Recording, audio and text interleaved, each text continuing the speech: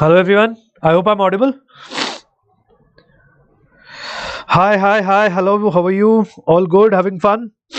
How are you? All good, having fun? Great, let's start. So, we are here with a new series for 2025 aspirants, the aspirants who are still waving or are appearing for, who are still aspiring to appear for second attempt or even JEE Advanced.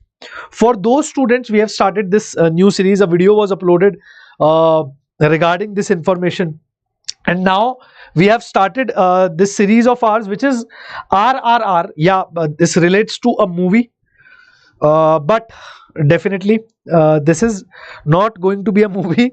Don't watch it like a movie. Also, RRR means reset, restart, and rebound. So if suppose you gave your JEE Main, suppose you are preparing for a board, suppose you are preparing for main, suppose you are preparing for advanced, doesn't matter. These 60 days, in the upcoming 60 days, what we are going to do is we'll be doing a reset of every topic, every subject. Reset means obviously we are not going to completely forget everything. Reset means we are going to start every chapter from the starting now. Okay. Restart means we'll start solving the problems again, right, in the new way or revised way. And rebound means getting perfection. So three levels. Reset means start from the zero once again. Restart means go into the problem solving.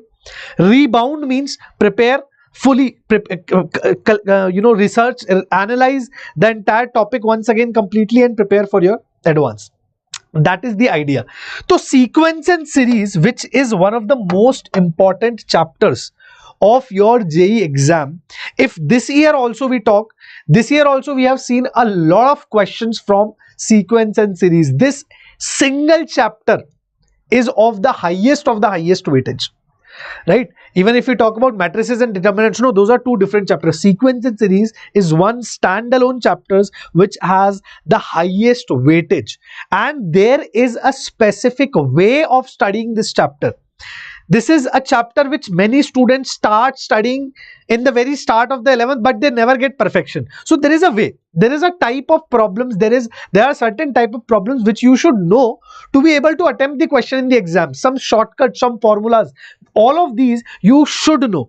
And most importantly, why this chapter is of high weightage? Obviously because there are too many topics to study, too many things, too many concepts to study about in sequence and series. There is arithmetic progression, geometric progression, harmonic progression, arithmetico-geometric progression, summation, VN method of difference. So many things are there, right? AM, GM, HM, how can we forget them? So there are so many things, but do we ever complete this chapter?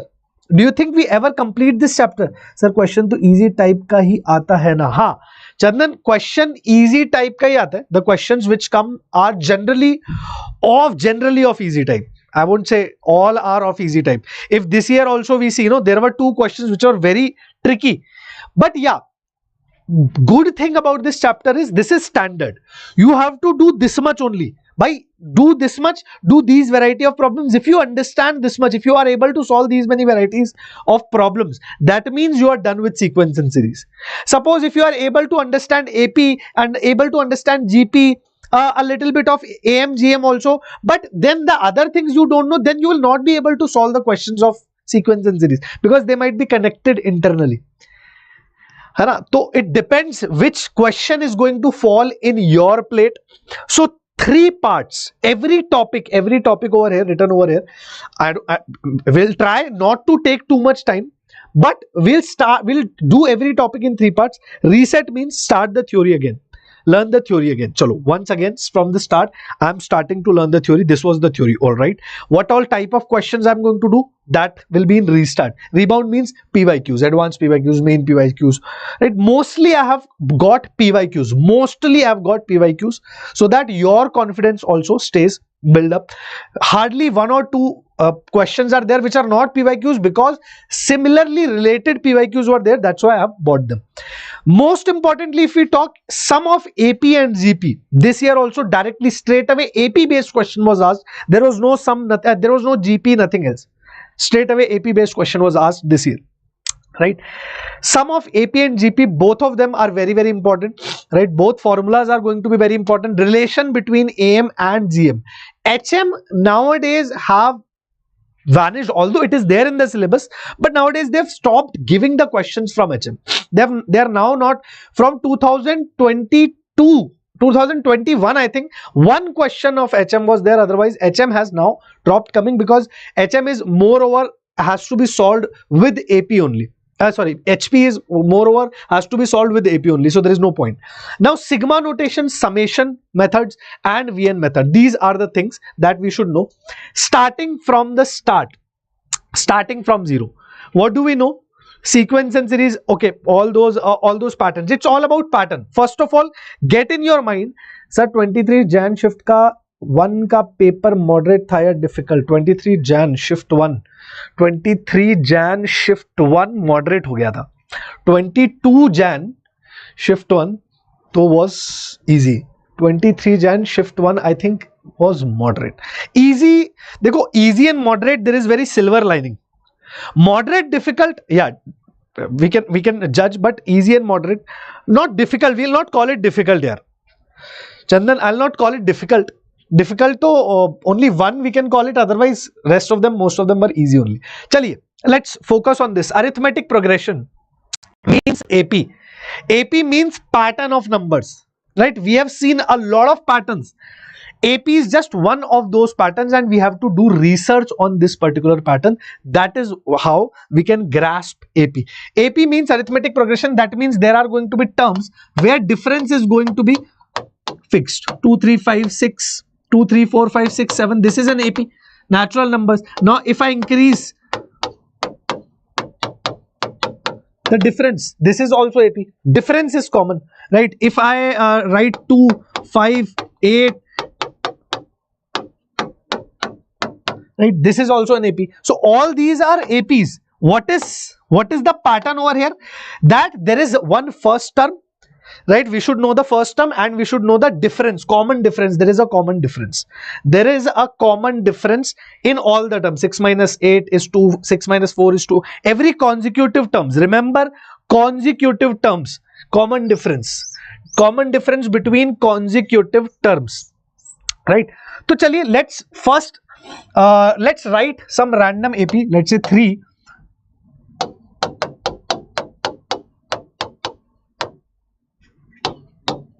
Okay, this is our AP. Okay, let's say this is our AP. Abhi, now let's say this much is our AP. Now some things you should know and you should observe about any arithmetic progression. This is an AP. Difference is common. 3 minus 7, 7 minus 3, 4. 11 minus 7, 4. 15 minus 11, 4. 19 minus 15, 4. 23 minus 19, 4. Difference is common. Difference is fixed. Some things can you observe about AP? But first thing that you can observe, that with first term, if I'm adding 4 to the first term, I'm getting second term. If I'm adding 2 times of 4 to the first term, if I'm adding double of 4 to the first term, I'm getting third term. If I'm adding triple of 4, I'm getting third term. In the first term, if I'm adding triple of 4, in the first term, if I'm adding double of 4, this is how I'm getting the terms. This is something which all of us have observed. What else can be observed? So any common term, suppose if I want to talk about 20th term. So for the first term, for the fourth term, let's say 15. For fourth term, 3 was added with 3 times of the common difference. 3 times of the common difference. 3 times of 4. This gave us 15. Right? This was fourth term. Right? Now, if I want to talk about sixth term, so 3 was added to 4 times the common difference. Sorry, 5 times. 3 was added to 5 times the common difference. For 6th term, 3 was added to 5 times the common difference. For 20th term, if I want to talk about 20th term, T20 I am representing it as. Now 20th term will be 3 plus how many times the common difference? 19 times the common difference. Correct? So 76 is 79. right? 20th term will be 79, we can easily say. This is one thing which we can easily observe about an arithmetic progression. This is a pattern, right? For the fourth term, I multiplied 3 with, I added 3 with 3 times of 4, 3 times of common difference. For fifth term, sorry, for sixth term, I added 3 with 5 times of the common difference. For 20th term, I added 3 with 19 times of the common difference. So I can simply say from here that any term of an AP whose first term is A and common difference is D, then n minus 1 into D. This is how we get the formula, right? Any general term of an AP. 10th term, this is general term. Many times students confuse themselves between the formula of general term and summation, sum of terms. So this is general term. Any term. T20 means 20th term, T40 means 40th term, T100 means 100th term. Suppose if this AP only T100, 100th term I want to know, then first term should be added with 99, 100 minus 1, that means 99 times the common difference, which is 4. So 36, 396 plus 3, 399 will be the 100th term, we can simply say. This is how we should study AP. By observe the pattern. No, you have studied these type of patterns, a number of patterns and these type of patterns from a long time in school, but here you are studying for the first time. Now what else can we observe? If we add 3 and 23, what are we getting? 26. If we add 19 and 17, 19 and 7, we are getting 26. If we add 11 and 19, we are getting 26. If we add 11 and 19, sorry, 11 and 19, 15 and 11. Yes, 15 and 11. Now 15 and 11 will come, na? 3 and 23, 7 and 19, now 15 and 11. If we add 15 and 11, we are getting 26. So sum of equidistant terms will always be equal in an AP. Now many times students, how do they get confused in this, or how do they not use it properly? They'll think that only first and last term if we know, then only we can apply this. We have applied this in this much of AP. If I add one more, 27 also if I add, so 3 plus 27 will decide the sum. 3 plus 27 will be equal to 23 plus 7 will be equal to 19 plus 11 will be equal to 15 plus 15, which is 30. 27. So if there are odd number of terms, then this is even more good, even more beautiful. 27 plus 3 is 30, 23 plus 7 is 30, 19 plus 11 is 30, and 15 plus 15 is also 30. This property of AP is very small, very easy, but is used in bulk in the questions. Chaliye, let's see. So first thing that we realized and understood, sequence of terms. A plus D, A plus 2D, A plus 3D, A plus 4D, A plus 5D till A plus n minus 1D is an AP, where A is the first term and D is the common difference. What else? D is the common difference, A is the first term. Alright, denoted by last term. Sometimes we denote the last term by L. Last term. What will be the last term? This will be the last term, na? This will be any term. First term is also this, second term is also this, third term is also this, fourth term or last term is also this only. If you put 1 as n, then this is A. This will become 0, this will only be A. If you put 2 as n, this will be A plus 2D. So this is any general term. Okay. Now, if A is the first term and D is the common difference of AP, then from if we are talking about nth term, if there are n terms, suppose this is your AP, suppose your terms are 3, 10, 17, 24, 31, 38, 45 and so on. This is your AP. Okay, now how many terms do we have? 1, 2, 3, 4, 5, 6, 7 terms we have. Now if I talk about fourth term from end, fourth term from end, 1, 2, 3, 4. Fourth term from end will be 7 total terms minus 4 plus 1. That means fourth term from the starting also. Fourth term from the end will be fourth term from the starting. If I'm talking about second term from the end will be 7 minus 2 plus 1. Total minus 2 plus 1. So sixth term from the beginning. It will be sixth term from the beginning. 7 minus 2 plus 1 is 6. That's what is written over here. We do know this, but we sometimes forget this or forget to apply this, which is wrong, right? So this will be used a lot of times. Sometimes they'll simply give you a question. Suppose they'll give you a question that this is the AP. Wait. Acha, we removed kya?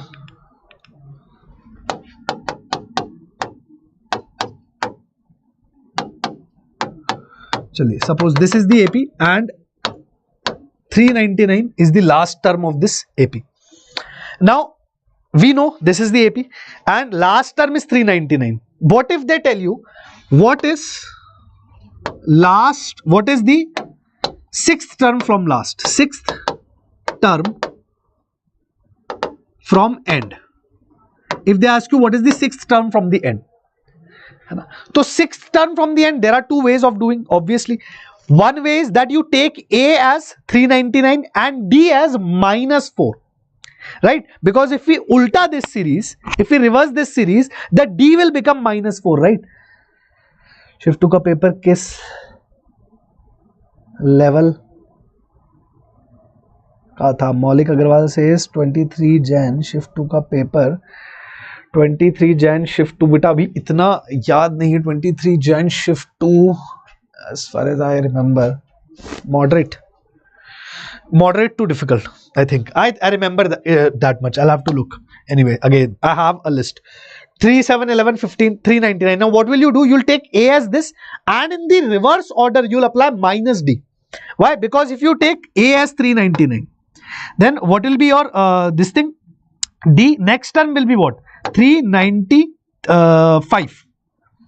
Right? Next term will be 395. Na? If you ulta the series, then next term will be 391. Like that, it will go. So negative 4 will be your difference. Common difference is next term minus first term. Next term minus first term.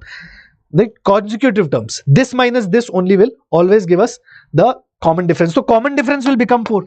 Either you can take A as 399 and D as minus 4 and find the sixth term from the end. So that sixth term from the end will become 399 plus 6 minus 1, that means 5 into D, which is minus 4. This will be your. So 399 minus 20, that means 379 will be your sixth term from the end. How else can you do this? Sixth term from the end will be which term from the beginning? Which term from the beginning? So first for that you'll have to find out how many terms are there. So 399 is equal to 3 plus n minus 1 into 4. This will give you 396 divided by 4 plus 1 equal to n. That means 36, 99 plus 100. N is equal to 100. There are 100 terms in this. So if there are 100 terms in this, sixth term from the end will be 100 minus 6 plus 1.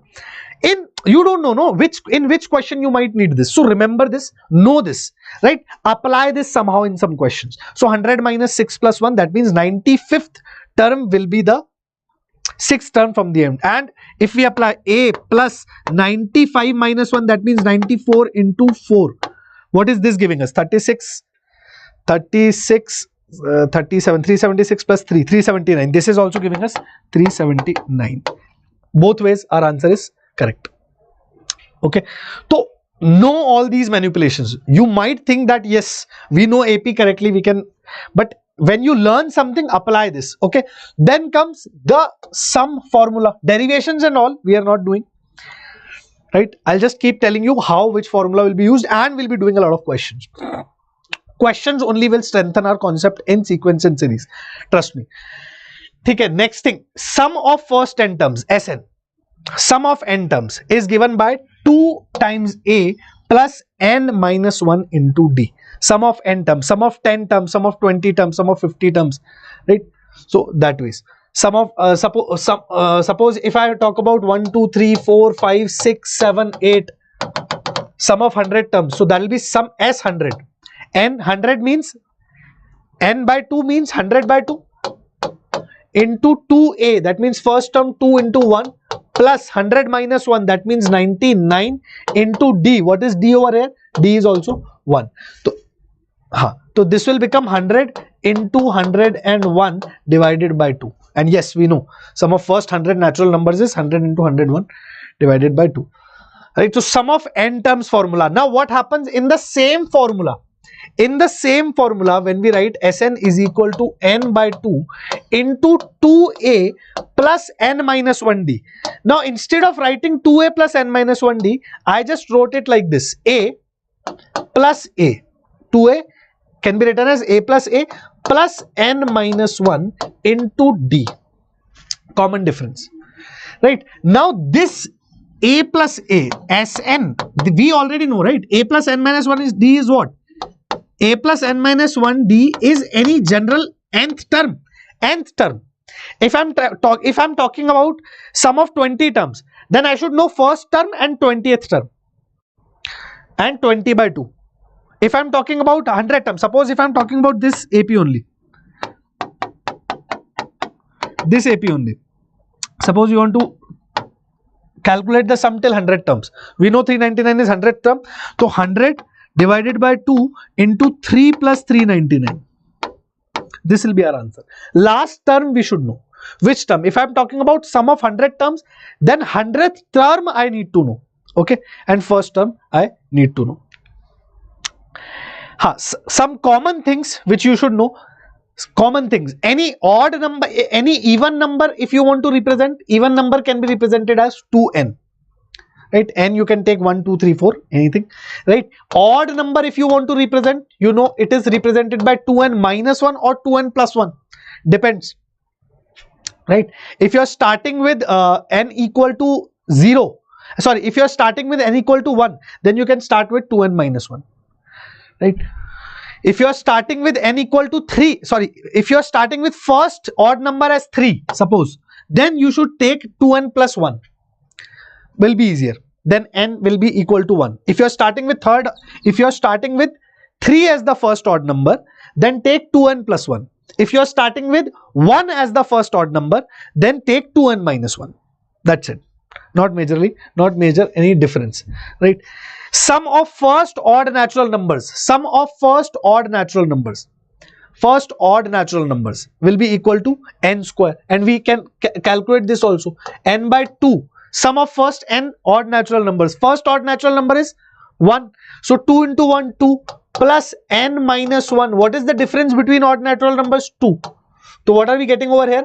2 minus 2 will become 0 and n.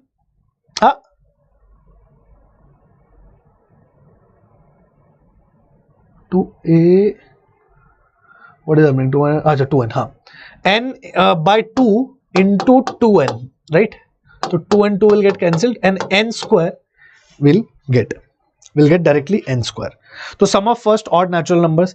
Now common terms. Based on common terms, this year also 2025 this year also one or two questions came on common terms. Common term, if they want to give you a question strictly on AP, then they'll try to give you a question on common term. Very much possible that they would like to give you a question on common term only instead of anything else. So, and strategy is very simple. Suppose take any two random APs. Suppose if I take 2, 5,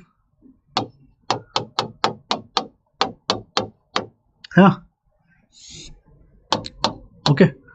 So 2, 5, 8, 14, 17, 20. Correct. Now let's take one more AP. Let's take 3. 10, 17, this only we took just now, right? 24, 31, 38, this is one AP, this is one AP, right?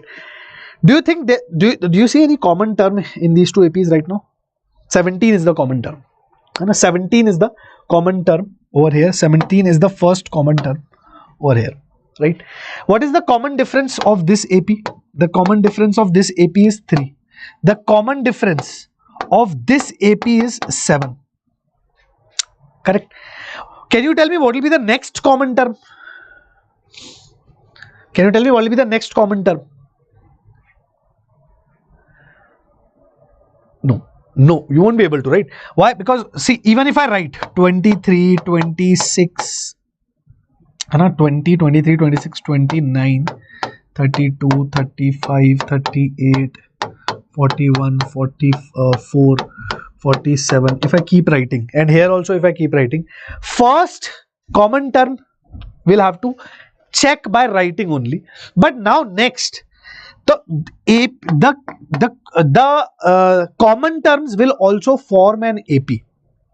Common terms will also form an AP whose first term will be 17 and common difference will be the LCM of these two common differences, 7 and 3.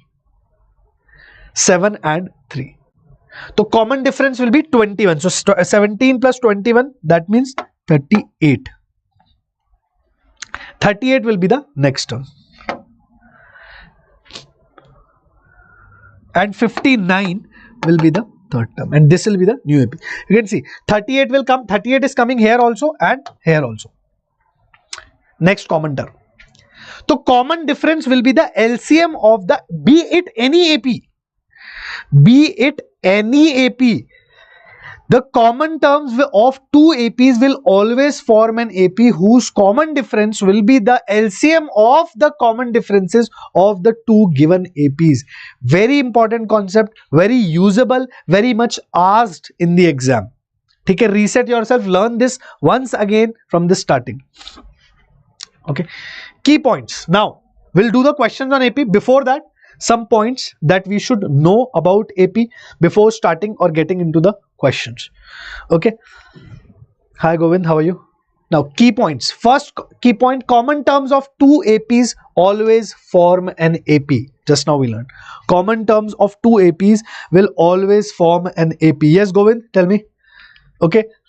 Then if you add or subtract a constant in each and every term of an AP, suppose 3, 5, 8, 11.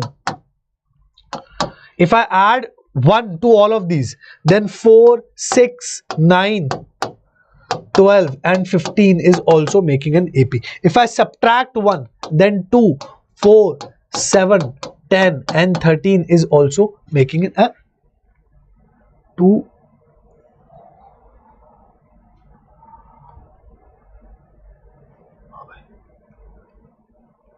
So this is itself is not an AP. 3. Suppose this is an AP. If I add 1, then 4, 6, 8, 10, 12. This will also make an AP. If I subtract 1, that means 2, 4, 6, 8, 10. This will also make an AP. So if you add a constant, add or subtract a constant in an AP, the resulting sequence will also be an AP, will also be an arithmetic progression. If you multiply a constant, the resulting sequence will also be an AP. Suppose if I have AP 3, 7,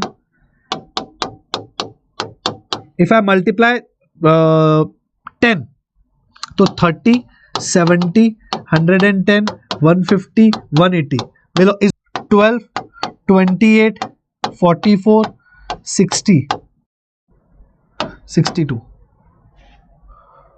72, no? 72. This is also an AP. Correct?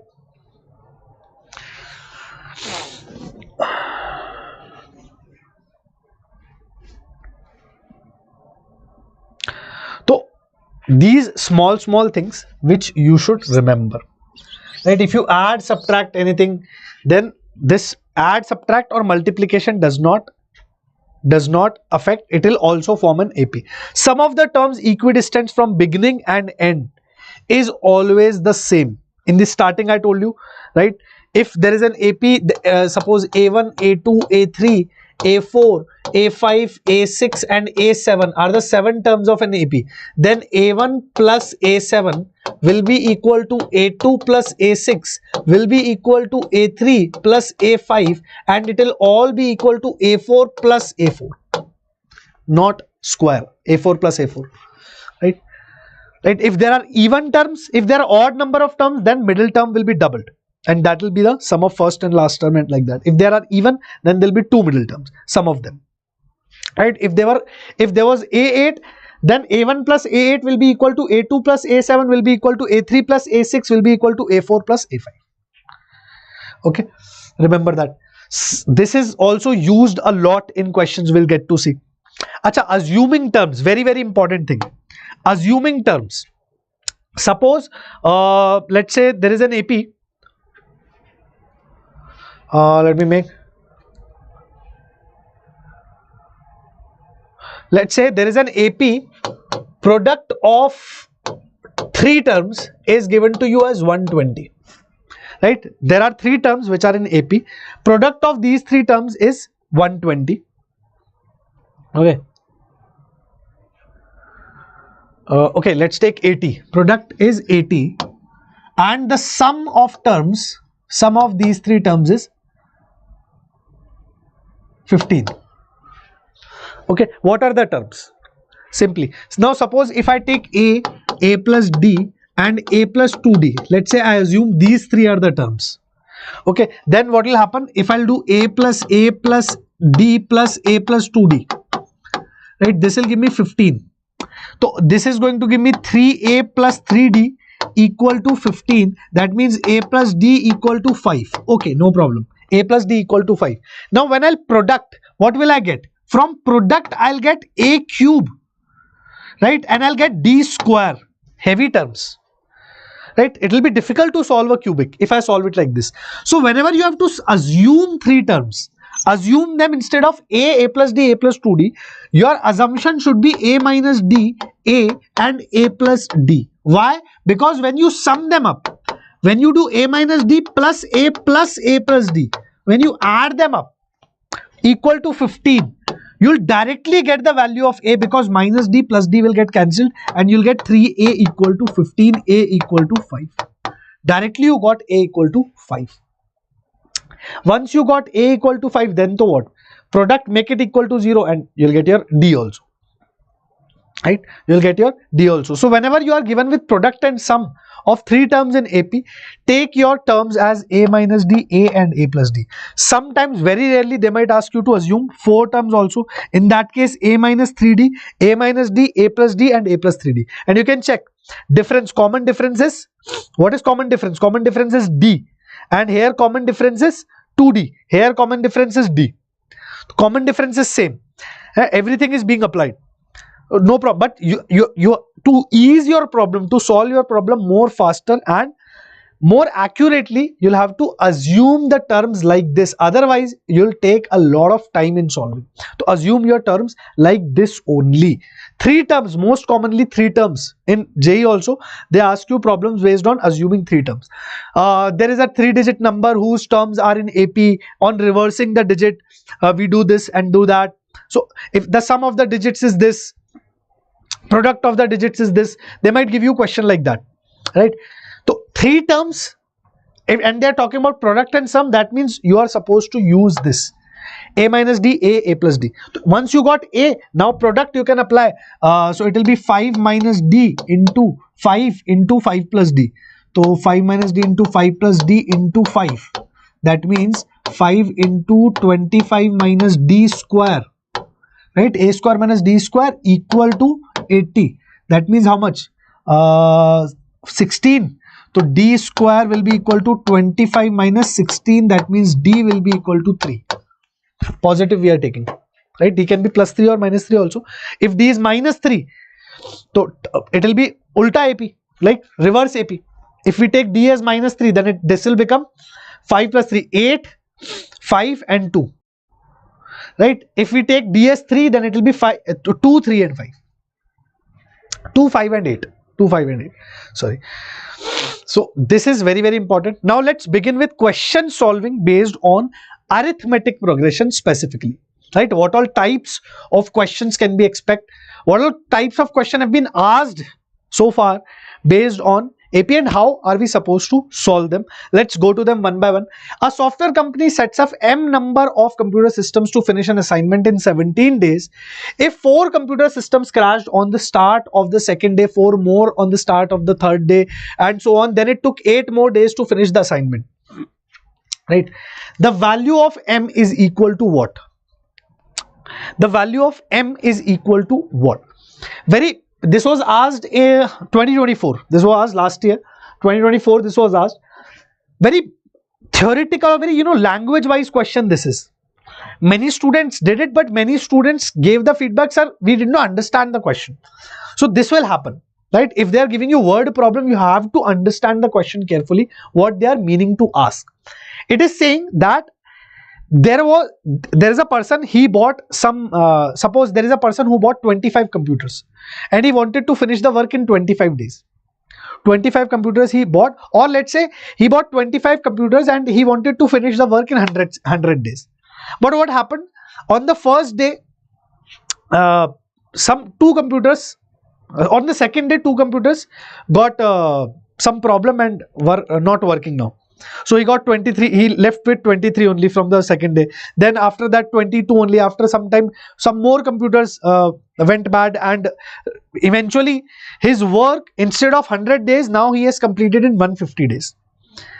So what is constant over here? What is fixed? What did not change? That's what I want to ask.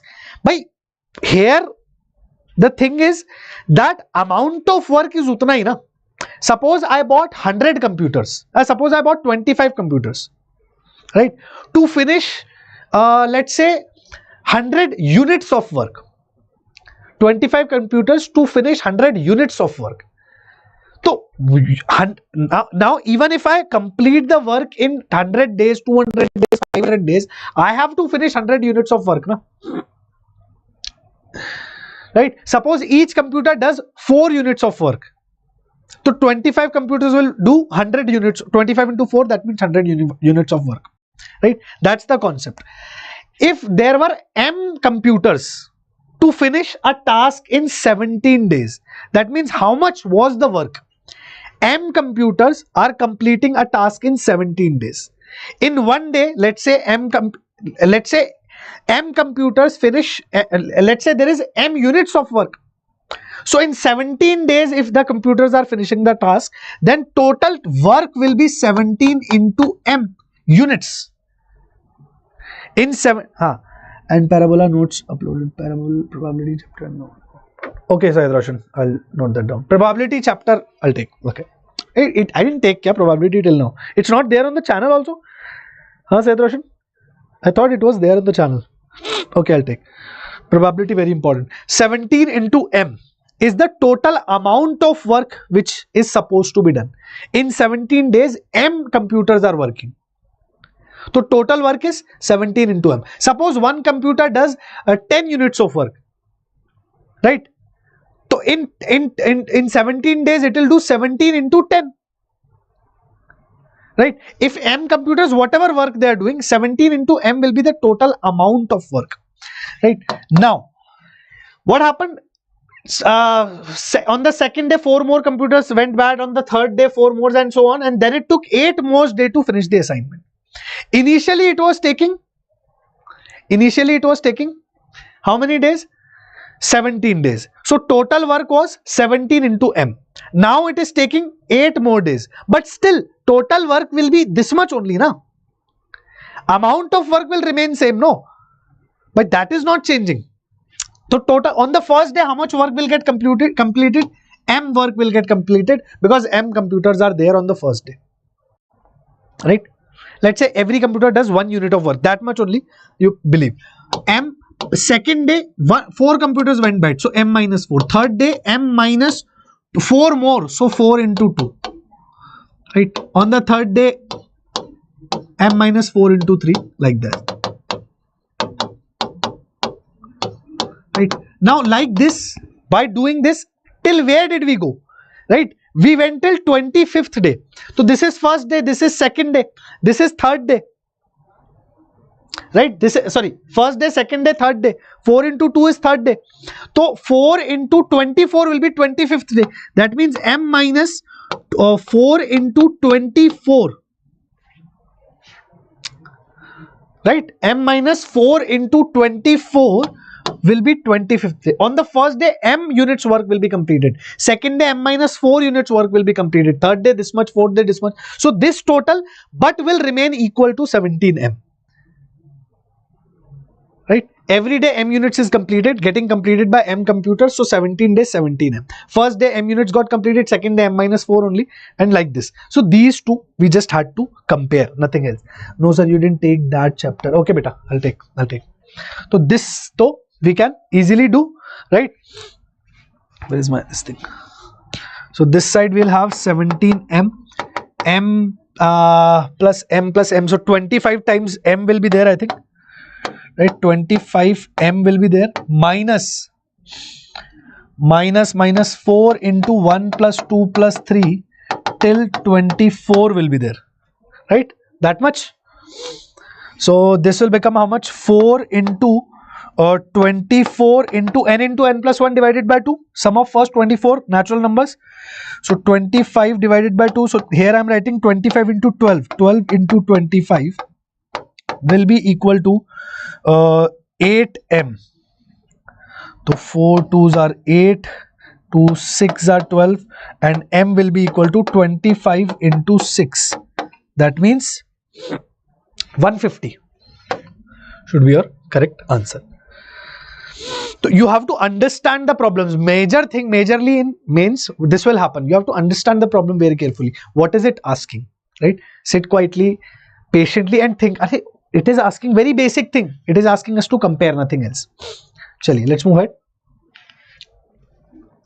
This one particular category of question which I did in top 50 questions also. Again, I'm telling you, I'll show you in the end also when we'll do miscellaneous problems. So there also I'll show you in 24 also they asked a question based on this particular thing only. Again, this is there in 10th Hardy Sharma also. This is there in 11th Hardy Sharma. Everywhere you'll see this type of problem.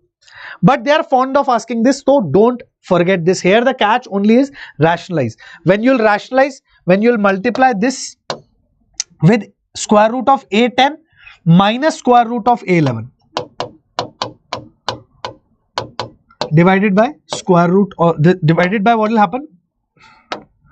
In division, square root a10 plus square root 11 multiplied with square root a10 minus square root 11. So it will become square root a10 square minus square root a11 square. So it will be a10 minus a11, right?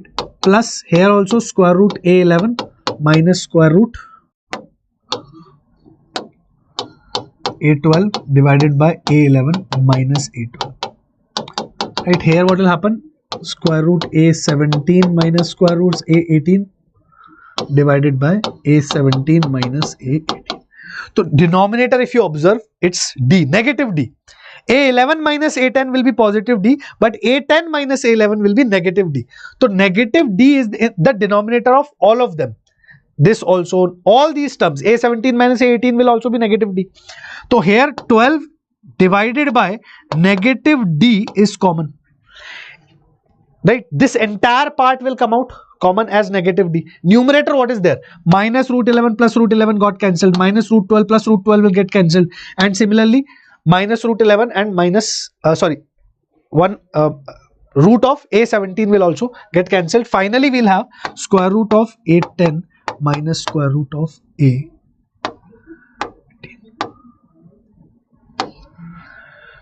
upon minus d equal to this. This is what we are supposed to find. Square root of a10 minus square root of a18. Everything else will get cancelled. You can see this. Correct? This is one very common type of problem which has been asked a lot of times. So remember this. They might add, subtract something in this, or they'll do, but you should remember that whenever you see irrational terms in the denominator and there is an AP or there is a series or sequence there, then in that case, just rationalize and you'll get your answer. Pakka. Okay, what did they ask? A1, AP, if then A5 is given as twice of A7 and A11 is given as A18. Acha. With this information, we'll have to do something. A5, that means A plus 4D is equal to 2 times A7. That means 2 times of A plus 6D. So what is this giving us? A plus 4D is equal to 2A plus 12D. So this will become A plus 8D is equal to 0. correct? Ninth term.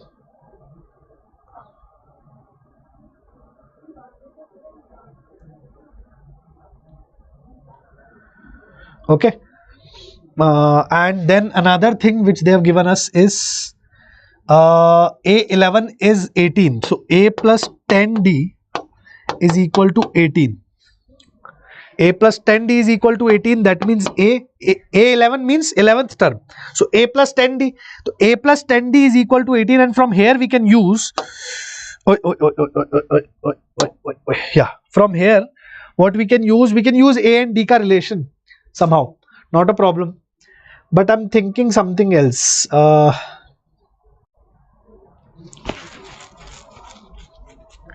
Okay, minus 8D. Let's use like this. So A from here we are getting minus 8D. Minus 8D plus 10D is equal to 18. That means D is equal to 9. Right? If D is equal to 9, then A will be equal to minus 72. Then A will be equal to minus 72 and D will be equal to 9. You can just put these values over here and get the value of this. Let's see the solution. 8 is coming. Okay, A is equal to minus 8D. That means A equal to minus 72 and D equal to 9. This is correct. Then finally in the end, yes. So A11 minus D. A10 you can write as A11 minus D. Correct. And A18 you can, yes, this is one catch which you can do. A17 you can write as, sorry, not A17. What were we left with? A10. This you can write as A11 minus D, and A18 you can write as A11 plus 7D. From 11th term, 18th term is the 7th term. Right? So A11 plus 7D if you will write, A plus 7D, then you can get easily over here. So for example, 12 upon minus D. D we are getting as 9. So minus 9 into square root of A10. That means A11 minus D minus square root of A18. That means A11 plus 7D. From 11th, it is 8th term from 11th term. Right? So A11 plus 7 into D. This much you need to do. You have A11 already. You have A11. A11 is given to you as 18. Actually, you didn't need to do this much. You didn't need to do anything. Right? Everything will get cancelled. Acha, D you'll have to still find. Because here we have... Acha, D to you have to find. D to you'll have to find. Right? To find the final answer, you'll have to use this also. I was thinking that directly if you can solve somehow. Chaliye, right? Very common problem. Solve it once on your own, right? Till the final answer. Final answer should come out to be as 8. This is one type of problem which JEE is fond of asking, right? Fond of asking. 20th term from the end of the progression. Now, it's your choice how you want to do it, right? How you want to do it. 20th, either you find out which term it is. What is the position of this term?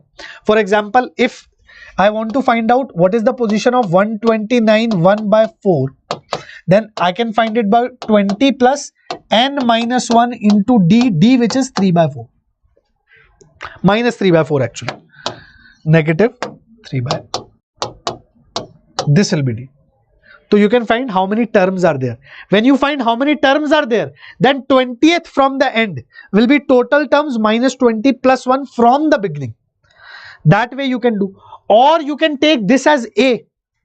Right? This is one way. Wait. So over here if I want to find out n, RRR, it will become very, very, very difficult. Let's see. What is n coming? If there it is there in the solution, n is not coming. They have not found n. They have done with the other method. So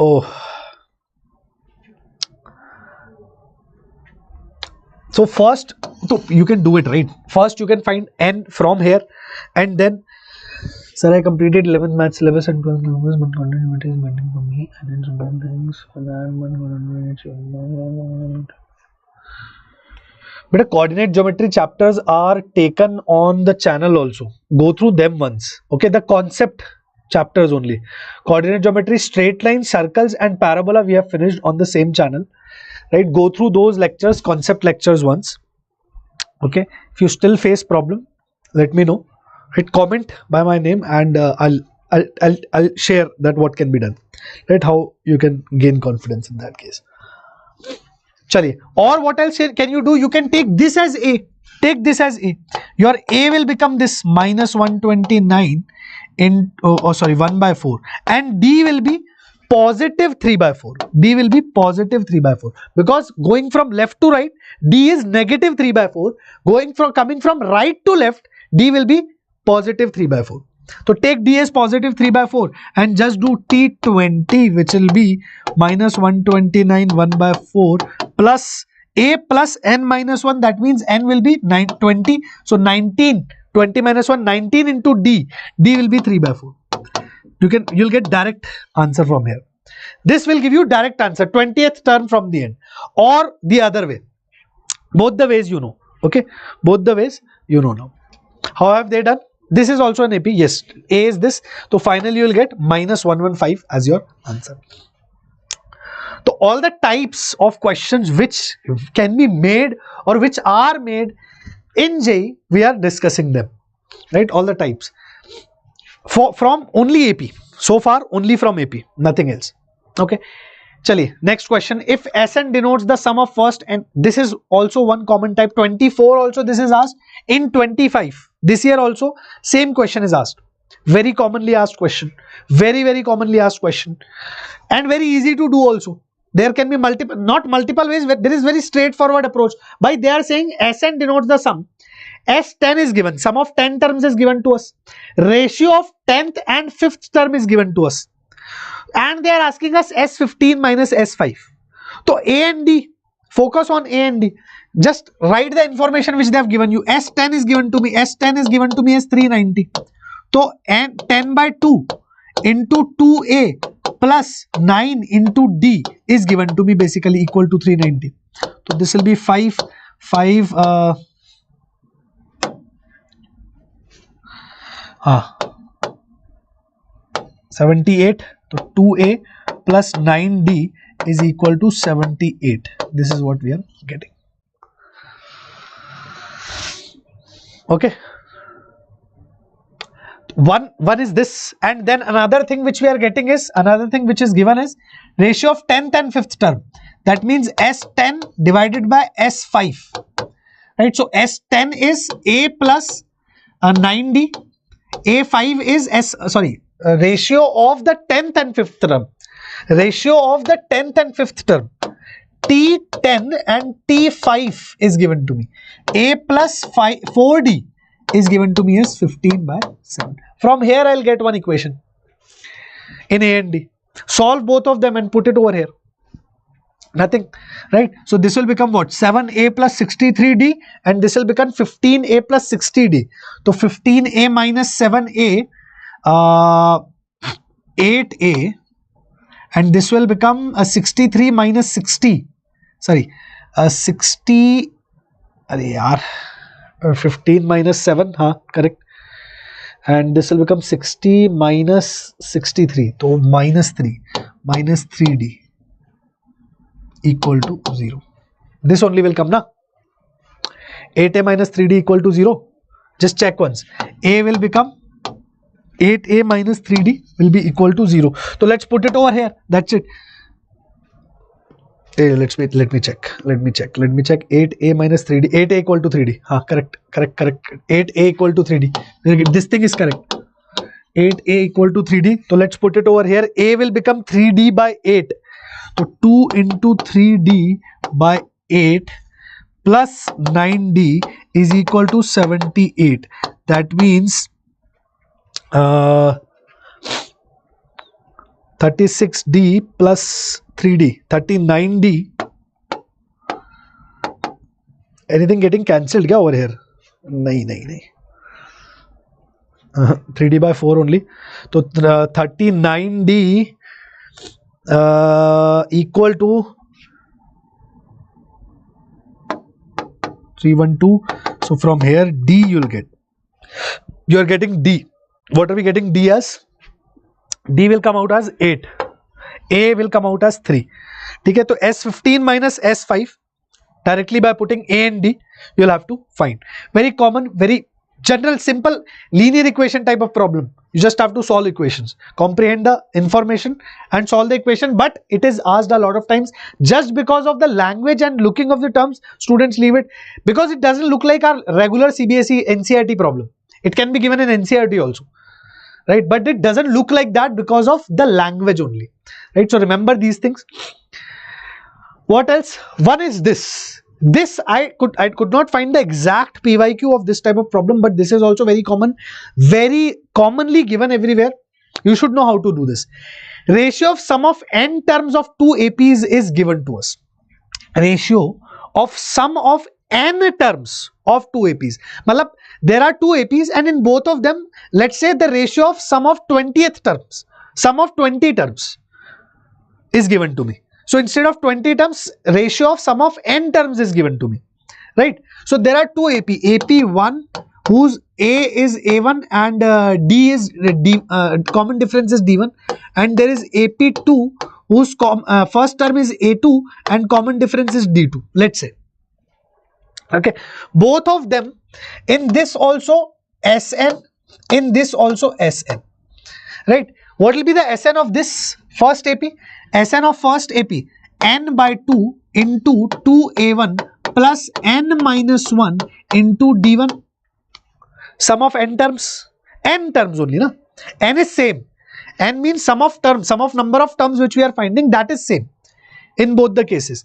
This divided by n terms of another AP, which is this AP, 2a2 plus n minus 1 into d2. This is given to me as 5n plus 3 divided by 3n plus 4 by 3n plus 4. This is given to me right now. Okay, ji. Now this thing is given to me. Acha, here n by 2 got cancelled. Both are, for both of them, sum of n terms is given to me. Both are different APs. Okay, no problem. Find the ratio of their 17th term. Find the ratio of their 17th term. 17th term. Sum, ratio of sum is given to me. They are asking the ratio of terms. 17th term. What will be 17th term? A plus 16D will be the 17th term. A plus 17 minus 1D will be the 17th term. So if I want to know the ratio of 17th term, I have to create something like this. A plus 17 minus 1D over here. Or A plus n minus 1D over here. So how can I do that? This side what will I do? This side I'll divide by 2. Both numerator and denominator. So this will become A1 plus n minus 1 by 2 into D1. Here what will become A2 plus n minus 1 by 2 into D2, right? Both sides, numerator and denominator, I just divided by 2. So equal to 5n plus 3 divided by 3n plus 4. Now here, can I get n minus, can I get 16D? Can I get 16D somehow?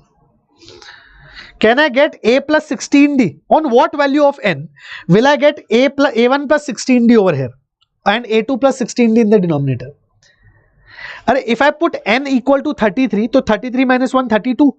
32 by 2, 16. So this will become A plus 16D. Na? A1 plus 16D, what do I need to find? I need to find A1 plus 16D upon A2 plus 16D. This is what I need to find. So if I put n as 33, put n equal to 33. If we put n equal to 33 over here, what we will get? A1 plus. Why are we getting 33? Because I want 17th term. I want A plus 16D. So that's how I'm getting idea. I put n equal to 33. So this will become A1 plus 33 minus 1 by 2. That means 32 by 2. That means 16D. 16D1. And similarly A2 plus 16D2. If I am taking n as 33 on this side, obviously that side also I'll have to take n as 33. So n will become 33. This will become 5 into 33 plus 3 divided by 3 into 33 plus 4. This will be the asked ratio. You can check the options. Right? That's it. This is also one very general category of question.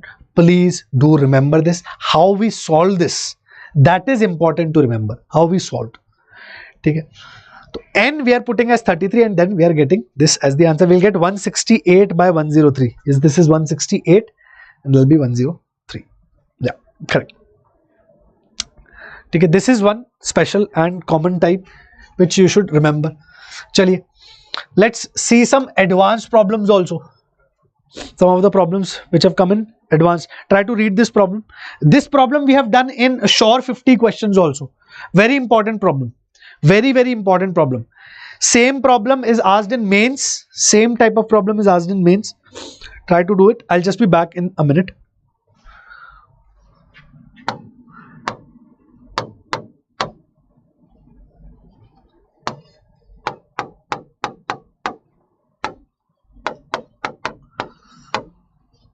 I'll just be back.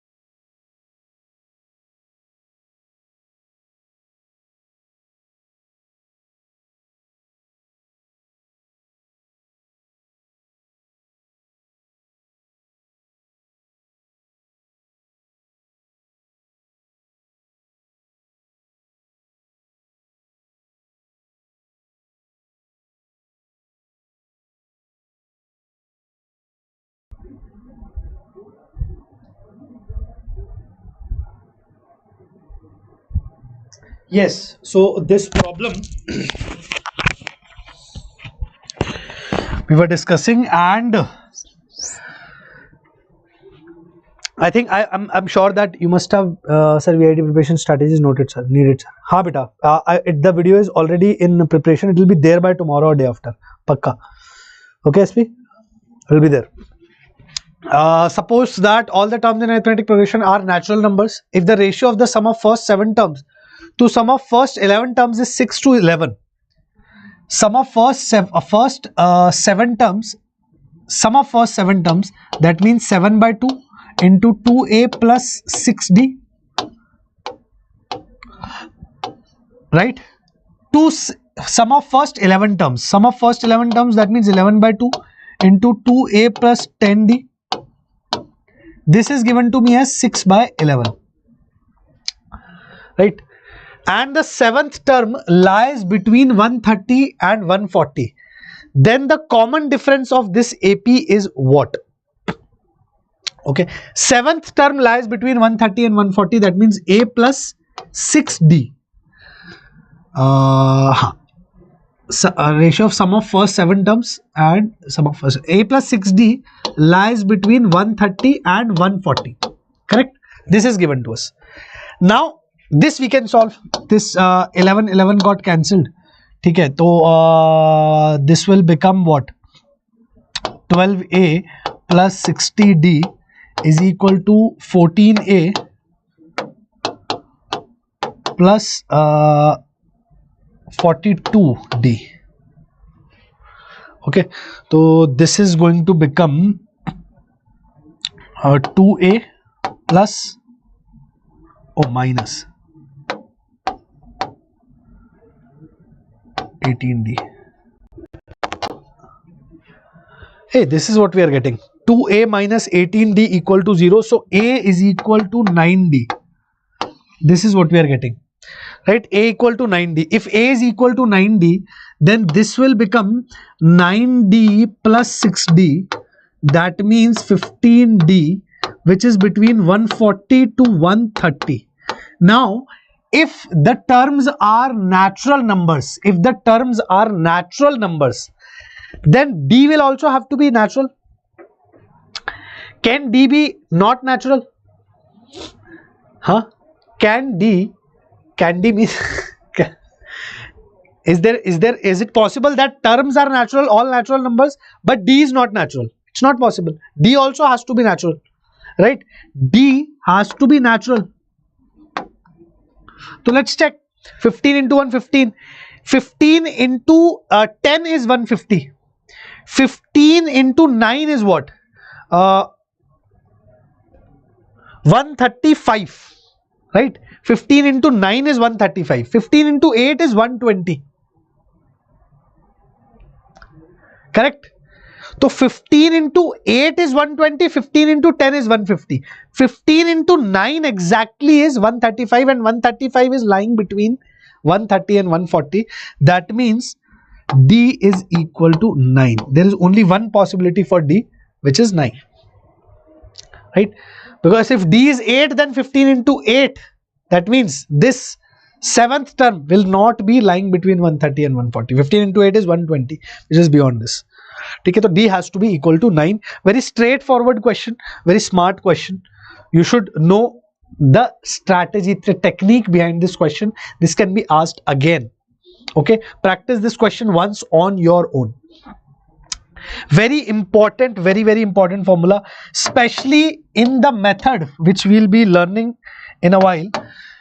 When we use VN method or telescopic series, this SN ka formula, this formula Sn minus Sn minus 1 is equal to Tn.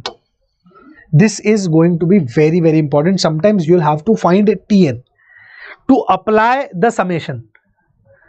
To even apply the summation, sometimes you'll require Sn minus 1, which is equal to Tn. Very important formula, very applicable formula. Remember this. Okay. Suppose somewhere sum is given to you. Suppose somewhere sum is given to you, for example this question only, find the nth term. Suppose Sn is given to you, sum of n term is given to you, 5n square plus 3n. Acha, one more thing which I can tell you at this moment is, always remember Sn, the formula of in the formula of Sn or in the expression of Sn, n will have power 2. And in the formula of Tn, n will have power 1. Formula of Sn or expression of Sn will always be quadratic. Expression of Tn will always be linear. Remember this. Okay. So if this is Sn, then Tn will be equal to Sn minus Sn minus 1. That means here only Sn is given to us 5n square plus 3n minus S of n minus 1, that means 5 times of n minus 1 square plus 3 times of n minus 1. This will be your Tn. So how much will this become? 5n square minus n square plus 1, this one, okay, wait, 5n square plus 3n minus 5n square plus 5 minus 10n plus 3n minus 3. So 5n square are getting cancelled. 3n plus 10n, 13n plus 3n, 16n, and 10n, minus 5 minus 3 minus 16n minus, I think 8. 16n minus 8 will be the Tn. The any nth term of this AP will be 16n minus 8. And sometimes you'll need to find this. Apply Sn minus 1. For example, let's take 3 or instead of this, let's take 7. Okay. Okay, let's take this. So if I take sum of 1, 2, 3, 4, 5 terms, sum of 5 terms, and if I do sum of 4 terms, if I subtract sum of 4 terms from that, sum of 4 terms from that, sum of 5 terms minus sum of 4 terms will give me exactly 5th term, right? Will give me exactly 5th term. This is the concept. Love your handwork. It is pathetic. Are you mocking me, MJ? I know my board work is very pathetic. Bhai, if take any AP, no, 10, 15, 20, 25, 30, 35, keep going on like this. Now sum of 10 terms if I do minus sum of 9 terms if I do, I'll get 10th term. This is the idea. But if sum of 10 terms, from sum of 10 terms, if I subtract the sum of 9 terms, then what will I get? I'll get the 10th term itself, right? You can try it. Try sum of 3 terms. Let's do small. Sum of 3 terms will be 20 plus 10, 30, 45. Minus sum of 2 terms, that means 15 plus 10, 25. Now 45 minus 25 is 20, which is the 3rd term. So you can see S3 minus S2 is giving me T3, which is 20. Sum of 3 terms is 45, sum of 2 terms is 25. Difference is 20, which is the 3rd term. And it will always happen. Remember this. Sn minus Sn minus 1 will always give you the nth term. Right? Tn it will give you. This year, 25. I don't remember the question exactly. But I remember that this year also this concept was used. 2025. So one memory based question came where we had to use Sn minus 1 to find Tn. Because in the question sum of n terms was given. Sn was given to us. And something related to Tn was asked. So how will you find Tn from Sn? Just do Sn minus 1. Okay. This is the way. Okay. 10 and minus 2 they are getting. We are getting 16 and minus 8. Maybe some calculation mistake somewhere over here. Okay. So 10 and minus 2 is this. Chaliye. Again 2024 question. Let's try this. Very good question. Very horrible looking question was asked. The looks of the question tell us that are yaar chhod do. Let's leave it. Let's not do it. This is not our cup of tea. But we'll see. Try this. Give it a while. Pause and do. Okay, so they are giving A1, A2, A3, B in arithmetic progression. AK is given to us, which is this. A3, AK, I'll write. What is AK? So AK is A1 square minus A2 square plus A3 square minus A4 square. And it will keep going on like this till A2K minus 1 square minus A2K square. Okay, This is our AK. A3 is given, A5 is given, and something related to this thing is given to us. Then they are asking us A1 square plus A2 square plus A3 square is equal to 66. This is given. And then A17, small A17 minus A7, capital A7 is asked. Small A17 means the term of AP. Okay. Acha, now here, if we look at this problem, if I club them up, right, like this, then basically we can see AK is nothing but A1 minus A2 into A1 plus A2 plus A3 minus A4 into A3 plus A4, right?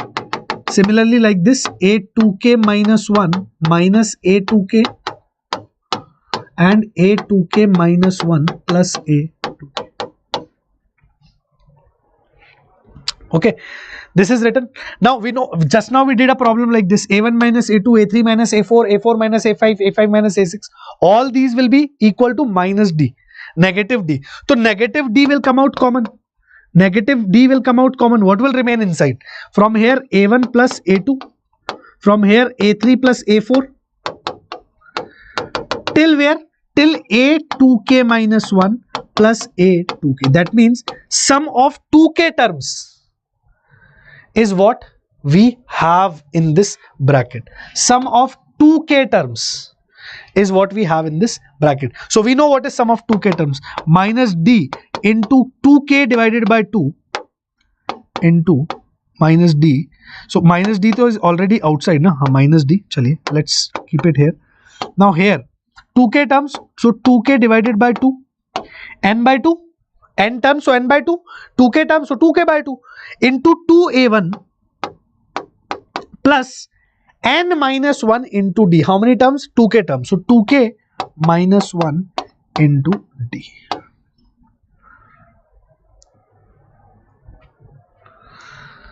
This is what we have got, and this is given to, this is our AK. Acha, theek hai. This is our AK. This is our AK. Now here, what are the variables? A and D are the variables, and K is also a variable, but for now, for AP, A and D are the variables. So from here, we know that A3 is given to us. A3 is given to me. So what is A3? Or why am I writing A1 also? Let's write A only, na, here. A. Ha. So A3 is given to me. That means K ka value is 3 over here. What will be A3? Minus D into 3 times. So 2, this 2 and 2 is getting cancelled, into 3 times. Only K will remain. So 2A plus K is 3. So 6 minus 1, 5. 5 into D. This is given to me as equal to minus 153. One equation. Right? A5 is also given to me. A5 is also given to me. So A5 will become what? Minus D into 5 times into 2A plus 2K. That means 2 into 5. 10 minus 1, that means 9 into D is given to me minus 435. So I have A, I have D. What can I not find now? Right? It was not a difficult problem. It was just how you read the problem and how you start solving by whatever is given in the question. What was the problem? There was nothing in the problem. This we can easily understand now. Right? And we are getting 2 equations, 2 variables. We can solve that also. Not a problem. Right? A and D are the variable. Here also A and D are the variable. So we can solve. One more thing. Arithmetic progression of positive terms. Yes, I know. In D you will get a quadratic. Okay? In D you will be getting a quadratic. But so what? Positive terms, that means D you have to take positive only. If so, let's see if they have not wait, so minus D, this is where we are getting cancelled.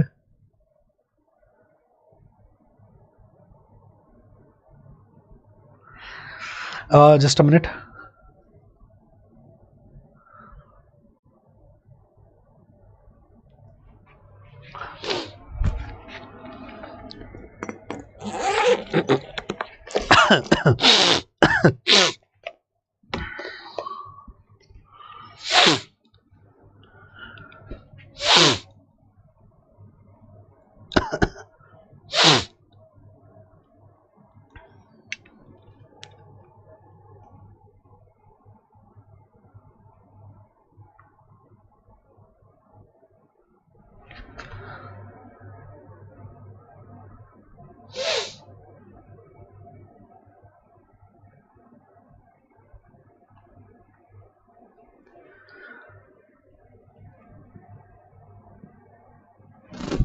Yes.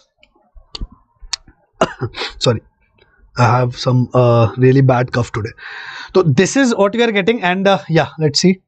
So yes, this is what we also got, minus 5d into 2a plus 9d. Minus 5d into 2a plus 9d is equal to minus 435, correct? And we got this also, na, d into 2a plus 9d is equal to 87. 3 8s are no, we are not getting this. 153 is getting cancelled by 3 5s are 15, 1 51. 51 it is. 51 bhai, 51. Where it is 87? Where is it getting 87? We are getting 51, na? 2a plus 5d into minus d, we are getting minus 153. So this will get 51. If we cancel 3 with 153, we are getting 51. Yeah, this is also correct. Chalo, theek hai, maybe. So from this, on solving this, we'll get d is equal to plus minus 3, but we'll take d as 3 because positive terms, right? Once we have d, we have a also, then a17 minus a7, so we can easily find. a17 minus a7, we can easily find. Sir, do you know Tamil? Konjuma. A little, very little. I understand Tamil, but I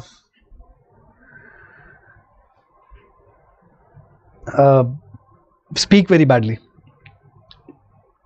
Okay ji, this is how the problem was not difficult. You had two variables, two equations, you can easily solve, right? You can easily solve this particular one and this particular one. Two equations, two variables you are getting. Rightly, you'll be able to solve this without any problem, without any trouble. Actually, we didn't get to use this. I was thinking, where will this be used? Maybe somehow a1 square plus a2 square plus a3 square. How will that help us? A minus d whole square, a minus d, a plus d whole square. That if we can use, no, I don't think so. Ha! Here we can assume the terms and use this, na? A minus d, a plus d. Can we do that? And use this a minus d, a plus d, but that way also we'll get something in d. So d ka value directly from here also we are getting, but we didn't get to use this. We'll just solve these two and we'll get our answer without any trouble. We'll just solve these two and we'll get our answer without any trouble. We'll get our answer because d is to getting cancelled only. You can say d is getting cancelled, only linear equations in two variables you'll get to solve. I don't think you'll get a quadratic also in d, right? Even if you are getting, then you have to take positive term. That's it, nothing else. Chale, let's come on some questions based on common terms. Very important questions, very commonly asked, frequently asked questions. These are common terms. Just know that if there are two APs, if there are common terms in these two APs, the common terms will also form the AP. Now, common terms AP will have common difference which will be equal to LCM of the common differences of two given APs. For example, over here 3, 7, 11, 15, 403. This is asked. And one more AP is there, 2, 5, 8, 11 till 404.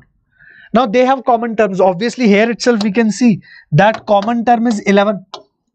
Both the APs have common terms. Now common terms will also form an AP. Common terms of two APs will also form an AP. That is pakka for sure. Okay, they will form an AP. What will be the common difference of the new AP formed or the AP of common terms? The common difference will be the LCM of the common differences of these two APs. Now if this AP is, common difference is what? What is D over here? 4. What is D over here? 3. So common difference of the new AP, which will be 11, which will start from 11. First common term will be 11. Second common term will be 11 plus, now here common difference will be LCM of 4 and 3, which will be 12. Okay, now common difference will be 12. 11 plus 12,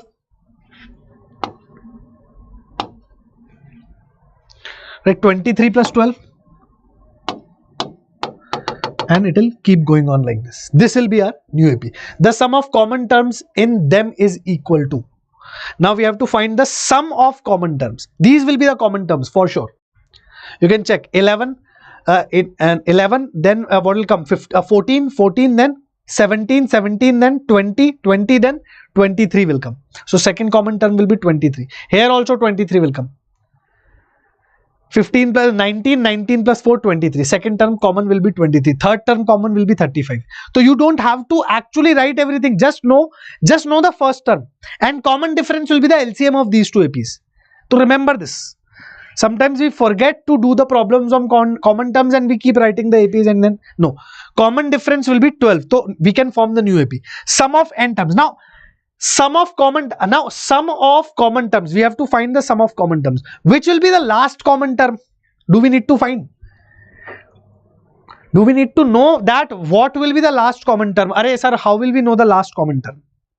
So bhai, last common term, either it will be 403 or it will be something else. Either it cannot be 404 because there is no term more than 403 in this one. So either it can be 403, although it is not 403, it's quite visible, but let's assume that it is 403. Let's say 403 is a term in this AP, where first term is 11 and common difference is 12. So what will be n according to this? If 403 is a term in the, if 403 is also common, then 403 will be a term in this AP, na? So in that, if it is not, then n will be in decimals. That's what. Now, what will this come? So this will be 403 minus 11. So this will be 393, 392. 392 plus 12 divided by 12. How much are we getting? 8. So 404 divided by 12, which will be 12 3s are 36, 4 4 12 3s are 36, 33 point something, 33 point something, right? 33 point something. N is coming out as 33 point something. So n, 403 is not a term. That means 403 is not a term. But that also tells us that 33rd term will be the last term of this AP, because 403 is 33 point something. So this also means 33rd term will be the last term in this AP. That's it. So n will be equal to 33. Take n equal to 33 and sum of 33 terms you need to find. 2 into 11 plus n minus 1, that means 32 into D. What is D? D is 12. This is what will be our desired sum. That's it. Getting my point? So common term APs are very commonly asked in questions. Remember this. Okay. So 33 by 2 into 22 plus 32 into 12. This will come out to be as 6699. Your answer will be 6699. Okay. Very commonly asked questions. Common term questions are very, very commonly asked. Okay. Remember that. Now let's do some more. The variety of questions which we need to know. The sum of, whatever I'm doing today in this class, apart from these, we'll be solving 50 more questions in the special class, which will be scheduled in a day or two, right? In the morning time on the platform, where with interaction, you can interact with me, and there will be solving 50 more which I'll give you in advance. Like I'll already give you, you can solve them first and then you can come for the discussion. That'll be a healthy discussion. But solve all these problems also once on your own if you want to master this particular chapter. The sum of all the terms of an arithmetic progression which are not divisible by 3 is equal to what? This type of question you can handle. Is your mind telling you how to handle these type of questions? Very easy. Or sum of all those terms which are not divisible by 3 is equal to, in this AP, by sum of terms which are divisible by 3. Sum of all the terms. Sum of all the terms minus sum of terms divisible by 3 will give us sum of terms not divisible by 3. Simple. So sum of all the terms, so we can find, right? Sum of all the terms. How many terms are there? But we need to know that. So how many terms are there? First of all, we'll do 373 is equal to 3 plus n minus 1 into d. D is what? 5. Right? D is 5. So how many terms are there? This will tell us. Last term, what is the position of last term? So this will become 370 plus 5 divided by 5. So 375 divided by 5, that means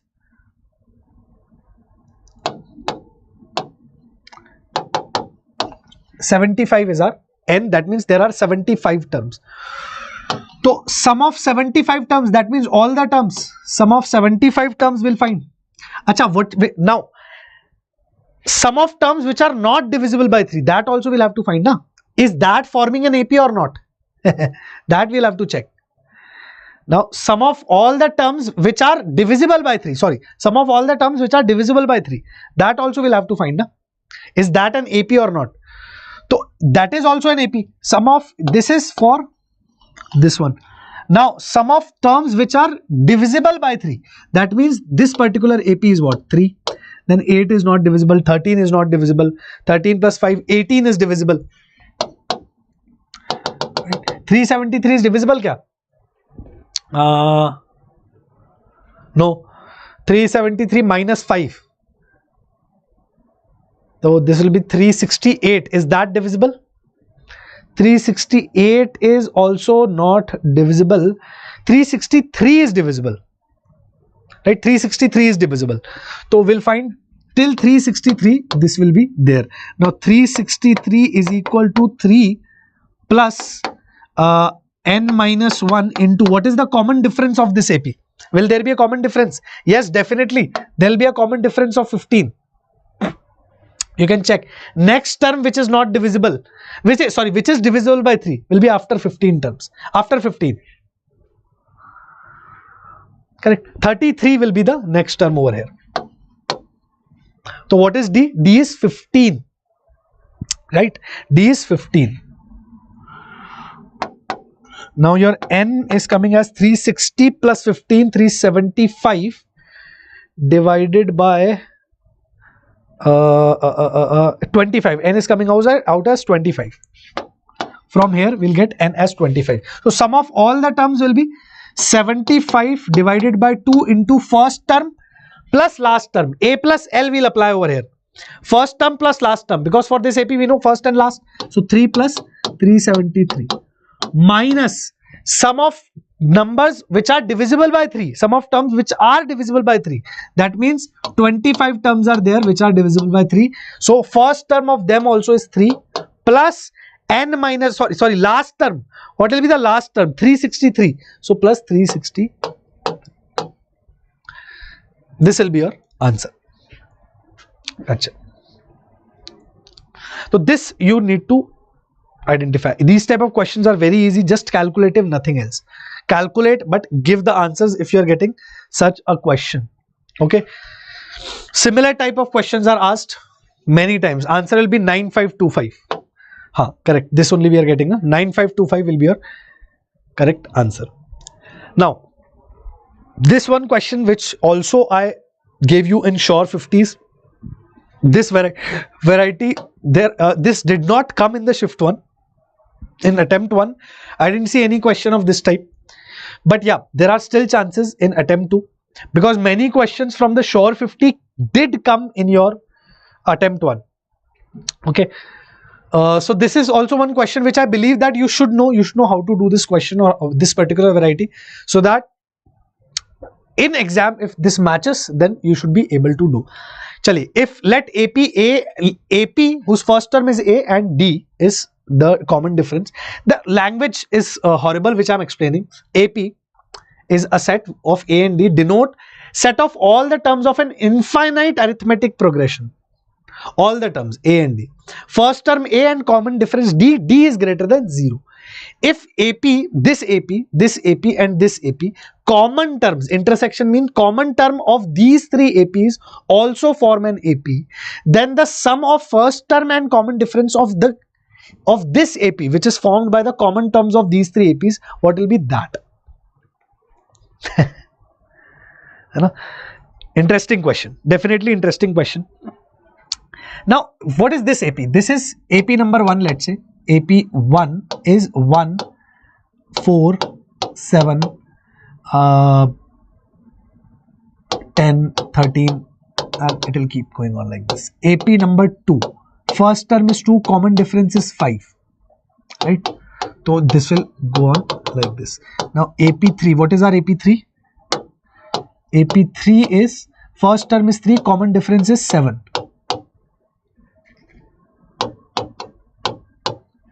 It will go like this. So now there are going to be common terms in these three APs. There are going to be common terms in the three APs, or common terms of all the three APs, which will also form an AP. And we have to tell the first term and common difference of the new AP, which is formed by the common differences, common terms. Now, how to approach this? Definitely. Now, if we talk about this particular AP, if I talk about this particular AP, the first AP, if I talk about this AP, so any general term, what will be the general term? Let's say any general term will be 1 plus n minus 1 into 3, correct? Now, I don't know which term is the common, what is the position of the term which is common in all the three. I don't know, right? There is, let's say there is 15th term of this AP, 12th term of this AP, and 20th term of this AP is common in all the three APs, and that is forming another AP afterwards. Okay, I don't know which term is common. Which term of this, which term of this, which term of this is common in all the three. So I say that, okay, let's say nth term of this AP, mth term of this AP and rth term of this AP are common. Nth term of this AP, mth term of this AP and rth term of this AP are common. Let's say 7th of this, 4th of this and 12th of this are common, just for example. So what will be Tn for this one? Tn will be 1 plus n minus 1 into D, which is 3. So this will give you 3n minus 2. Right, this will be 3n minus 2. What will be this? This will be 2 plus m minus 1 into 5. That will be 5m minus 3.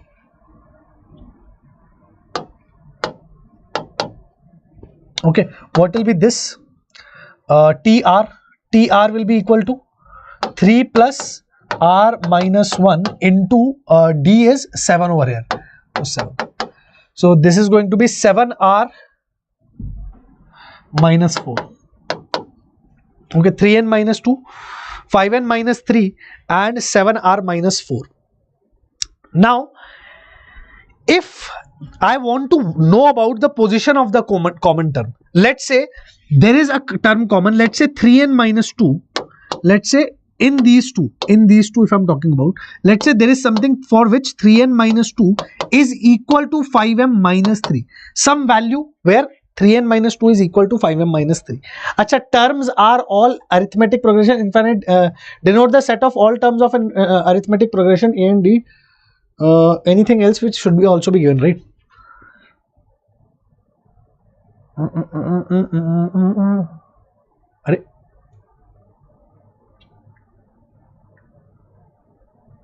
Acha, first term, just saying first term and common difference both are integers, and we can believe, right, the AP will also be of integers, right? That is mandate, that is but obvious.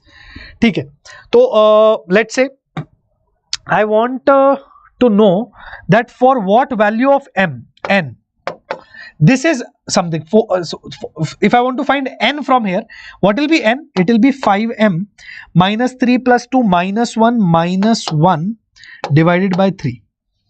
5m minus 1 divided by 3. Okay. Now n is a position, so n has to be integer. So 5 into 1 minus 1, that means 4 by 3, not an integer. 5 into 2 minus 1, 10 minus 1. Yes, 9 by 3, 3 is an integer. So when m is 2, n is 1. When m is 2, n is equal to 1. But when m is 2, is there wait. Let's do it a bit different way. Let's say I want to find m. 5m minus 3 is equal to 3n minus 2. Let's say. So my m will be what? Minus 2 plus 3, 1. 3n plus 1 divided by 5. Okay, now and also my m will be equal to 7r minus 4 plus 3, that means 7r minus 1 divided by 5.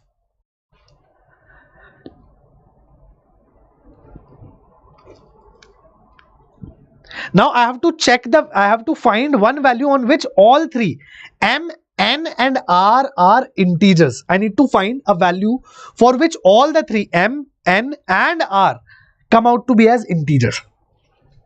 That will be the first common term. How can we do that? Think about it. I just need a value on which m, n and r, all three are integers. For example, let's say I take n as 1 to 5, 4 by 5, 2, 7 by 5, n is 3, so 10 by 5, which is 2. Correct. N is 3. When n is 3, m is equal to what? When n will be 3, m will be equal to 2. And when m is equal to 2, what will be r? 10 plus 1, 11 by 7. R is not integer. Right? When m is 2, r is not integer. So how to find that? Just try to think about it.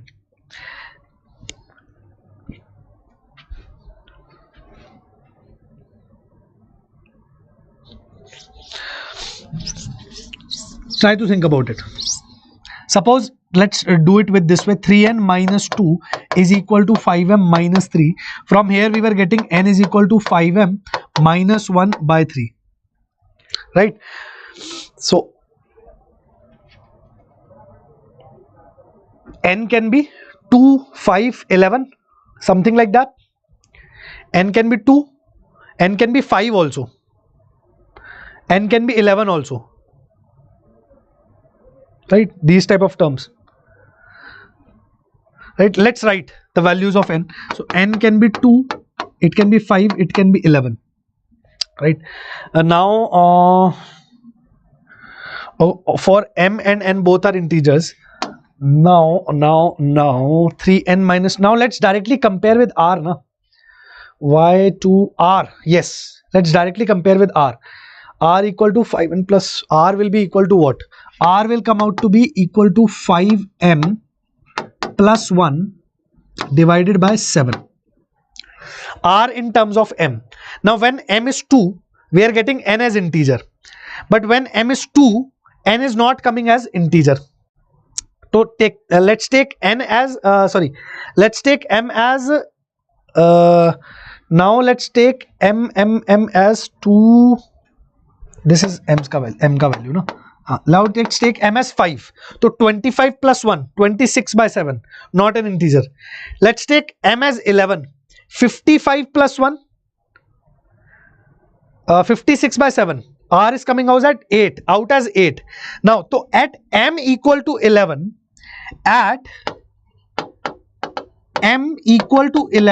what are we getting? N will be what? At m equal to 11, what will be n? N will come out to be as 55 minus 1, 54 by 3.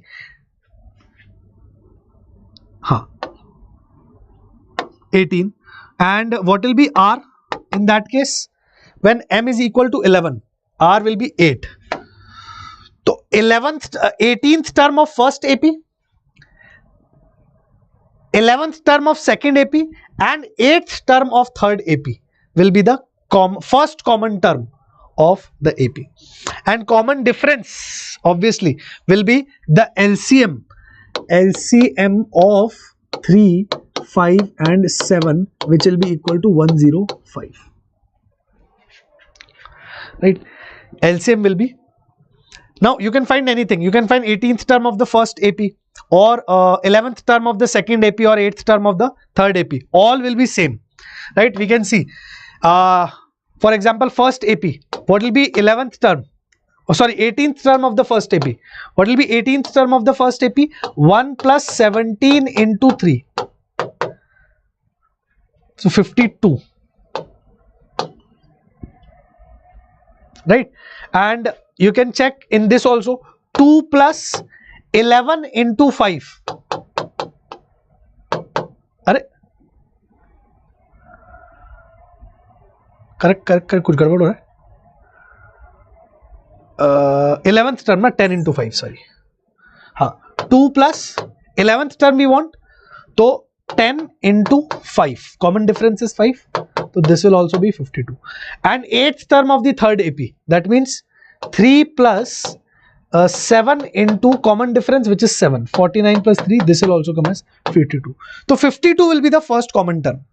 What will be the common difference? It will be 105. So your new AP, this AP, its first term will be 52 and common difference will be 105. So A plus D now will be equal to 157. Okay. In solution, the language is a bit complex, but I hope you can understand like this.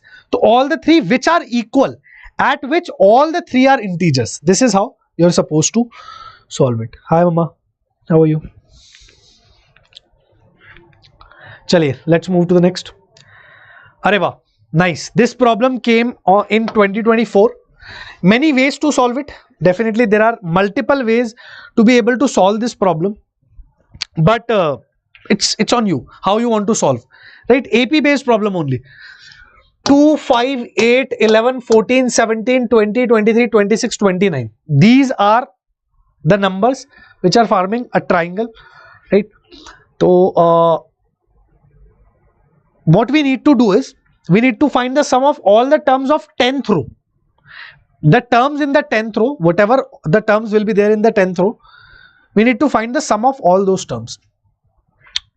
So bhai, there are multiple ways. When we'll go ahead, we'll learn a method called sum of difference, method of difference, which is used in the sequences like these, where we have 2, 5, 11, 20, like this. Now if you see, the difference is forming the AP. The difference of the terms is forming the AP. And we have a method to solve such type of series also, such type of arithmetic progression also, where the difference is forming an AP. We'll learn that method, which will be called as method of difference. So that also we'll be able to use in this, right? Because you look, this is forming an AP. And if we can find the 10th term of this sequence, 2, 5, 11, 20, then there again AP will be formed. 2 plus 3, 5, 5 plus 3, 8, 8 plus 3, 11 plus 3, 14 plus 3, 17. Right? All the terms. If we have the first term of the 10th row, then we can find all the 10 terms and we can find the sum. So it's all about finding the first term of the 10th row. So either you can use 2, 5, 11, 20 and find the 10th term using method of difference, which we'll learn in a while. Not now. Otherwise, one more way you have. First row has one term. First row has one term. Second row will have 2 terms. Third row will have 3 terms. Fourth row will have 4 terms. Fifth row will have 5 terms. Like this, 10th row will have 10 terms. But 9th row will have 9 terms. Na? Right? 9th row will have 9 terms. Right? So sum of all these will be equal to what? 9 into 10 by 2. N into n plus 1 by 2. Sum of first 10 natural numbers. So this will become 45. So there will be 45 terms. 1 plus 2 plus 3 plus 4 plus 5. 45 terms will be there till 9th row. Right? 45 terms till 9th row you will have. You'll have 45 terms till 9th row. Okay. After that, when the 10th row will start, 46th term will come. So what is the 45th term? 46th term you can find T46 will be equal to what? A, which is 2, plus 46 minus 1, that is means 45 into D, which is 3.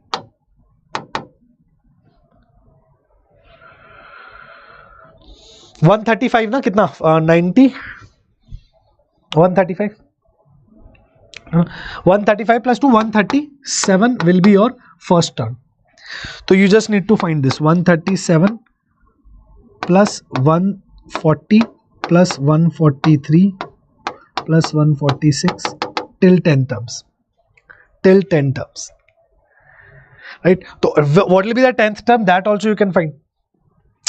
Till 10 terms only you need to find. Direct formula you can apply. S10 will be equal to 10 by 2 multiplied with 2a, that means 2 into 137, plus n minus 1, that means 10 minus 1 into d.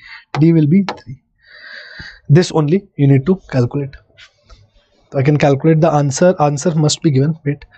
1505. Yes, exactly this, no? Exactly this. 1505 will come out to be your answer. So this is standard way of doing this, and this is also very common.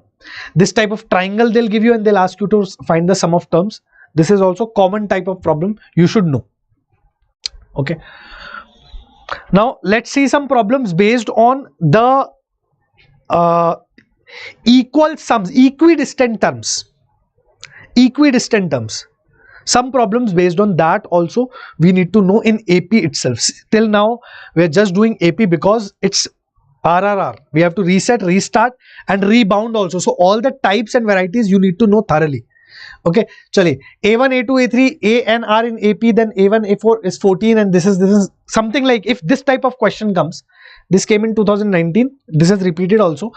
But if this type of question comes, what to do? In this case, only motive of the examiner is to check your concept of equidistant term. Right? If this is an AP, let's say A1, A2,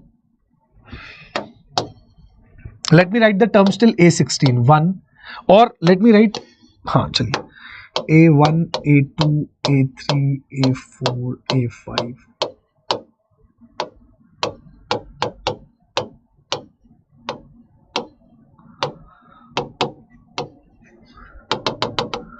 A16, not writing, very too much. Okay. Okay, these many terms are there. Okay, now you tell me, if I pick some terms out of it, right? If I pick some terms out of this, will that also form an AP? Will that also form an AP? Do you think so? Let me, instead of writing this, let me simply write 1 to 16. And a 1, 2,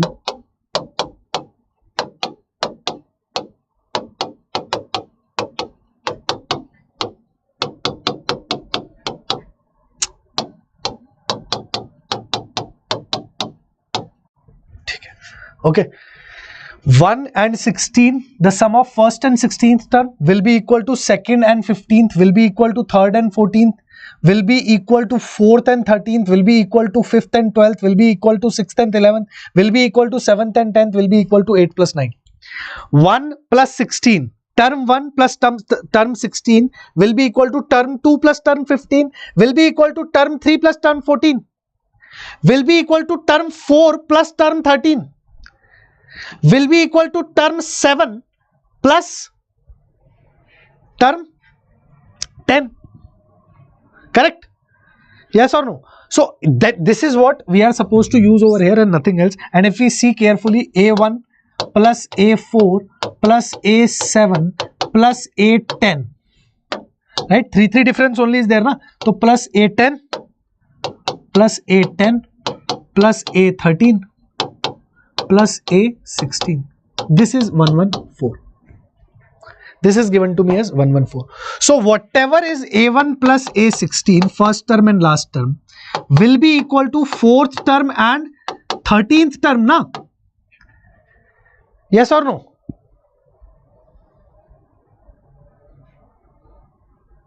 Getting my point? A1 plus A16 will be equal to A4 plus A13, and that will be equal to A7 plus A10, because 7th term and 10th term are equidistant from the beginning and the end. In 16 terms, if we look, in 16 terms, 7th term from the beginning and 8th term from the end are same. 10th term from the end are same. In 16 terms, 7th term from the beginning will be equal to 16 minus 7 plus 1. That means 10th term from the end, right? 4th term from the beginning will be 16 minus 4 plus 1. That means 13th term from the end. Okay. So these will all be equal, and they all will be equal to 114. A1 plus A4 plus A7. So A1 plus A16 will be equal to A4 plus A13, and it will be equal to A7 plus A10. This is what we are supposed to use over here. Now same thing they've asked, simple question they've asked. I'm just explaining you this, that many times you'll have to use. Now here also A1 plus A16 will be equal to A6 plus A11. 6th term from the starting will be equal to 16 minus 6 plus 1 from the end. 16 minus 6 plus 1, that means 11. So 6th term from the starting will be equal to 11th term from the end. Equidistant terms. Equidistant terms. Right? So that means 6th and 11th will be equal to 1 and 16. So 1 plus 16 we already know. So this will also be equal to, this sum we need to know, right? So A1 plus A16 plus A6 plus A11. So A1 plus A16 we already know, 114. A16 plus A6 plus A11 will also be equal to 114, because it is also equidistant from the starting and the end. So this will become 228.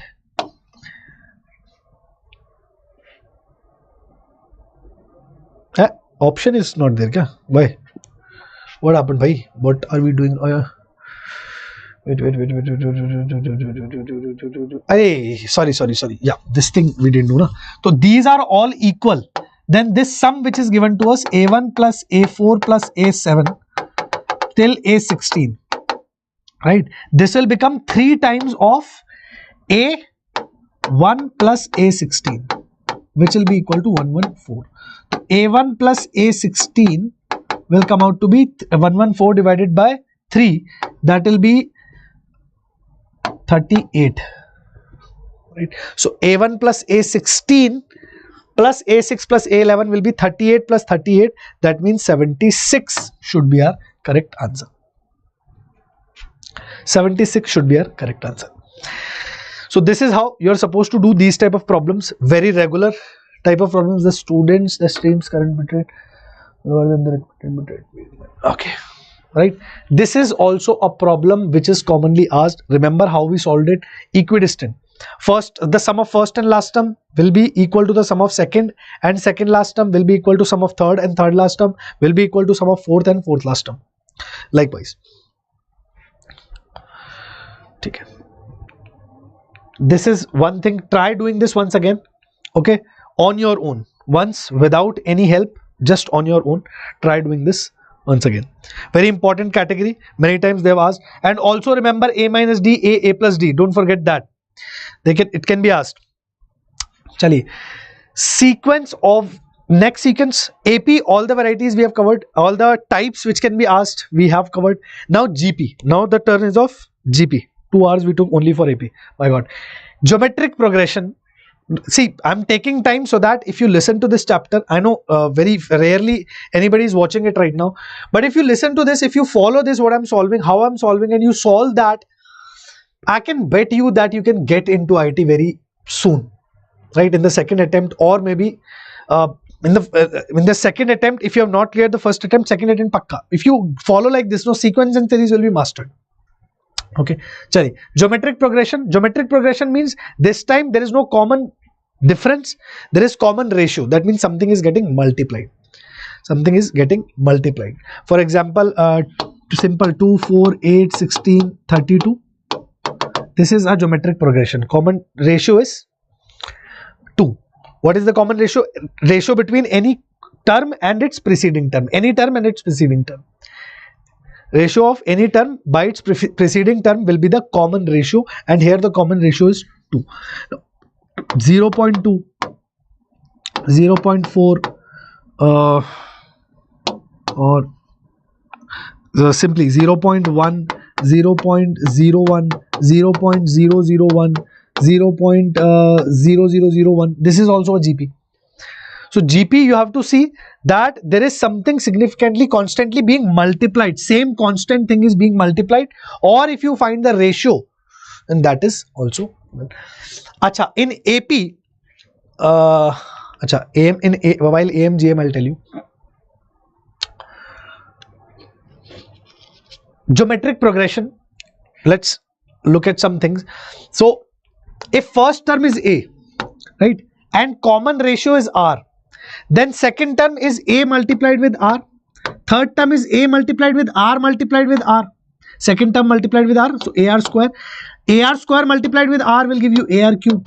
Like this, any random term. So now you see, third term is AR square, fourth term is AR cube, fifth term will be AR to the power 4. So nth term will be AR to the power n minus 1. Nth term, A into R to the power n minus 1. R is being multiplied. Check the ratio of any two terms. AR square by AR will be R. AR cube by AR square will be R. Right? Any general term is given by AR to the power n minus 1. Suppose if I want to talk about 2, 4, 6, 8 or 2, 4, 6, 8, 2, 4, 8, 16. Right? I want to know about the fourth term, let's say 10th term of this particular GP. This is the GP. The ratio is common, 2. Divide any two terms, you'll get 2.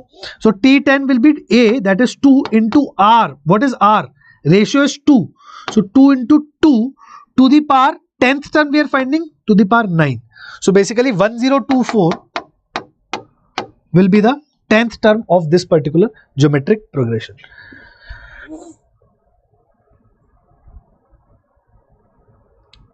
Beta, portions already are completed in all physics, chemistry and maths. We are just doing some more question practice in the sessions so that it helps you. Okay, so number of terms. Number of terms in a GP. Sorry, not number of terms. In a GP, there cannot be any term which is 0. Right, this is one rule. Many times in questions also, if you are getting any term as 0 or a ratio as 0, ratio as something which is making a term equal to 0, then that means that ratio is coming wrong. Okay, so there cannot be 0 in a GP. 0 cannot be a term of GP because you multiply anything with 0, you'll get 0. So how can we decide ratio? You cannot divide by 0 also. So 0 cannot be a term of AP. Many times this is used in the questions internally somewhere. Okay, so remember this. AR to the power n minus 1 is the nth term, A is the first term, R is the common ratio, that's it. Okay. Two important things which we did not discuss till now because I was hoping to discuss them in arithmetic mean and geometric mean. Although we know this also, if A, B, C are in AP, then B is the arithmetic mean of A and C. That means B is equal to A plus C divided by 2. Or we can also say A plus C is equal to 2B.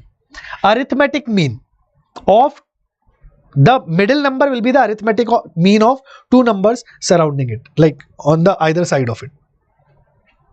Okay. In GP, what happens? Geometric mean. That means B square will be equal to B into B will be equal to A into C. If A, B, C are in GP. This is for AP, this is for GP. Very, very important and very, very commonly used concept. Many times you'll have to use this. Randomly, if they are saying that these three terms are in AP, then that means you have to apply this. These three terms are in GP, that means you're supposed to apply this. We'll see questions like that. Okay, but remember these in hand. Right? This should be very, very handy, that if three terms are in AP, then that means A plus C by 2 will be equal to B. If 3 terms are in GP, that means for sure AC will be equal to B square. A, B, C are the terms. Sum of n terms in an GP. Important formula, remember it. A into 1 to the power 1 minus r to the power n divided by 1 minus r. Very, very commonly used formula. Here r cannot be equal to 1. Sometimes it will be given in the question. Sometimes you'll have to remember that r cannot be equal to 1. If r is 1, then this sum cannot be defined. So a into 1 minus r to the power n upon 1 minus r. Very beautiful derivation of this. Right? You can see the derivation right now. We are not doing just to save time. But simply we can derive this a into 1 minus r to the power n upon 1 minus r. This will come out as sum of a GP, sum of geometric progression. Okay, sum of infinite terms. Now infinite terms has a case. Suppose your r can never be equal to 1, but r can be between 0 to 1 or between minus 1 to 0. And r can be between 0 to 1 or minus 1 to 0. In that case, suppose your r is 1 by 2. Right? Suppose your r is 1 by 2. So 1, first term is 1. Let's say. Second term is 1 by 2. Third term is 1 by 4. Then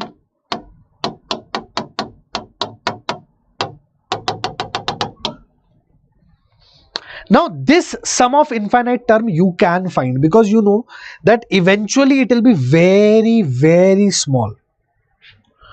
Because 1, then small, then small, small, small. Denominator is getting bigger and bigger. Right? So eventually it will be very, very small. This sum you can calculate. But if your r is not between minus 1 to 1, or it is greater than 1, or smaller than minus 1, in that case you cannot apply infinite GP, sum of infinite terms in GP. Right? In this case I can find sum of infinite terms. What will be sum of infinite terms? S infinity is given by a upon 1 minus r. That means a means 1, 1 minus r. R is what? 1 by 2. So 1 minus 1 by 2. So infinite terms ka sum will be nothing but 2. Sum of infinite terms of this GP will be equal to 2. It won't go more than 2.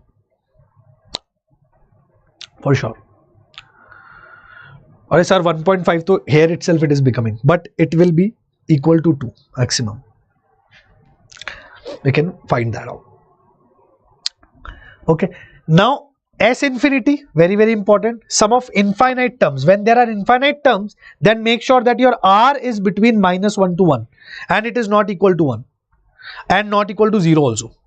Right? R. Right? So a upon 1 minus r. R is 1. That means same thing. 1 is getting multiplied. No, constant GP. There is nothing called constant GP. Okay. So r cannot be equal to 1. That also, that way also you can comprehend, sir, how can r be equal to 1? Constant GP only will be forming. So there is no point in that. R cannot be equal to 0. If r is 0, how can we multiply with 0?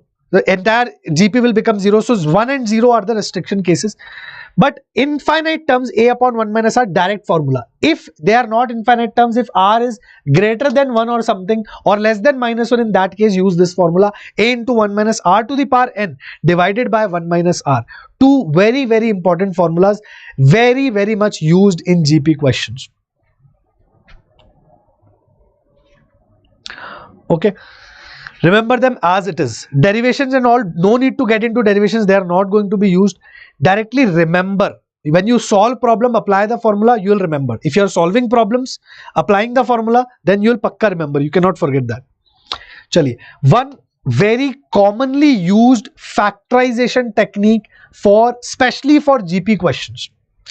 Very commonly used. For example, we already know what will be x cube minus 1. It will be x minus 1 into x square plus x minus, sorry, minus x plus 1. Oh, sorry, plus x plus 1. Yeah, plus x plus 1. Correct? Remember this. X cube minus 1 can be factorized as x minus 1 into x square plus x plus 1. If we want to factorize x to the power, suppose x square minus 1. So it is what? X minus 1 into x. We will start with 1 power less. then this. So x plus 1. If I want to do x to the power 5 minus 1, then one factor will always be x minus 1. Another factor here, start from one less power. X to the power 4 plus x to the power 3 plus x to the power 2 plus x to the power 1 plus 1. This is the factors. Remember this. Very commonly used technique. Very commonly used technique in GP questions, especially many times in series. In summation series also you might get to use this, but use this special, very commonly used factorization technique. Suppose you have x to the power some 7 minus 1. So one factor will be x minus 1, another factor will be x to the power 6 plus x to the power 5 plus x to the power 4 plus x to the power till 1. Okay, remember this. Very commonly used. Don't forget to like the session. Now some points which we need to remember, we might know, but listen to them carefully once again, note them down, feed them to your brain, and then start solving the problems. Adding a term to GP affects the GP. We cannot add a constant term to GP, it won't make a GP. Just like in AP, we add, subtract a constant term to every term, we again form an AP. In GP it won't happen. In GP only we can multiply a constant term to each and every term, or we can take powers, same power for every term, then we can get a GP. Suppose if we have a GP 2, 4, 8, 16, 32, 64, 128, like that it is going. Now if I multiply every term with 2, what will I get? Right? If I divide every term with 2, then also I'll get a GP only. 1, 2, 4, 8, 16, 32, like that. If I take power of every term, let's say I square every term or cube every term,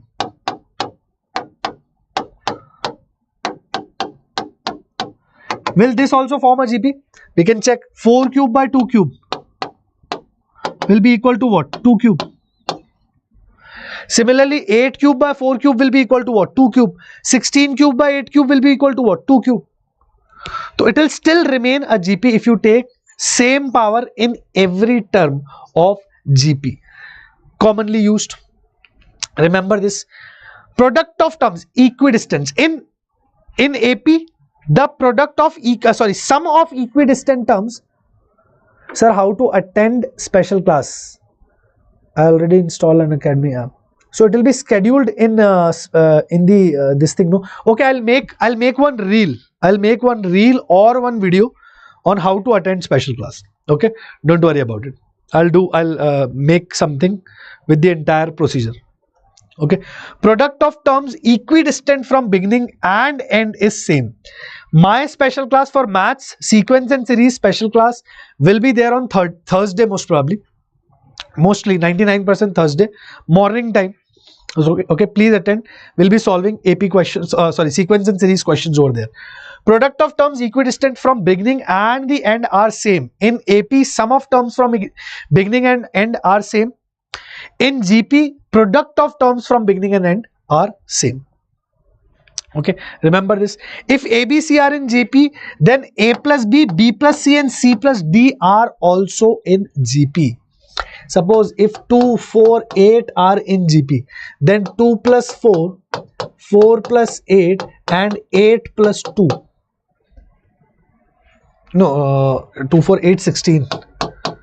8 plus 16, 4 plus 8 and 8 plus 16 will also be in GP. Dekho. 6, 12, 24. This is also forming a GP. If 2, 4, 8, 16 are in GP, then 2 plus 4, 4 plus 8, 8 plus 16 will also be in GP. Very rarely, but once I remember this property of GP was being used. If A, B, C, D are in GP or A, B, C, D, E are in GP, then A plus B, B plus C, C plus D, D plus E. All these are in also GP. You can check now. If AR square, AR cube are in GP, then A plus AR plus AR square and AR square plus AR cube. Won't they be in GP? Because look, we can take A as common, 1 plus R. Here also a is common, r plus r square, a is common, r cube plus r square plus r cube. So here if we take a as common, we will getting 1 plus r. Here if we take a r as common, we are getting 1 plus r. Here if we take a r square as common, then we'll get 1 plus r. So again, r is the common ratio. First term is a into 1 plus r. So this will also be in GP. This will also be in GP. Very important thing, if A, B, C are in GP, then log A, log B, log C are in AP. If A, B, C are in GP, if A, B, C are in GP, if A, B, C are in GP, then B square is equal to AC. Right? If A, B, C are in GP, then B square is equal to AC. I can say if I take log both the sides, if I take log both the sides, then 2 into log B will be equal to log A plus log C. And yes, 2 into log B will be equal to log A plus log C. That's what it is saying. Log A plus log C divided by 2 is equal to log B. Obvious, these are obvious things. Okay, but still you should remember them. Assuming the terms, very important, more than AP, there is a need for assuming the terms in GP more than AP. Very, very important. How will you, most importantly, 3 terms, A by R, A R. A by R, A into R. Okay, if 4 terms you are assuming, then A by R, AR square, or sorry, AR cube, and here A by R cube. 4 terms in this case. As it is, remember them. Anything else you do, you'll be lost in calculations only.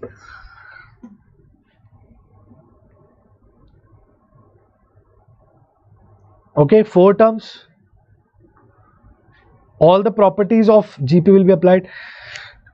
Common ratio is R. Like this only, you must choose the terms. Note it down somewhere. Remember it. Okay. A by R, AR, A by R cube, A by R, A by AR, AR cube, or like this. For 5 terms, I don't think anywhere. But 3 terms you might get. If they are giving you product and sum, they go here, product will be useful.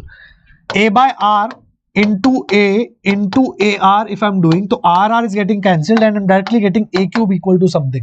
So A ka value I'll be able to get very fast. Okay. Very important thing, increasing GP. If it is written that it's an increasing GP, what can we conclude from that? If it is an increasing GP and your terms are positive, then definitely your ratio, the common ratio, is greater than 1. And if it is an increasing GP but your terms are negative, suppose it can be increasing GP, right, but terms can be negative, that means your common ratio is between 0 and 1. Can you understand this? Very simply, if R is greater than 1, then only we can get positive terms in the GP. R should be greater than 1. First of all, positive, and that too greater than 1. If it is smaller than 1, suppose 1 by 2 or something, then we might have negative terms also in our GP. If terms are negative and there is an increasing GP, but still terms are negative, that means your R is less than 1, between 0 to 1. And if your R is greater than 1, that means your increasing GP is of positive terms. If your R is between 0 to 1, that means your increasing GP is of negative terms. If R is greater than 1, then increasing GP is of positive terms. If R is less than 0, then obviously decreasing GP with negative terms. Okay. Analyze these things. Okay. Study and think about them in detail. Then only you will be able to get this. For example, this type of question, just making you practice a few questions so that you come in the flow. X, 2x plus 2, 3x plus 3 are first 3 terms of GP, then its 4th term is what? Right? Try to do it once on your own, now itself. We know what to use in GP. B square is equal to AC, right? 3 terms are given. What do we know about GP? About AP we know 2B is equal to A plus C. About GP what do we know? B square equal to AC. That's what we are going to apply. And find x, 2x plus 2 whole square is equal to x into 3x plus 3. This is what we'll apply. Find x and then we can find A and R, all the things. So this will become what? 4x square plus 4 plus 8x is equal to 3x square plus 3x. So this is becoming x square plus 5x plus 4 is equal to 0.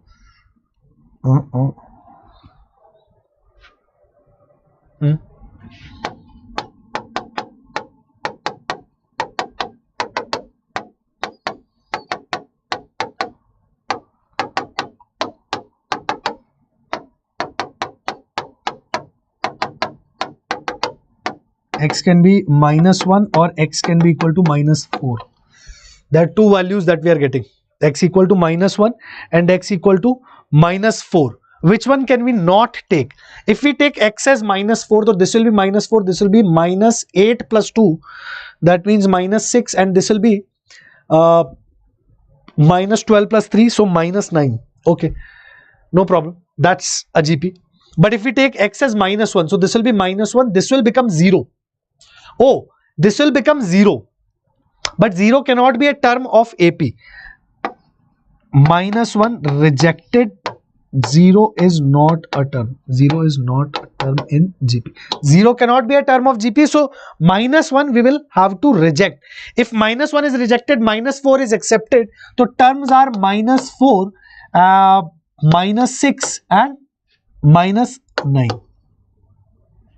But how?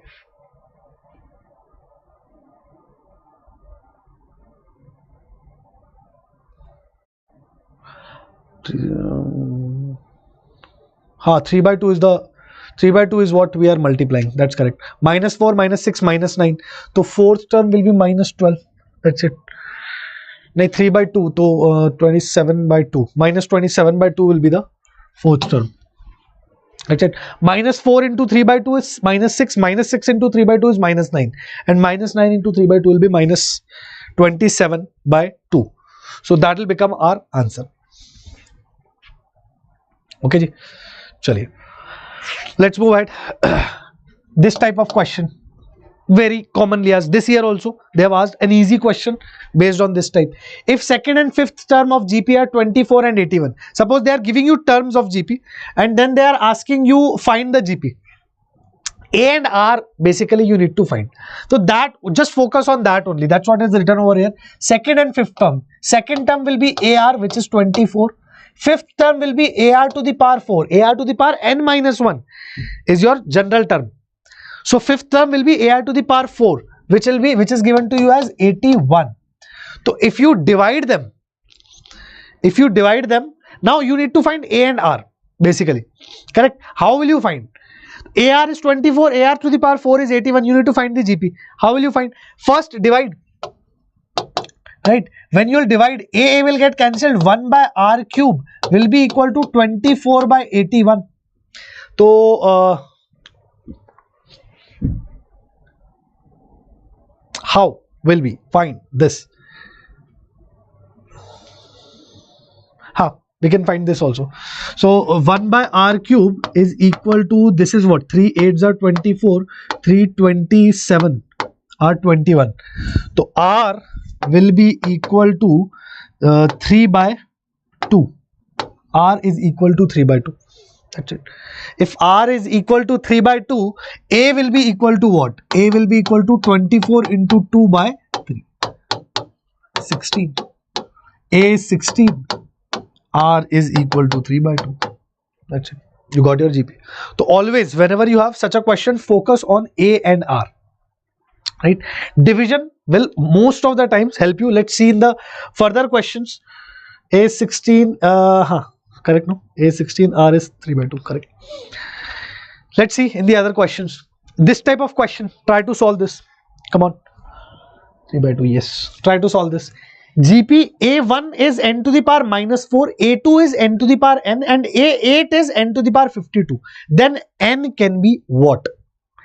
By A1 is given, A2 is given, A8 they have asked, A1 means first term, A2 means second term. What will be R? R will be second term divided by first term. Correct? R will be second term divided by first term. What is second term? N to the power n. What is first term? N to the power minus 4. What will be the division? N to the power n plus 4.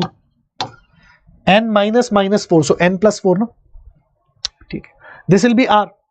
A8. A8 will be what? A8 will be AR to the power n minus 1. That means first term multiplied by common ratio to the power 8 minus 1. Correct? First term is what? First term is n to the power minus 4. Into R. What is R? R is n to the power n plus 4. To the power 8 minus 1. That means n minus 1 is 7. This is what I need to solve. That's it. A8 is given to me as n to the power 52 will be equal to n to the power minus 4 into n to the power 7n plus 28. So this will become n to the power 52 is equal to n to the power minus 4 plus 28. 24, 7n plus 24. So your 7n plus 24 will be equal to 52 and n will come out to be 52 minus 24 by 7. So 52 minus 24, 28. 28 by 7, 4. N is equal to 4. N will get us equal to 4. These type of questions, easy questions, are asked many times, but students don't understand how to approach them. Remember, like this, focus on A and R. GP is much more simpler than AP. Generally, students feel or students think, "Arey sir, GP will be more difficult." No, it comes after AP. It's much more less calculative than AP. Trust me, much less calculative than AP. Because there are ratios, divisions will help you. Okay, come on, this type. A1 plus A2 plus A3 is equal to 13 and A1 square plus A2 square plus A3 square equal to 91. I'll show you one problem after this which came this year only on same concept. Same concept. Right? Many times.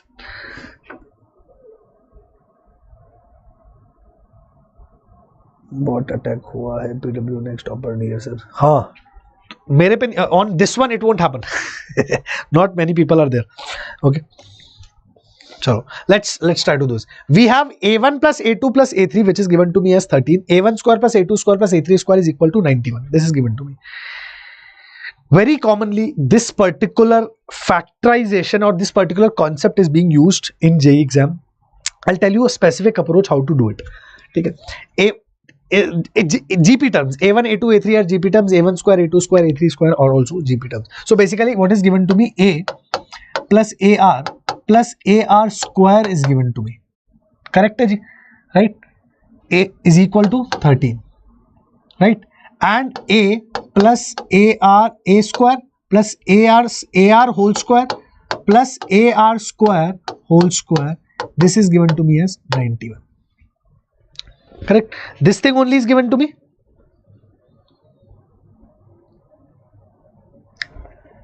Now what can I do? Right, A1. Now I need to find R. That means factorization is going to play a role over here. Right, so if I take A as common in the first one, let's say, if I take A as common, A into 1 plus R square is equal to 13. And this is A square, so I'll have to take common. A square I'll have to take common. So 1 plus R square plus R to the power 4 will be equal to 91. Now just remember that always x to the power 4 plus x square plus 1, this can always be factorized as x square plus x plus 1 multiplied with x square minus x plus 1. Remember this, very important, very frequently used in entire math. This particular factorization, x to the power 4 plus x square plus 1 can be written as x square plus x plus 1 multiplied with x square minus x plus 1. Right? As it is. Very simple to remember also, but remember it. Now, how can we use this and solve this problem? Now, obviously, we'll divide second by 1. We'll divide this by this. So a square into 1 plus r square plus r to the power 4 divided by a into r square plus r plus 1 is equal to 91 by 13.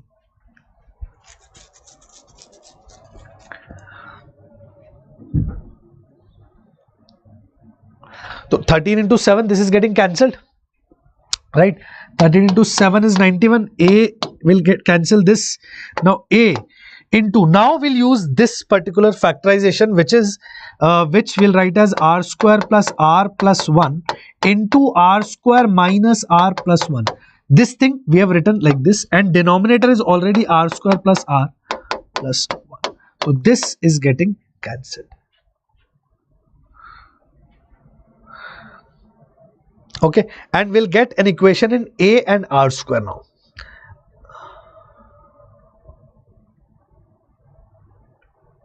So what are we getting now? We are having a, just a minute, we are having a into r square minus r plus 1 is equal to 7. Is equal to 7.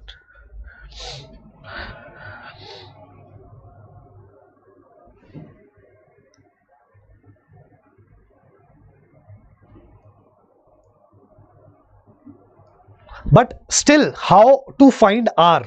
Still the confusion is, sir, a plus b plus c whole square formula nahi. How to find r? Still we have this, no? What else can we do? Again divide this and this. This one starting one to we have, na? This one is some new equation. Let's say this is 1, this is 2, this is 3. So 3 divided by 1 also we can do, na? This will give us what? This divided by this will give us or 1 plus r square divided by r square minus r plus 1 is equal to 13 upon 7, and find r square from here. This is a simple equation in r square now.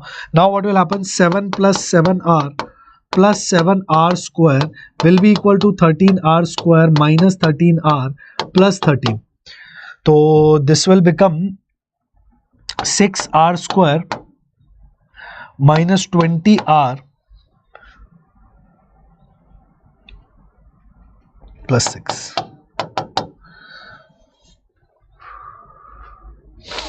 Right? And it can be factorized as, this will be factorized as r minus 3 and 18. 6r minus 2. 6r minus 2 equal to 0. So either r will be 1 by 3 or r will be equal to 3. There will be two values. But remember this particular factorization, hats off to you, sir. Yeah. Because if there is factorization and only factorization is involved, which will help you solve this problem. If you don't know this factorization, no, then it will take you much longer to solve this type of problem, and very commonly asked problem. I'll show you. R is 3 or 1 by 3, right? Correct? So, acha, not this. It'll come after 1 or 2 problems. This problem will again come. If 3, let's read a problem from last year. If 3 successive terms of a GP with common ratio R are the lengths of side of triangle. Very typical or very different type of question was asked last year. Let's pay attention at this question. Okay. If 3 successive terms of GP are there, let's say 3 successive terms we'll take also A, AR and AR square. Achha, you must be thinking, sir, why are you not assuming the terms? I will assume if I find the need, if product and sum is given to me, then only I'll assume. Otherwise, there is no point in assuming, right? Here there is no product, or there is nothing related to product which is given to me. So why will I use A by R, A and AR? So for now, I'm just assuming this. R lengths of the sides of triangle and the greatest integer function denotes this. Then 3 into greatest integer, basically R we need to find. And they have only given one information, that 3 sides of triangle are in GP. Very interesting this question was, because there is no data given. Just R is greater than 1, that's it. So if these 3 are sides of triangle, and about sides of triangle also, what do you know about sides of triangle? What do we know about sides of triangle? We just know that in some specific like equilateral or scalene or isosceles they are talking, then we can comment upon sides. But otherwise we just know that sum of the angles, sides of triangles, we just know one property, that sum of two sides is greater than the third side. That's it. We don't know anything else. So what else we would have applied? We could apply that only. We could apply that only. There is nothing else that we know. So sum of any two sides will be greater than the third side. So either a plus ar will be greater than ar square, or what can be the scene? Or a plus ar square will be greater than will be greater than ar. Greater than equal to also will come, no? No, actually not equal to won't come. Equal to, let's not take. Or third case is ar plus ar square. Ar plus ar square is greater than a. Three cases are possible. Only this we could take. Okay. Now here if we see, here if we take a as common, r square minus r plus 1 greater than 0. Or a is positive only. A to pakka is positive because r is greater than 1, common ratio lengths of side na, to a is positive. So r square minus r plus 1 greater than 0. From here we are getting this inequality. From here what are we getting? R square minus r minus 1 will get r square minus r minus 1 less than 0 from here. From here what we will get? R square plus r minus 1 greater than 0. Three cases we are getting. From here if we solve this one, what we will get? Roots must be there in the solution. 1 minus root 5 by 2, 1 plus root 5 by 2. Okay, if we solve this, r will belong to 1 minus root 5 by 2 and 1 plus root 5 by 2. When we solve this inequality, we'll get r in this interval. Right? We know how to solve the inequality, no, normal wavy curve method. That's it. This one, b square minus 4ac. This is always, d is positive. What is d over here? B square minus 4ac. 1 minus 4. No. D. Sorry, d is negative over here. Right? D is negative and a is positive. D negative, that means it is not crossing x-axis. A is positive, that means it is upward opening curve. So this actually means this is always true. This will be always true, na? This will always be true. R square minus r plus 1 will always be greater than 0. There is no, it will be true for all r's. Why? Because for this quadratic equation, if d is negative and a is positive, think about it. If your d is negative and a is positive, how will your quadratic will be? It will be like this. D is negative, so it's not crossing the x-axis. A is positive, so it will always be positive. It will always be positive. Okay. R square plus r minus 1 greater than 0. This also we can solve.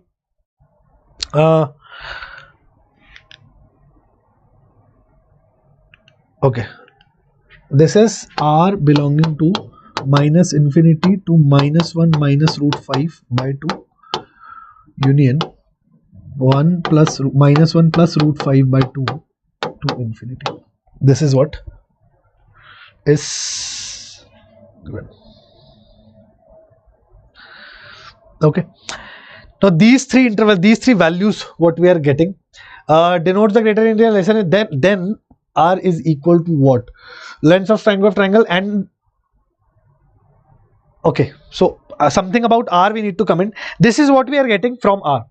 Now from this also intersection, if we look at the intersection, then what will be the intersection? This will be less than 1.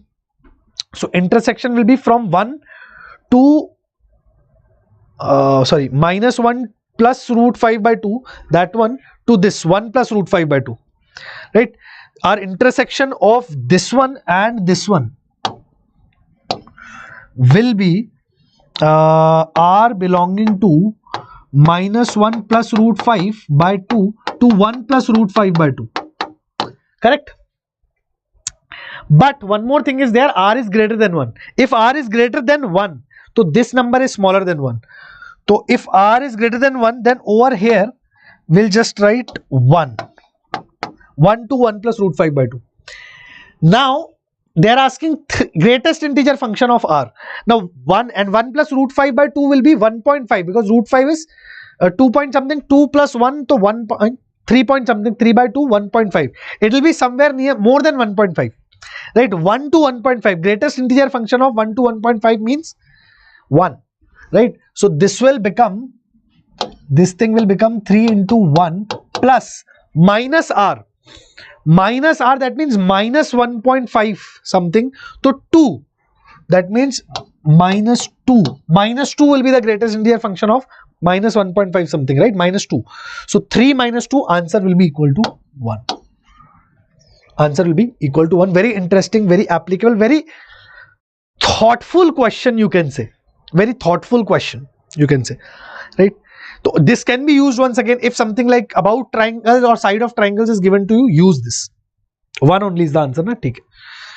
Chaliye, again from 2024 only, one more question which is repeated. Again I'm telling you, 23 also same question is there. Similar, very much similar question is there. Okay, so very simple. Let the first three terms 2, P and Q with Q not equal to 2 of GP. Acha, this why I'm showing you, because sometimes they'll mix GP and AP. So that if that happens, that means the question is going to be simpler, right? Question will be simpler if that is happening, if they are merging GP and AP, because there is not much which they can do with these two. Depends, like it's NTA, they can make a difficult question also out of this, but just saying that you can assume the first impression you can take as a acha, this is going to be easy. If first three terms 2, P and Q with Q not equal to 2 of GP be 7th, 8th and 13th term of AP, if the 5th term of GP is nth term of AP, then n is equal to what?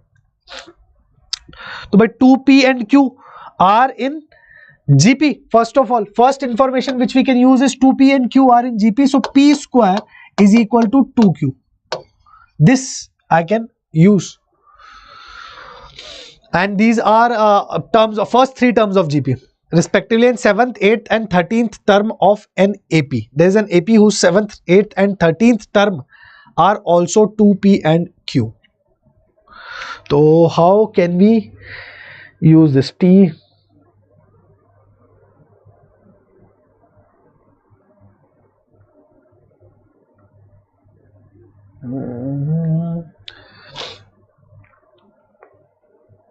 just a moment, this is hanging, let me check.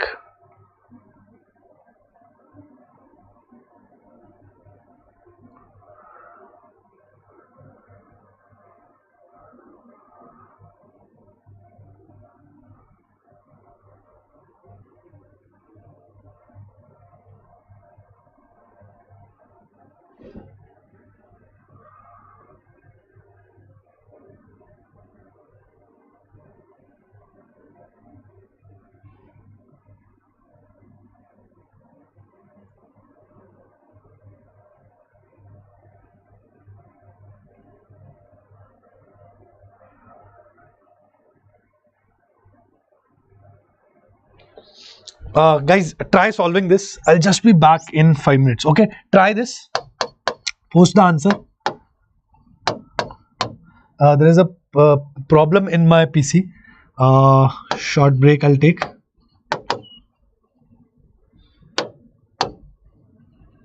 We'll continue this. Don't drop out. Okay, I'll be here back again.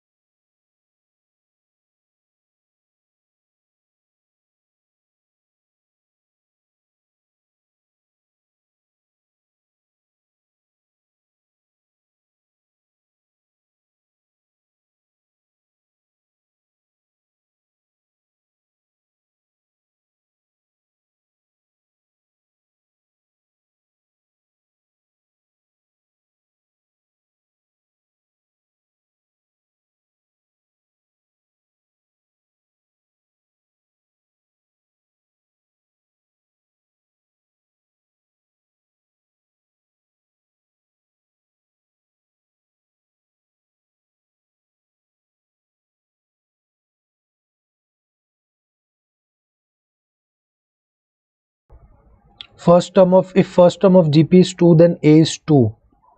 Yeah, right. That's correct. But let the first three terms 2, P and Q be with the GP respectively 7th, 8th and 13th term. Now, but how will we relate over here? The question is, in these type of questions, how do we relate the AP and GP? Some information with GP. So first thing is that either we can use P square is equal to 2Q. But how will we take P and Q in the AP? So better is that let's say that P is your P is 2 into R and Q is 2R square. Let's say first term is 2, right? So Q is 2R square, P is your 2R. Okay. Now 2P and Q are also 7th, 8th and 13th term of an AP. But what is the relation between 7th, 8th and 13th term? That means for the AP, T7 is 2, T8 is given to you as 2R and T13 is also given to you as 2R square. This is given to you. Now, how will you use this?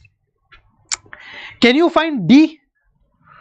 With these, T8 minus T7 will be our D. What will be D? D will be equal to what? 2 into 1 minus R. T8 minus T7, na? So 2 into R minus 1. This will be our D. But sir, D, then what? If we have D, can we do something with T8 plus something will give us T13, na? T8 plus what will give us T13? Or T7 plus something which can give us T13. T7, let's take it with T7. T7 is the 7th term. Let's say AP is starting from 7th term itself.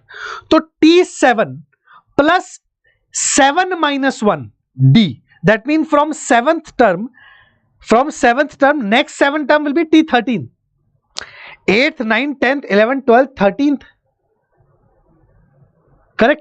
So T7 plus 6D will be equal to T13, yes or no? We'll have to use this somehow. Okay. D, though, it's okay. We could have found earlier also, but this is our AP. Right? T7 plus 6 times D will be our T13. Na? Can we say that? From 7th term, if 7th term is your first term, 8th term, 9th term, 10th term, 11th term, 12th term, 13th term. After, from 7th term, if you go 6D, after 7th term, 7th term will be your, starting from T7, 7th term will be your T13. So T7 plus 6D will be equal to T13. Here, now we have cracked the question. T7, we already know, 2 plus 6D. That means 6 into 2 into, that means 12 into R minus 1 will be equal to T13. T13 is 2R square. We can solve this and find our R. Simply. Right. So R we can find from here 2 plus, what will we get? R, 2R square minus 12R. So we'll get 2R square minus 12R. 2 minus 12 minus 10, sorry, plus 10. Just a minute.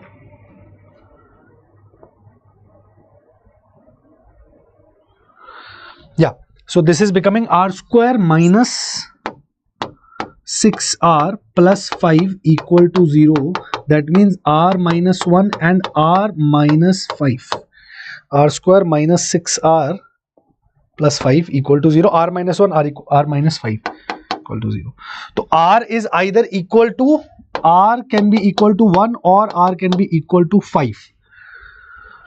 Now one value will be accepted, one will be rejected. Obviously R equal to 1, that means this is 2, this is also 2. So if R is 1, then Q will come out to be 2, which is said no. So R equal to 1 is rejected because Q is not equal to 2. This is accepted, R equal to 5. Now, if 5th term of GP is nth term of AP, so this to we can do. 5th term of GP. 5th term of GP will be, 5th term of GP, let me choose another color. fifth term of GP, that means A5 will be equal to Tn. That means AR 2 into R to the power 4 will be equal to Tn. That means, acha, we have D. So D from here, D will come out to be 2 into 4. That means 8. D will be 8. Okay. D of AP will be 8. What is the first term of AP? So first term we'll have to find, na? First term of AP we'll have to find. So T seventh term is 2. So that means A plus 6D is equal to 2. That means A plus 6D. D we already got. Achha, D we got 8. A plus 48 is equal to 2. So A will be equal to minus 44. A will be equal to minus 44. So this will be minus 44 plus N minus 1 into D, which is 8. So 2 into R to the power 4, that means 5 to the power 4. Oh, 625 into 2. So 1250 plus 44 divided by 1250 plus 44 plus 8. 1250 plus 54. 54 it will be, na? A 2 46 here.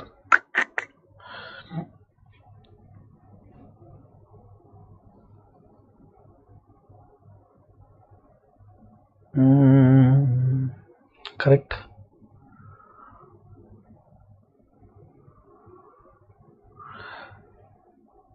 Nth term, are we finding? Acha, here we have done a mistake. Here we have done a mistake. A will be equal to minus 46. A will be equal to minus 46. So this here we'll have A5, that means 2 into 625 will be equal to minus 46 plus N minus 1 into 8. This will just need to solve to find the value of N, which will come out to be as 163. So good question, typical question. Something will have to learn from this question. Remember, if this thing comes, then how do you approach? Okay, what did we do? We took 3 terms, then in AP we made a relation using these and then found R. Okay, in AP we made a relation using these to find R. Okay, this is how we are. I hope everything is clear. The question didn't confuse you. 163, 1250 plus 54. 54 kahan se aaya? Okay, right. All right, no problem. Okay, now one more type which is important, came in 23. First term, let the first term alpha and the common ratio R of a geometric progression be positive integers. First term and the common ratio both are given as positive integers to us. If the sum of squares of first 3 terms is 33033, then sum of these 3 terms is equal to what? Sum of square, acha, I was telling you, right? I told you, this problem which we solved before this, this problem is not a PYQ, but something related to this only has appeared in a PYQ. Isn't this that only? Same problem, same type of problem. They have given you something. They have given you they have given you A plus A square plus AR whole square plus AR square whole square. This they have given you 33033. This they have given you.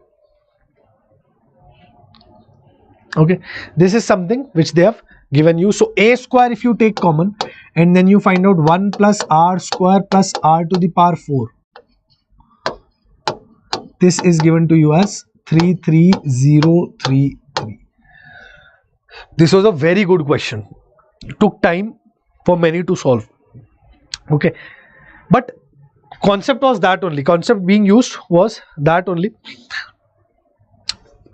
Actually, here we'll not need to factorize, but yeah, in some way they can make a question where you might need to factorize also. So that question also, factorization of R to the power 4 plus R square plus 1 should be known to you, right? R square plus R plus 1 into R square minus R plus 1. Now here the catch is, the main thing was how to find A quickly. Now this is A square into something which is 33033. Okay, so if we factorize this, this will come as 3 into 7 into 11 into 121 into 11 into 13. So this is 3 into 7 into 13 into 11 square, right? So we can simply say na a is equal to 11. Directly from here we found that a is equal to 11 because only one square factor is there, which is 11. So a will pakka be equal to 11, right? And remaining 1 plus r square plus r to the power 4, this thing 1 plus r square plus r to the power 4 will be equal to 13 into 7 into 3, 273.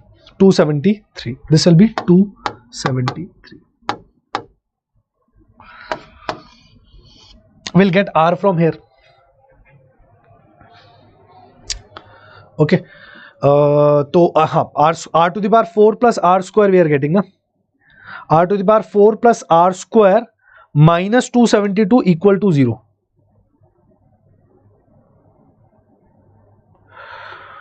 R to the power 4 plus r square minus 272 equal to 0. This is what we are getting. R to the power 4 plus r square minus 272 equal to 0. This will have to factorize now.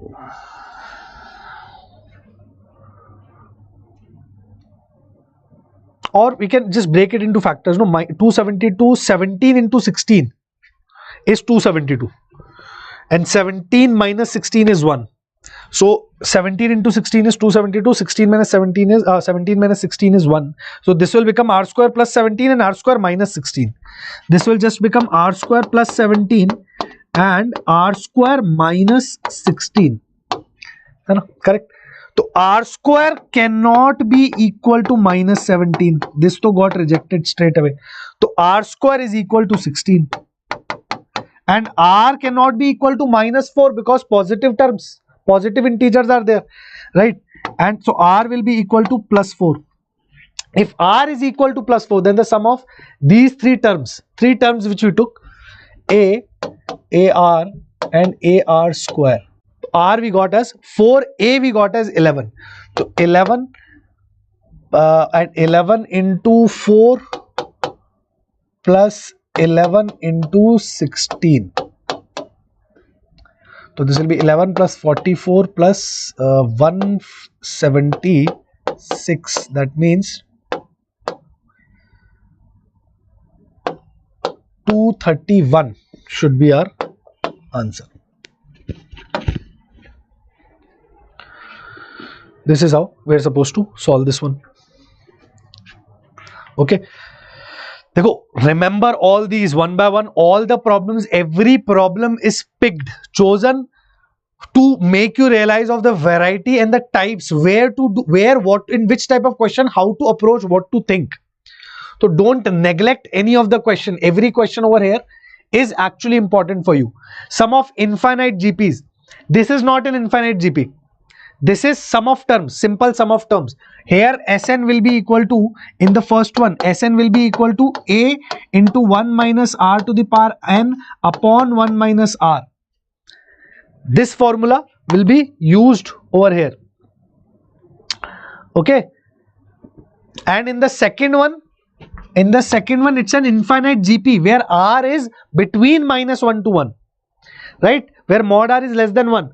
Or so your you can say in B1 your sum of infinite terms is given by what? A upon 1 minus r.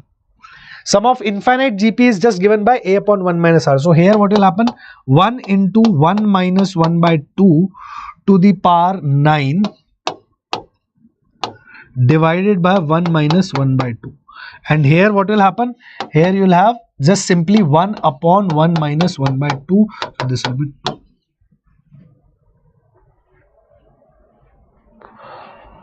And numerator will be this will become 2 to the power 10 minus 1 upon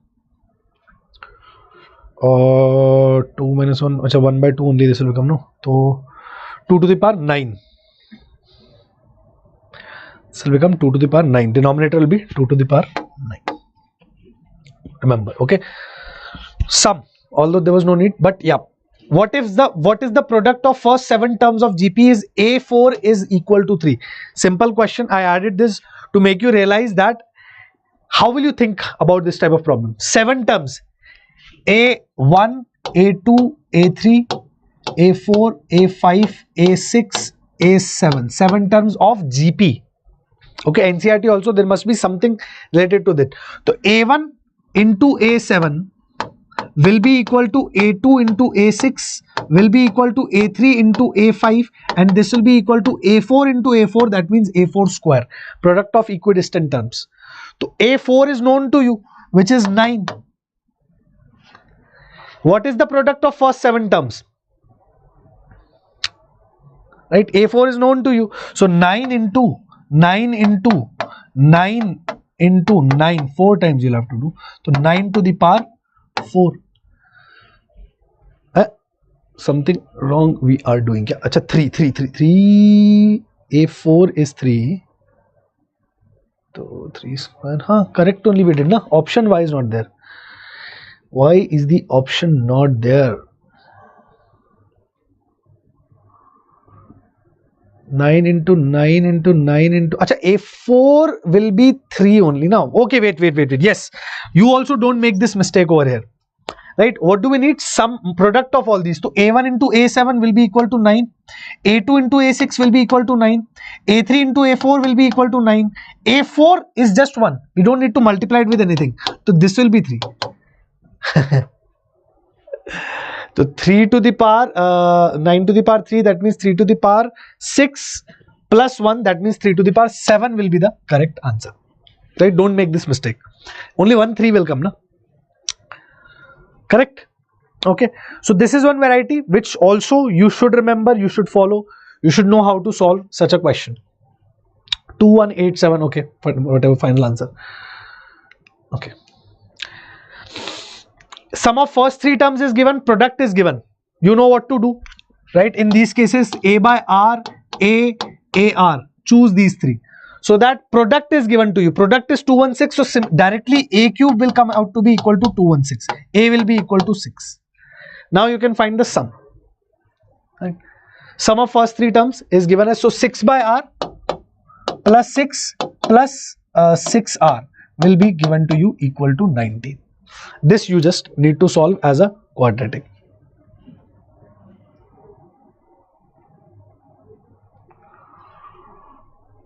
There will be 2, there can be, so whenever product and sum is given to you, your job is to guess the terms, assume the terms. A by R, A, AR.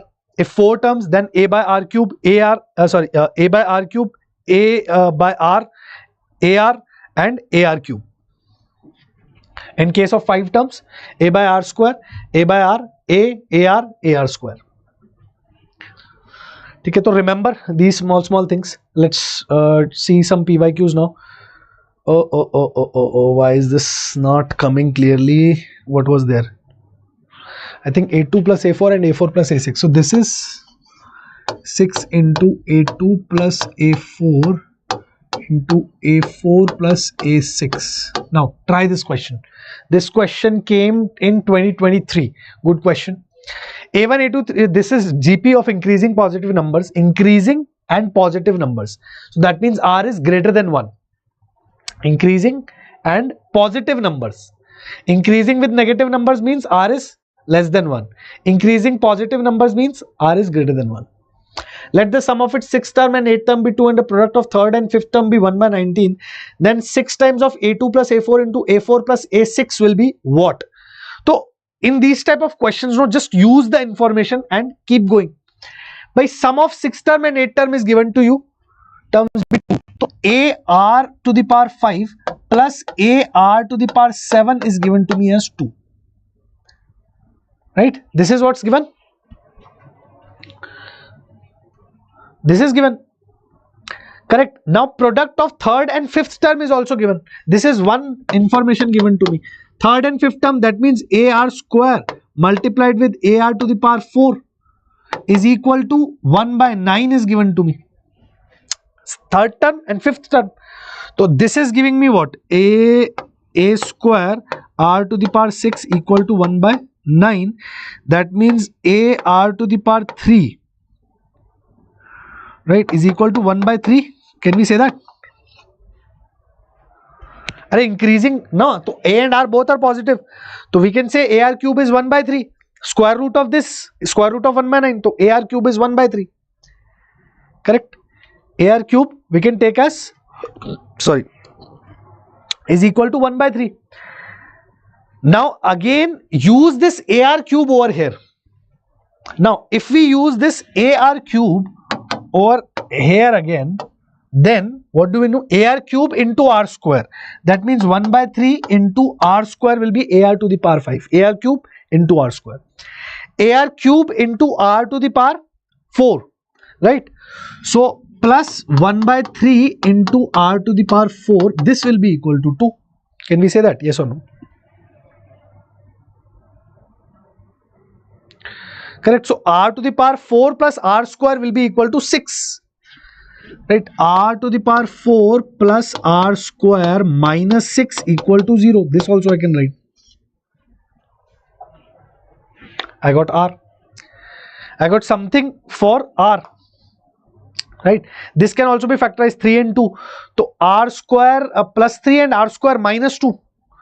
This can give us r square plus 3 into r square minus 2 equal to 0. So r square definitely cannot be equal to minus 3. It will be equal to 2. R square will be equal to 2. Now focus on what do we want. We want a2 plus a4 into a4 plus a6. a4 will be ar cube, which we already have. What will be a2? a2 will be ar. ar we don't have right now, or do we have? ar we don't have here. But ar cube, array, great, no. Now this and this, correct. This and this we can use, and ar square we have, r square ka value we have.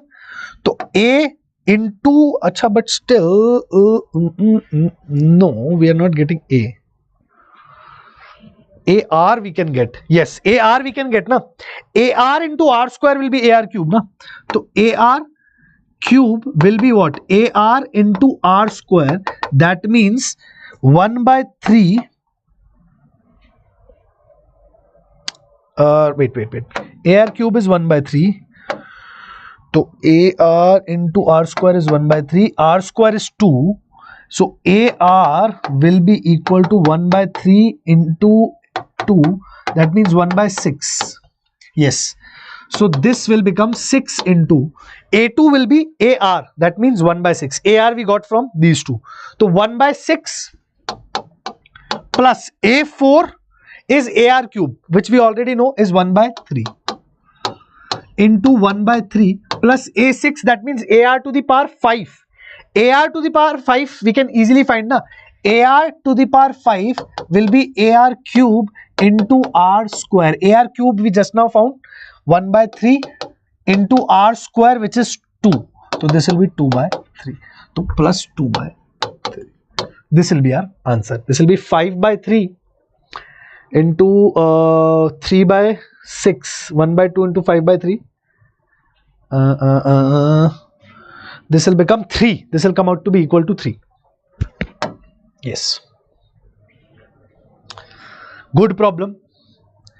Very useful problem and very commonly asked problem. This can be asked again. Same thing, same type of thing can be asked again. Remember how to solve it. Okay. Small things, but do remember. Iska answer is not marked. 3 only we marked, na? 3. 1 by 6, 1 by 3, 1 by 3, 2 by 3. Correct. This is what we are getting. Okay. Again 2022 GP. Okay, GP again, increasing geometric progression, positive real numbers. A1, A3, A5, A7 is given to you. A2 plus A4 is given to you. They are asking you the value of A6 plus A8 plus A10. Okay, acha, tell me one thing. If there is a GP of 100 terms, if I take only 10 terms of the GP, first 10 terms, they'll also be in GP, na? All the rules of GP will be applied on them. every rule of GP will be applied on them. Correct? If I have a big GP, if I take a small part of that GP, those terms will also be in GP, na? So suppose if I have a GP which is A1, A2, A3 till some number of terms, I just take first 7 terms of that GP. That means A1, A2, A3, A4, A5, A6 and A7. I only take first 7 terms. So A1 into A7 will be equal to A2 into A6 will be equal to A3 into A5 will be equal to A4 square. Correct? So A1 into A7 is equal to A3 into A5. Can you see this? Can you see? Only this is being used over here. A1 into A7 is equal to A3 into A5. Which is equal to A4 का square. तो A4 का square, right? A1 into A7 multiplied with A3 into A5. That means A4 square multiplied with A4 square. Getting my point? Are you able to relate? A4 square multiplied with A4 square. A1 into A3 into A5 into A7. That means this into this. This is equal to this. This is also equal to this. So this entire thing, that means A1 into A3 into A5 into A7. Won't this will be equal to A4 square whole square? Correct? So A4 to the power 4 is given to me as 1 by 1296. 1296 whose power 4? 36. I think 6. 36, 36, 216, 216 into 6 to 1296. Yes, so A4 will come out to be as 1 by 6. Your A4 you got. If you got A4, A2 will be equal to what? 7 by 36 minus 1 by 6. You will get A2 also. That will be 1 by 36. That means your A2 is 1 by 36. Now what do we need? A6, A10, A6, A8 and A10. Now how will you go till there? A6, A10 and A6, A8 and A10.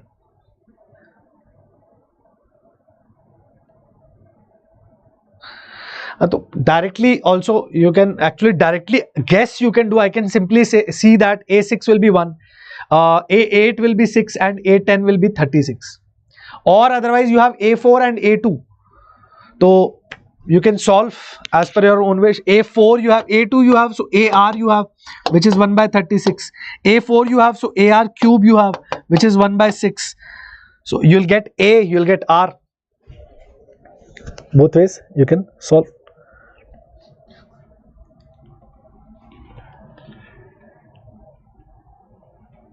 Or simply just do this, no, A6 plus A10 plus this thing we need, right? No need to find A and AR also. We need A6 plus A8 plus A10.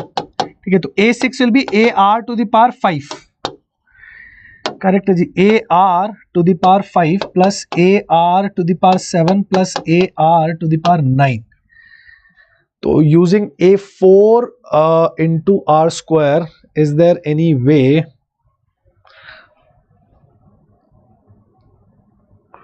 A6 will become 1, A8 will become 6 and A10 will be 36. I think we'll, by A4 is 1 by 6, A2 is 1 by 36. So isn't it making it very clear that A6 will be 1 exactly, and then it will be 6, 36. A8 will be 6 and A10 will be 36. 6 is your ratio.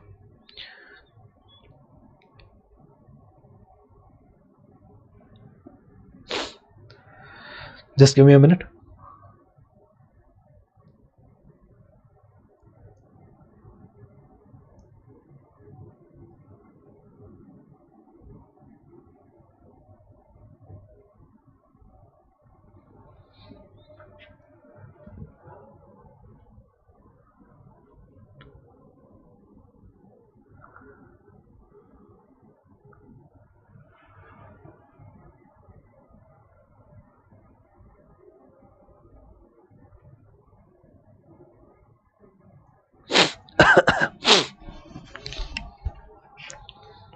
Yes, guys.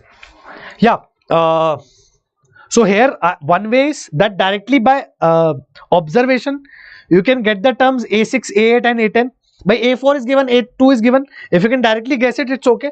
Otherwise, just use A2 and A4. Na? So A2 is AR, which is 1 by 36, and AR cube is given to you as 1 by 6. So over here AR into R square will be AR cube, which will be 1 by 6. That means 1 by 36 into R square is 1 by 6. So R square will be equal to 36 upon 6, that is 6. So R square is 6.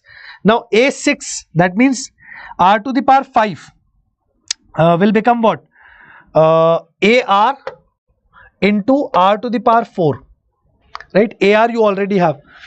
Plus AR to the power 7. So AR into R to the power 6. And this will become AR into R to the power 8. AR you already know. What is AR? Second term. So 1 by 36 into R to the power 4. R we are getting as 6. R square is 6. So R to the power 4 will be 36. Plus AR is 1 by 36 into R to the power 6 cube 216 plus this will become 1 by 36 into 1296. Right, that will be your sum. That's it. So this will become 1 plus 6 plus 36, that will be 43. So this sum will come out to be equal to 43. That's it. So there are multiple ways to solve these type of problems, but solve them on your own. Check, analyze what's happening. Where am I getting stuck? What do I need to know? What do I need to remember? Right? Am I able to solve it? How will I solve it in the exam? Because this thing which I'm doing right now over here, no, you might not get in the exam until unless you do it once on your own. When you'll get stuck over here, AR square, then how do I get these? So then you'll get the idea, I can use AR. In exam, you'll get this idea faster. Otherwise, you won't get it. So solve it along with me, right? When I'm solving. Chaliye, let's move ahead.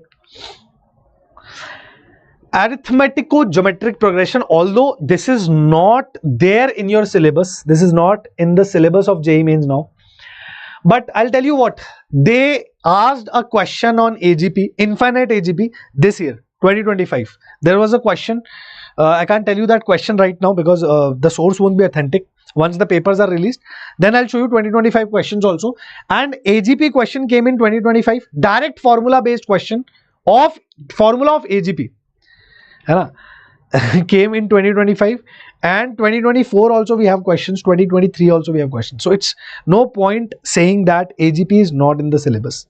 Okay, according to this, harmonic progression is not in the syllabus, but they is in the syllabus. They never ask question from harmonic progression. AGP is not there in the syllabus. They will ask question from AGP. Right? So basic standard knowledge or how to deal with AGP, that you need to know. What is an AGP? AGP means AP and GP both. That means product may in the product the terms are going A, then A plus D, A plus 2D, A plus n minus 1D. With this one GP is also multiplied 1 R, R square, R cube, R to the power n minus 1. For example, this 1, 3x, 5x square, 7x square, 1, 3, 5, 7 are in AP. X square, x cube, these are in GP. So 1, 40, 70, 10,000, these are also. So 1, 4, 7, 10 are in AP. 10, 100, 1000 are in GP. 0.02, 0.004, 0.006, these are all AGPs. Tanisha, 43 in Gen 29, shift 2. 43 in maths you are getting, Tanisha? Tanisha, tell me quickly, in maths you are telling? Shift 2, 29th. It was easier. 29 shift 2 was okay. Not very easy also, but yeah, okay. Okay, anyway, it's okay. 43 is okay. If you are scoring better in other subjects, then you'll be able to make it. Don't worry about it. Okay, 43 may, I think I'll check 29 shift 2 what percentile. On what marks it's coming? Overall, बच्चे, that's less. That's the less. कोई बात नहीं Tanisha. Prepare once again. Don't worry. Okay. It's okay. Whatever happened. But keep preparing. Don't give up. Okay. Worst thing is we give up. Once we give up, it becomes our habit. We keep giving up in the life. Right? Once you make not giving up your habit, no, you'll achieve a lot. Don't worry. Okay. Try for the second attempt. Also fill the forms of exams, other exams like MHCET, SRM triple, VIT triple. You know? Or once again, it's if you are if you're not a dropper, then repeat. It's okay. Right? IT is IT, yaar. We cannot compromise on copper for gold, right? Correct. If somebody tells you wear a copper necklace, so you won't do that, no. In any scenario, you'd like to wear a gold necklace because necklace is supposed to be of gold only. Similarly, IIT is supposed to be from engineering is supposed to be from IIT. The best, if you want. Huh? Okay. Chaliye. When you buy phone, what phone would you want to buy? iPhone, sir. iPhone 16 Plus Pro Max. So best. So it's okay. Try again, beta. No problem. Okay. Chaliye. Sum of AGPs. Very, very important.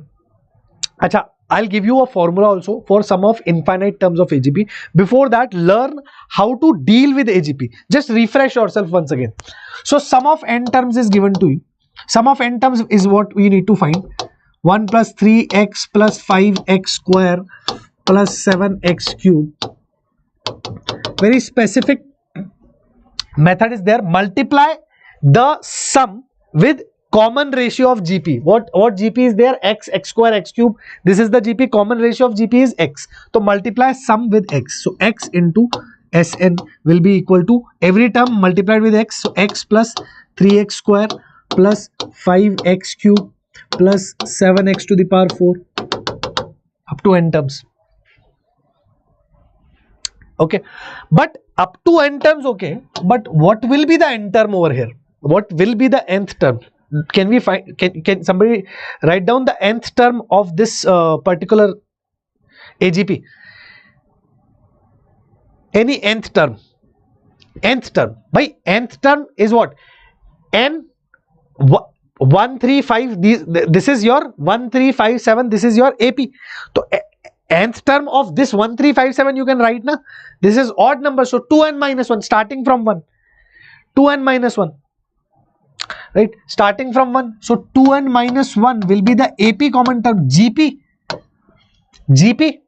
R x to the power n minus 1. A R to the power n minus 1. A is 1. R is x to the power n minus 1. So x to the power n minus 1. This will be your common term. General term, any term. If you put n as 2 over here, suppose, so this will become 3 into x to the power 1. So 3x. If you put n as 2 over here, so 3, 4 minus 3. If you put n as 4 over here or n as 3 over here, so this will become 5 into x square, 5x square. General term. Okay. So you also need to write the general term while solving or dealing with the AGP. Okay. Now x into Sn. First step is multiply with the common ratio of your GP. What is the common ratio of GP? X is the common ratio of GP. Okay. So do this first. Now when we are multiplying with x, this term will become what? Last term will become what? 2n minus 1 into x to the power n minus 1 multiplied with x. X to the power n minus 1 multiplied with x. X to the power n minus 1 multiplied with x. N minus 1 plus 1. That means x to the power n. This will become x to the power n.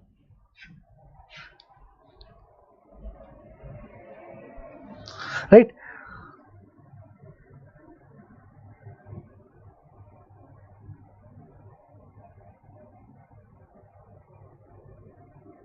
Or one more term, if I would like to write over here, if I want to write one more term, if we want to write to this second last term, will be 2n minus 3 into x to the power n minus 2, and last term will be 2n minus 1 into x to the power n.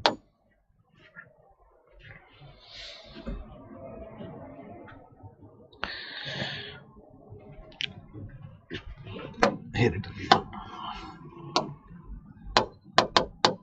Correct? Now getting it? This will become the last term. So will there be a session on quadratic equation as well? I'm really making that. Sure, bro. Yeah. Quadratic equation after sequence and series we can take. No problem. Once again I'm writing.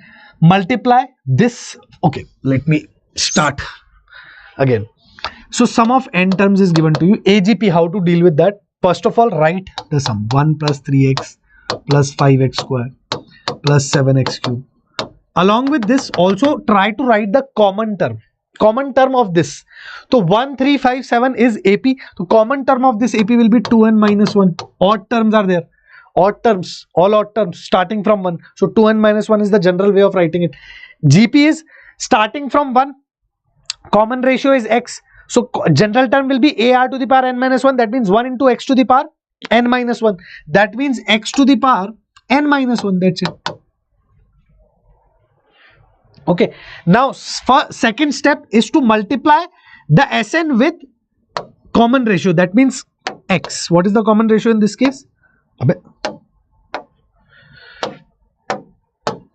What is the common ratio in this case? X. So x Sn is equal to x plus 3x square plus 5x cube. Acha, one for better realization, 2n minus 3 into x to the power n minus 2 will be second last term, right? And 2n minus 1 into x to the power n minus 1 will be the last term, correct? Second last term will be this, last term will be this. So 7x to the power 5x cube, 7x to the power 4. Now, and here what we'll have 2n minus 3 into x to the power n minus 1 plus 2n minus 1 into x to the power n, because we have multiplied x. So x to the power n minus 1 into x will be x to the power n. Okay, this is what we are getting. Next step is subtract. So Sn minus x Sn, x into sum of n terms, right? When we'll subtract this, what are we getting? 1 will come as it is. Okay, 1 will come as it is. 1 will be there. 3x minus x will happen. 3x minus x, 2x. 5x minus 3x, 2x square. 7x cube minus 5x cube, 2x cube. Similarly, we'll have 2x cube. Keep having 2x cube. Till where? Correct. Till n minus 1th term. Till this term. This multiplied with this will also give us 2x cube. Right. So this will also give us 2x to the power n minus 1.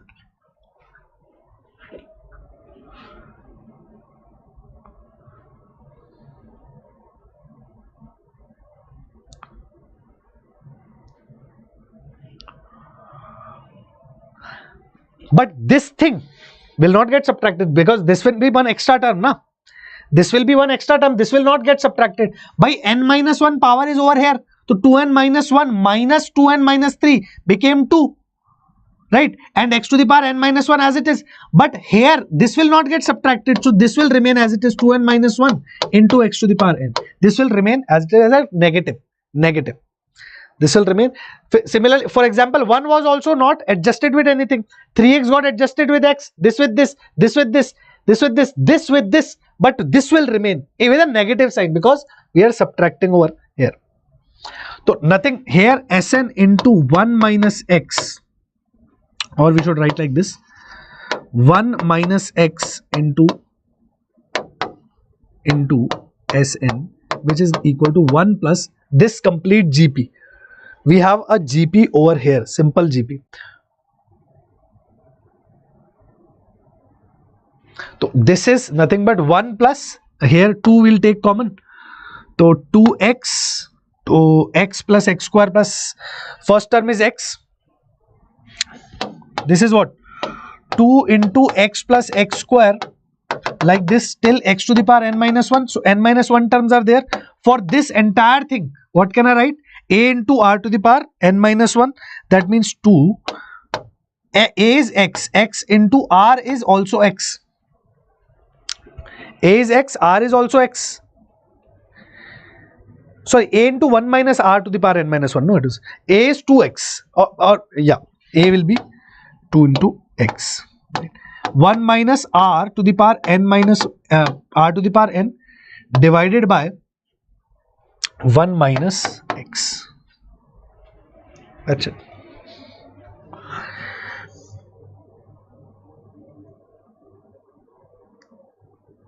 Here it should be a into 1 minus r, but a into 1 minus r to the power n, but number of terms till here is n minus 1, and this separate thing 2n minus 1 into x to the power n will remain here.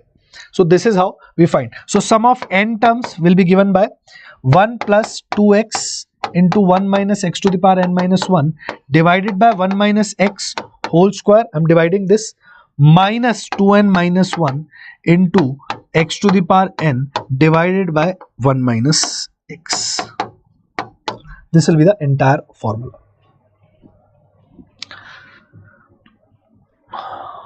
This is how you find the sum of AGP. Now, this is basic standard problem. Statistics is already there, beta. Statistics, believer man. Statistics is already recently only I've taken statistics with the recent PYQs. Okay, statistics is there on the channel. Very thoroughly I've taken that. Try watching that once, then I'll take. Okay, so this will be the formula.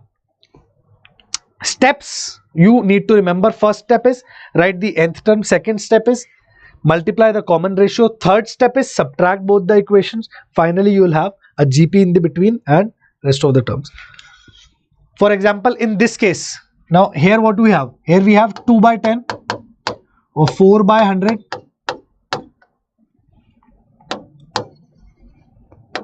2 by 10 is there, 4 by 100 is there, 6 by 1000 is there. Right, till infinity we need to find. And till infinity we need to find.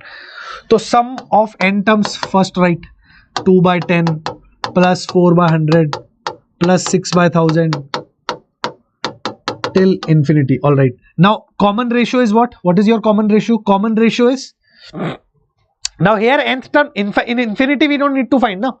Here to we had to find for sum of n terms, but here sum of infinite terms. In this case we don't need to write in nth term because there is no nth term. We don't know the nth term. So now what we'll do, we'll just directly multiply with common ratio. What is the common ratio? 1 by 10 is the common ratio. AP is 2468. GP is 1 by 10, 1 by 100, 1 by 1000. So 1 by 10 is the common ratio. So 1 by 10 I'll multiply with SN. Now what will I get? 2 by 100, 4 by 1000, 6 by 10,000. Okay, it will keep going on like this. Subtract both of them. So 1 minus 1 by 10 into Sn is equal to what? Is equal to 2 by 10. This will come as it is. Now 4 by 100 minus 2 by 100 is 2 by 100. 6 by 100 minus 4 by 100 is 2 by 100. Correct?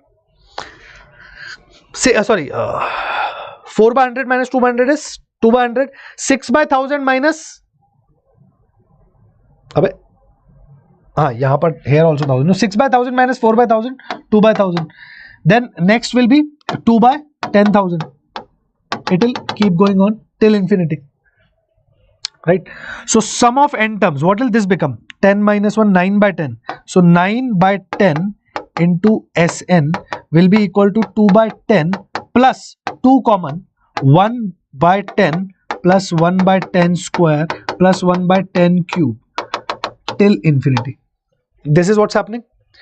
So sum of n terms will become what? 2 by 10 plus 2 into sum of infinite terms in our GP, a upon 1 minus r. That means 1 by 10 upon 1 minus 1 by 10.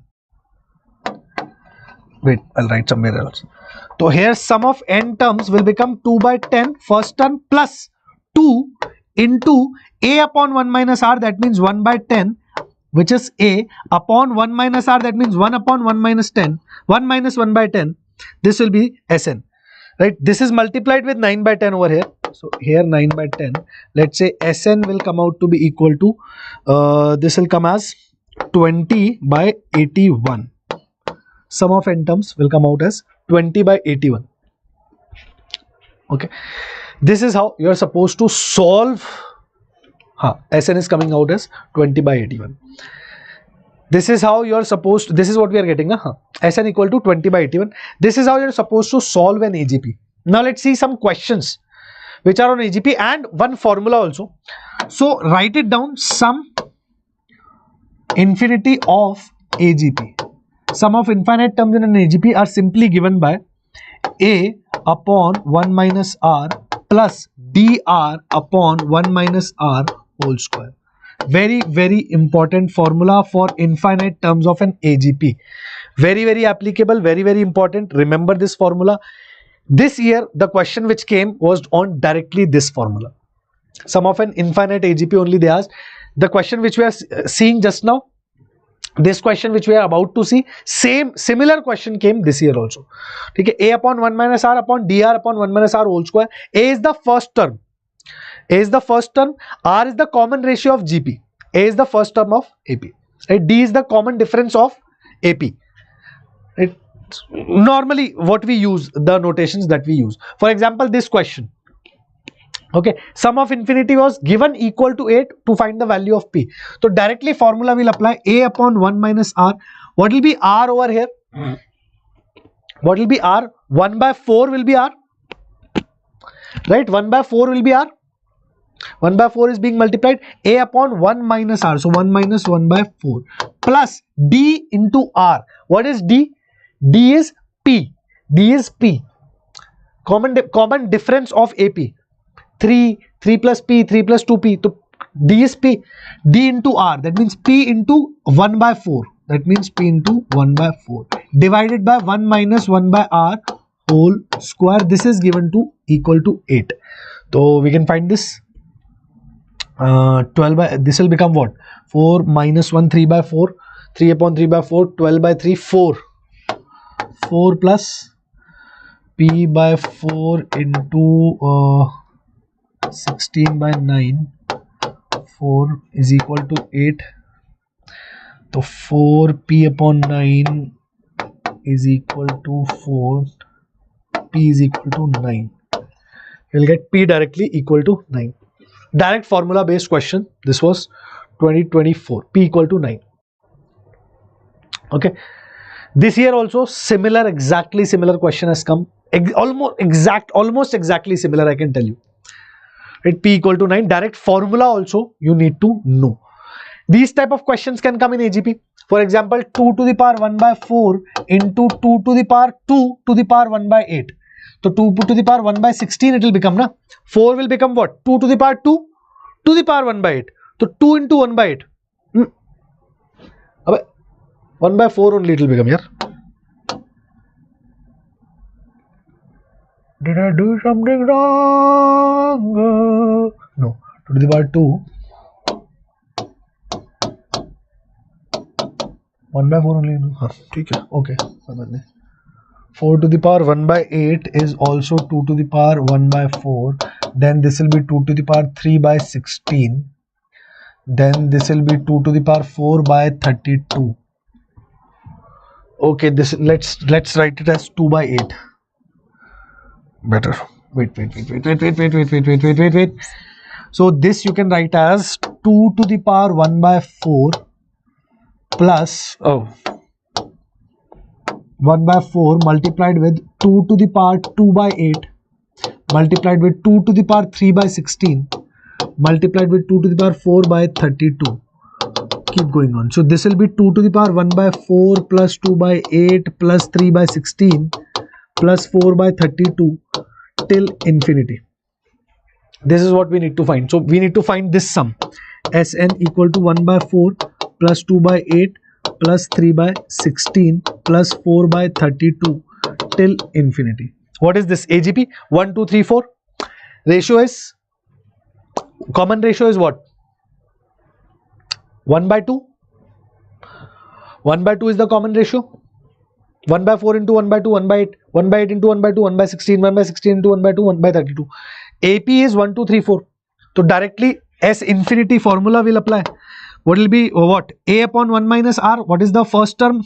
A upon 1 minus R. That means 1 minus 1 by 4 plus dr. That means D is 1.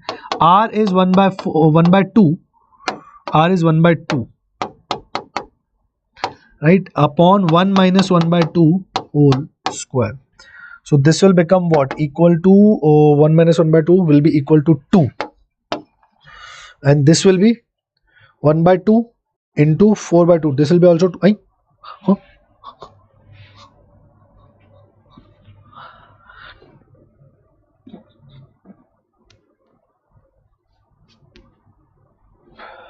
Wait, this is coming equal to 1 by 2 into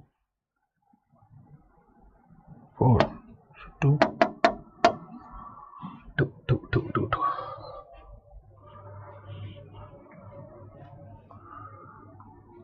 No, something wrong we are getting here. No.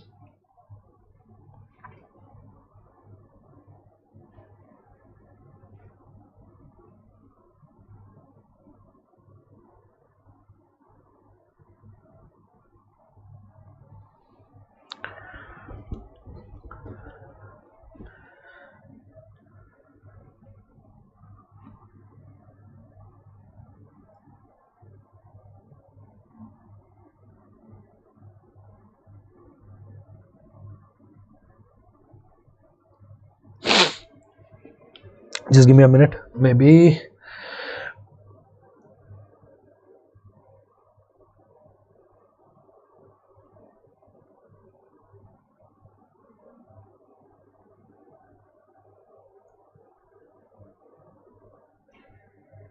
But this is only an age. This is even an AGP or not? This is only a GP.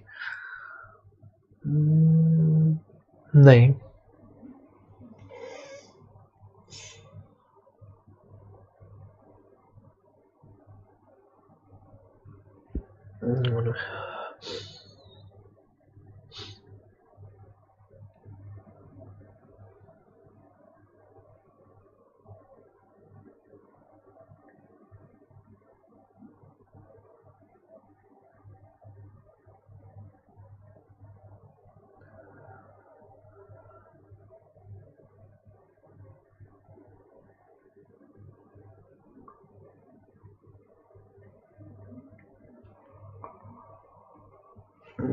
I think first term.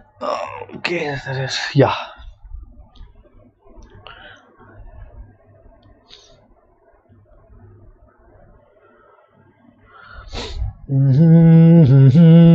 Yeah, I think correct only we are getting 2 plus 1 by 2 into 4. No, 1 by 2 into 4.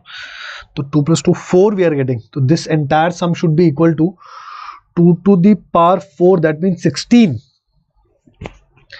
This we have found, which is okay.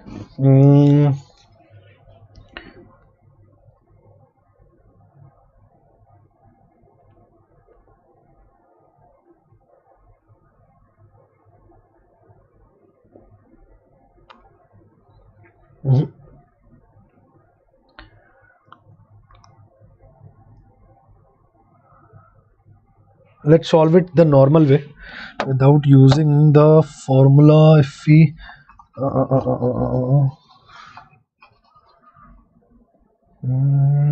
A is the first term, like wait, A upon 1 minus R, so correct, we're doing correct. Let's see the answer now. Let's see, they are getting 2. Correct, we are getting 2. Formula directly you can apply the formula was correct. I didn't check the answer. A upon 1 minus R, that means 1 by 4 upon 1 minus 1 by 2 plus a dr, that means 1 into 1 by 4. So 1 by 4 upon 1 minus 1 by 2 whole square, that means 1 by 4. 1 minus 1 by 2 whole square, that means 1 by 4. This will come out as the this will become 1, and finally we'll have 1 by 4 into 2 by 1, that means 1 by 2. So S infinity is equal, S infinity will come out to be as 1. Yeah, this will finally come out to be as 1. This is coming out to be as, acha, here also we had 1 by 2 na, here also we had 1 by 2, we multiplied with 1 by 2, we didn't kya? We did not multiply with 1 by 2. Okay, so this will directly come as 1 by 2, and S infinity will become 2 to the power 1 by 2, that means square root 2. Square root 2 should be the answer. Maybe it's wrong in the solution then. Square root 2 should be the answer. 1 upon 1 by 2, 2.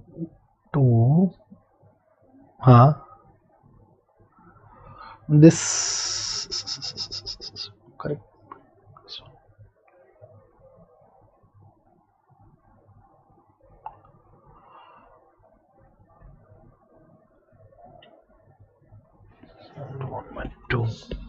No, sorry. Yes, here only we are doing wrong. In the, it's been 3-4 hours maybe. That's why I'm doing these type of mistakes. We had 1 upon 1 minus 1 by 2, right? A is the first term of AP upon A minus R, that means 1 minus 1 by 2, plus DR, that means 1 into 1 by 4 upon 1 minus 1 by 2 whole square. This is coming as 1. This is coming as 1. So sum of infinite terms will be 2 to the power 1. That means 2. 2 will be your final answer. Otherwise, try doing this with the normal approach without the formula also to verify. Otherwise, according to formula, this is coming as 1. A is the first term of AP. We were using the first term. That was 1 by 4. So don't do these mistakes. But generally, the formula which I told you, right? This has to be applied in these type of cases. When sum is given to you, right? Formula you should apply in these type of cases when sum is given to you. Instead of finding the sum, it will be just calculative. Harmonic progressions is there in your syllabus, but we have not seen questions from harmonic progressions so far till now, from last 3-4 years, 3-4 years at least, we can say. But yeah, you should know why, and there is a reason why do we not get questions from harmonic progression, because harmonic progression questions are also solved with arithmetic progressions concepts only. There is nothing different. Okay, what is harmonic progression? If A, B, C are in HP, then reciprocal of A, B and C will be in AP. That means 1 by A, 1 by B and 1 by C in AP. If 1 by A, 1 by B, 1 by C are in AP, then we say A, B, C are in HP. And obviously, vice versa. If A, B, C are in AP, then 1 by A, 1 by B, 1 by C are in HP. That also we can say. Okay, right? Both the things we can say. If A, B, C are in AP, then 1 by A, 1 by B, 1 by C will be in HP. And if this is the case, then they'll be in, then A, B, C will be in HP. So however you get a question of HP, you have to solve it according to the concept of AP only. And there is no general formula for sum of n terms of HP. There is no general formula for that. Okay. If A, B, C are in HP, then these will be in AP. Then what relation can we form over here? 2 by B is equal to 1 by A plus 1 by C. Yeah, A plus C upon AC is equal to 2 by B. This we can form. This we can say. Because if this is in HP, then this will be in AP. And according to that, this relation we can form. A 1 by A plus 1 by C divided by 2 will be equal to 1 by B. So that gives us this relationship. Okay, 1 by 3, 1 by 7, 1 by 5, 1 by 7 is in HP because 3, 5, 7 are in AP. 3, 4, 6 is in HP because 1 by 3, 1 by 4, 1 by 6 are in AP. We can check. 1 by 3, 1 by 4, 1 by 6 are in AP. 1 by 3 plus 1 by 6 divided by 2 will be equal to 1 by 4. They are in HP because these are in AP. These are in AP. That's the relation. Okay. There is no general formula for finding the sum of n terms in HP. You should know about HP, but there is no need to practice too much with HP. Just know that if HP is given to you, then reciprocal of those terms will be forming in AP. Solve the question according to AP concept.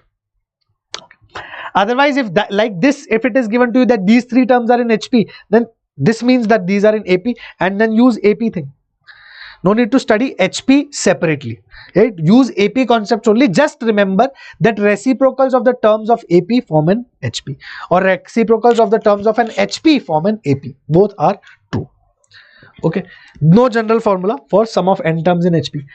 Now arithmetic mean, which is very important. Arithmetic mean simply means if A, B, C are in AP, then A plus C by 2, which is arithmetic mean of A and C, will be equal to B. Okay, that's it. Suppose if A, B, C, D, E, F, G, H, all these are in AP. All these are in AP, suppose. Then A plus C by 2 will be equal to B. Right, and B plus D by 2 will also be equal to C. C plus E by 2 will be equal to D. D plus F by 2 will be equal to E. So it will be true for all the 3 consecutive terms. Right, arithmetic mean of 5 terms of an AP.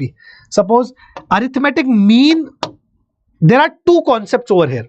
One is, what is the arithmetic mean of these numbers, and second is, can you insert arithmetic means between these numbers such that all are in AP? For example, 2 questions. One is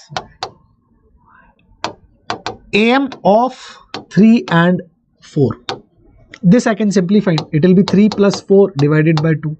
That will be 3.5. This will be arithmetic mean of 3 and 4.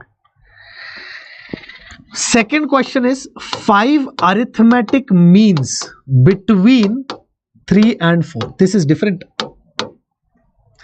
5 arithmetic means between 3 and 4. Suppose if I want to insert one arithmetic mean between 3 and 4, what will that be? Sir, it should be 3 plus 4 by 2, that means 3.5. Now these 3 are in AP. 3, 3.5 and 4 are in arithmetic progression. Yes or no? Yes, they are in arithmetic progression. Correct? They are in arithmetic progression, 3, 3.5 and 4. But if I have to insert 5 arithmetic means such that 3, these 5 means and 4 all together are in AP. How will I do that?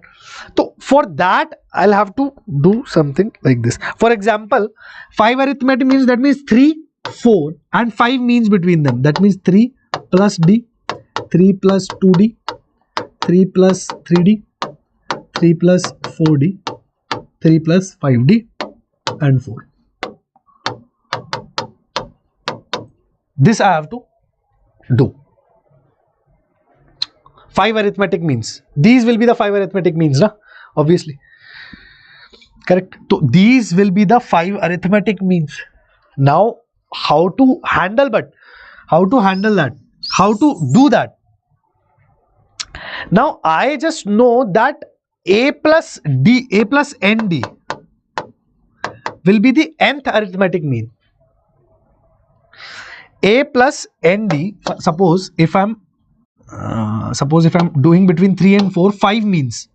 So 3 plus D, 3 plus 2, let's say 2D, 3D and 3 plus 5D and then 4. From 4, if I subtract the difference, from 4, if I subtract the common difference, shouldn't I get 3 plus 5D? Correct?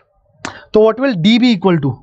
D will be equal to 6D will be equal to 1, D will be equal to 1 by 6. Right?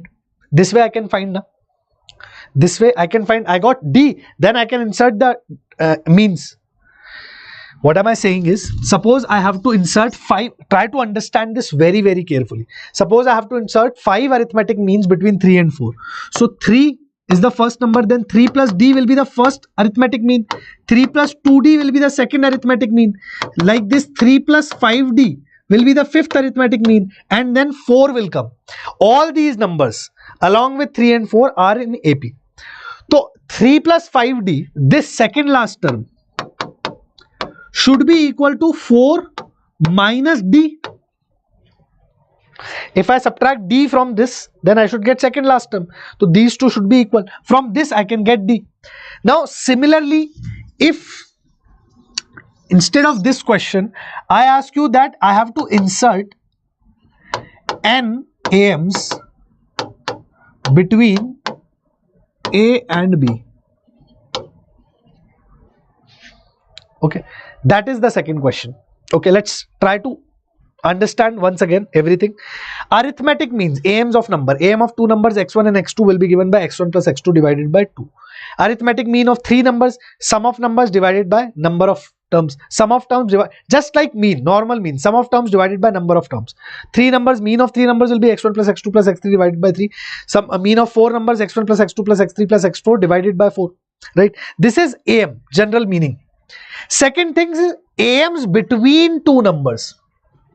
Right? AMs between two numbers. A1 is called one AM between two numbers. Right? Similarly, A1, A2 are two AMs between A and B. Now here only, if I want between A and B, if this is A1, A2, A3, A4, similarly I want n AMs between A and B. Between A and B, I want n AMs. Now A1 means what? First plus common difference. A2 means what? A plus 2D. A3 means what? A plus 3D. A4 means what? A plus 4D. Right? AN means what? A plus ND. Nth arithmetic mean will just mean A plus ND. Right? Because all these terms are in AP. A, B and all the arithmetic means between them are in AP. I want to insert terms between A and B such that all of the sequence becomes an AP. That's my question. That's my problem. So what will I have is this AAN, that means A plus ND will be equal to B minus D. From B, from last term, if I subtract D, I'll come to second last term. So from here, what do I get? I get D is equal to B minus A upon N plus 1. This is the main formula. D is equal to B minus A upon N plus 1. Okay. Remember this. Now, if you want to insert, now suppose if I want to insert 10 AMs between 3 and 4. Suppose I want to insert 10 AMs between 3 and 4. Simply I'll find D. What will be D? B minus A. That means 4 minus 3 upon N plus 1. How many AMs I want? N is 10. So 10 plus 1. That means 1 by 11 will be my D. So first term is 3. Second term will be 3 plus 1 by 11. Third term will be 3 plus 2 by 11. Fourth term will be 3 plus 3 by 11. Like this. Last term will be 4. All these will be in AP. All these will be in AP. All of these will be in AP. You can check. 1 by 11 will be their common difference. All these are in AP. So these are two things which are very, very important and very, very used. We should know them, right? Understanding of inserting the AMs and what is the meaning of AM. Sum of AMs inserted between A and B is equal to n times AM of A and B. Sum of n AMs, very important line, very important result related to arithmetic means. Sum of AMs inserted between A and B will be equal to n times AM of A and B. By if between A and B I am inserting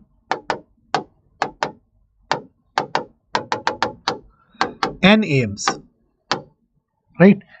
Then the sum of all these AMs, A1 plus A2 plus A3 plus A4 till AN, sum of all these AMs will be equal to n times the AM of A and B. That means A plus B by 2, n into A plus B by 2. And yes, you can do this also, no? Simply, this is A plus D plus A plus 2D plus A plus 3D. You can derive this also very easily till A plus ND. This will come as n into A plus B by 2. N times the AM of A and B. What is the AM of A and B? AM of A and B is A plus B by 2. Right?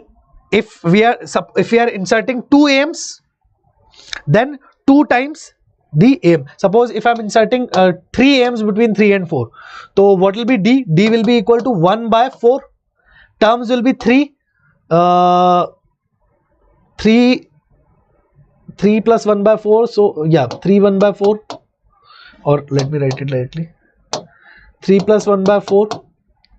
Then 3 plus 2 by 4. then 3 plus 3 by 4, then 3 plus 4 by 4, and then 3 plus 4 by 4 is coming directly. How many did I want? I wanted 3. So 3 plus 4 by 4 is coming 4 only. This will come out as 4. Right, now what is it saying? Sum of all these. What is the sum? 3 plus 3 plus 3, 9, plus 1 by 4 plus 2 by 4, 3 by 4 plus 3 by 4. So 6 by 4, 9 plus 6 by 4. Hai na?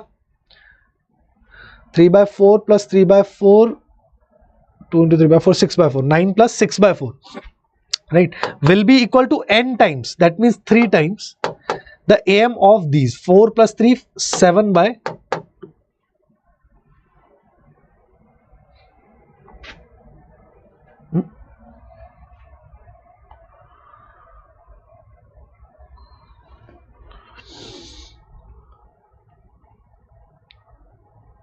Correct?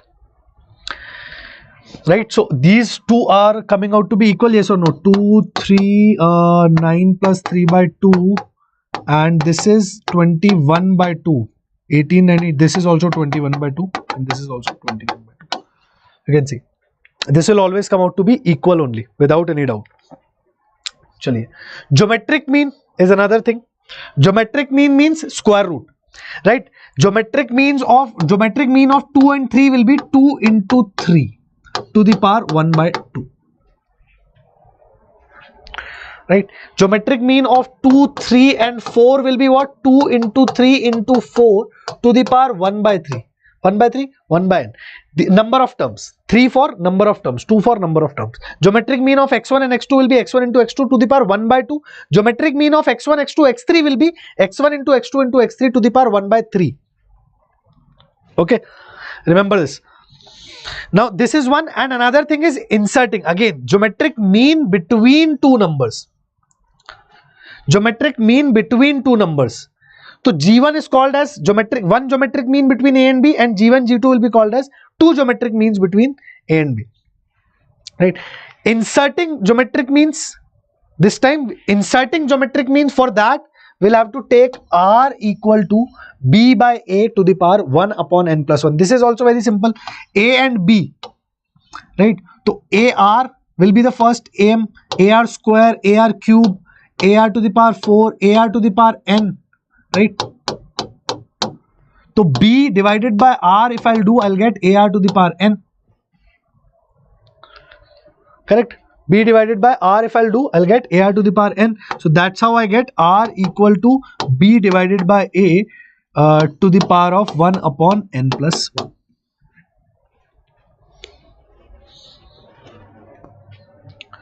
R to the power n plus 1 will go that side. Right? So B divided by to the power of 1 upon n plus 1. So that's how we get G. That's how we insert GMs. Any kth GM will be given as AR to the power K, just like any kth AM was given as 1 plus KD. Any nth AM will be given as AR to the power N, just like how any nth AM was given as 1 plus ND. Chaliye.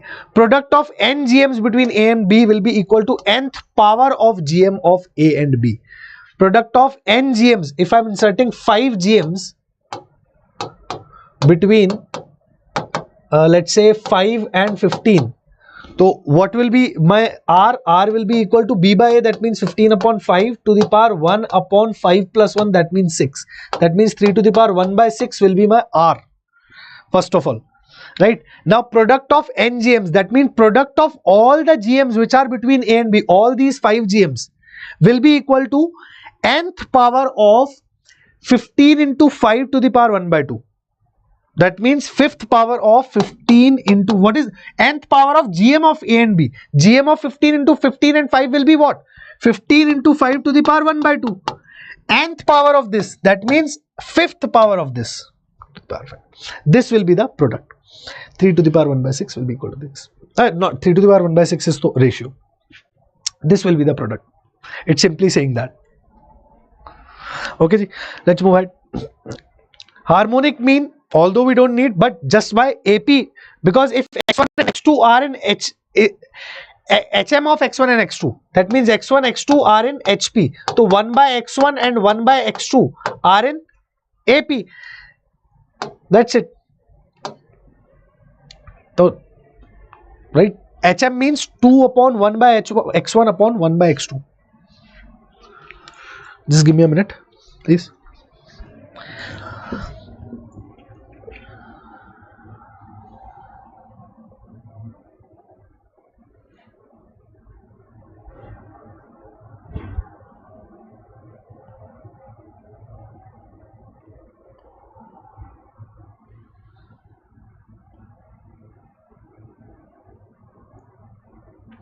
Yeah. So hm, although we don't need that, but still just remember harmonic mean means hm of x1 and x2 will be 2 upon 1 by x1 plus 1 by x2. So it can be solved like this. hm of 3 will be 1 by x1 plus 1 by x2 plus 1 by x3. In general case, what do we do? x1 plus x2 divided by 2. Here it will be 2 divided by 1 by x1 plus 1 by x2 because these are in AP. x1 and x2 are x1, these hms and x2 should be in HP. Right? 1 by x1, 1 by x2 will be in AP. Chali, let's move ahead. Relation between AM, GM and HM. This part very important. AM is always greater than or equal to GM and GM is always greater than or equal to HM. Yes, this inequality can come into use someday. Right? This inequality can be in your use somehow. Right? So remember this. Right? Remember this, AM greater than GM, most important, greater than equal to GM, and that is greater than equal to HM. Right? Most importantly, for any given positive numbers, AM is greater than, for example, A1 plus A2 divided by 2 will always be greater than equal to square root of A1 A2. A1 A2 to the power 1 by 2. So square root A1 A2. Right? A1 plus A2 plus A3 divided by 3 will always be greater than A1 A2 A3 to the power of 1 by 3. Greater than equal to. AM of 3 numbers will always be greater than equal to their GM. Most commonly used. AM will be equal to GM only if all the terms are equal. Only this is the case. Very important. Use this has come into use in some questions, some very specific questions. So remember that.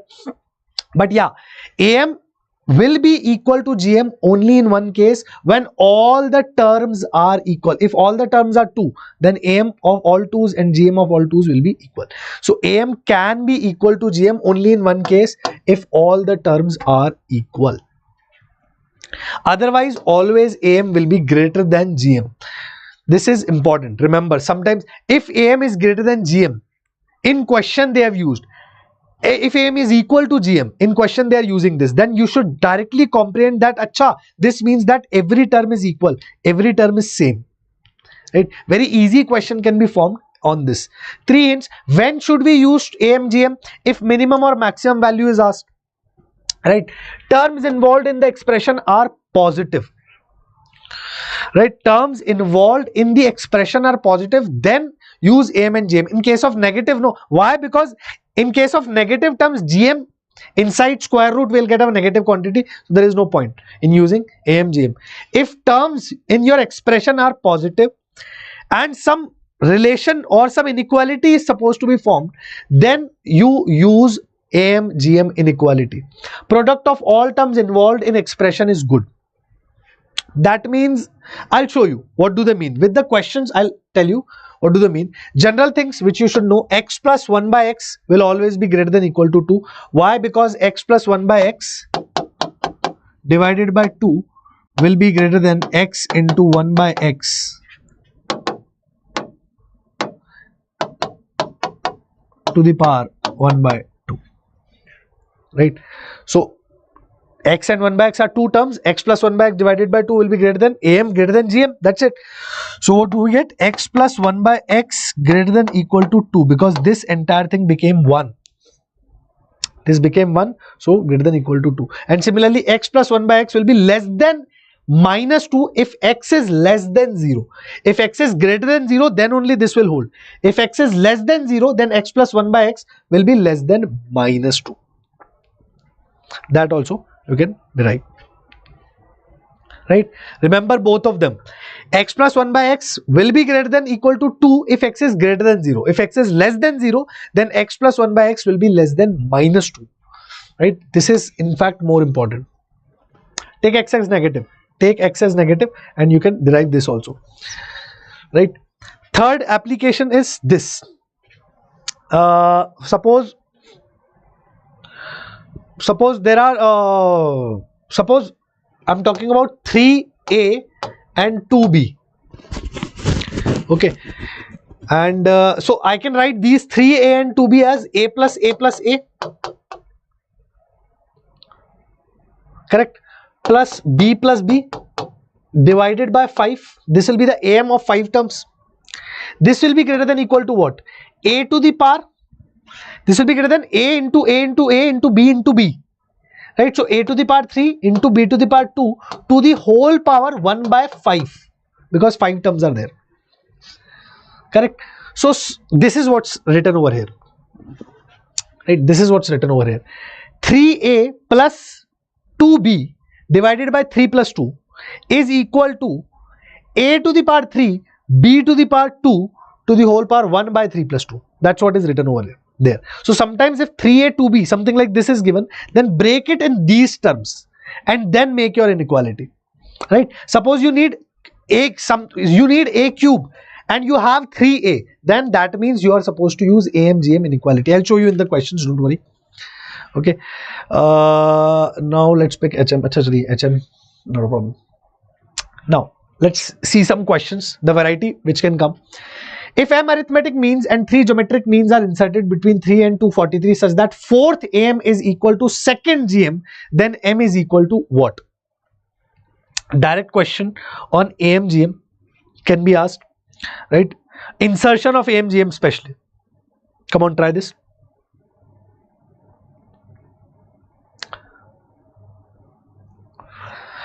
Now, m arithmetic means and 3 geometric means are inserted between 3 and 243. So, 3 and 243 m arithmetic means are inserted. So, what will d be equal to? D will be equal to 243 minus 3, b minus a upon n plus 1. What was n? Number of arithmetic means that we are inserting. Here we are inserting m arithmetic means.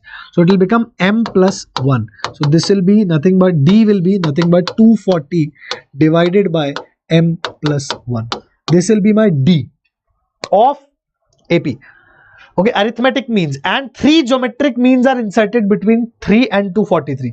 So 3 geometric means are also inserted such that fourth AM is equal to second GM. Okay, so fourth AM, so we'll have to find. So fourth AM and wait, this is one thing. This is one thing. Second thing is between 3 and 243, they have inserted 3 geometric means also. What is the formula? B was equal to, R was equal to B divided by A to the power 1 upon n plus 1. Right? This was the formula. That means 243 divided by 3 to the power 1 upon how many means? 3 we are inserting. So 1 upon 3 plus 1, that means 1 upon 4. 3 8s are 24, 81. So this will come out to be as 81 to the power 1 by 4. That means 3. So R will come out to be as 3. R will get as 3. Right? R will, we will get as 3. So now the other information, what is used? Fourth AM is equal to second GM. What will be fourth AM? Fourth AM will be A plus 4D. Right? Not A plus 3D. AM they are talking. A plus 4D.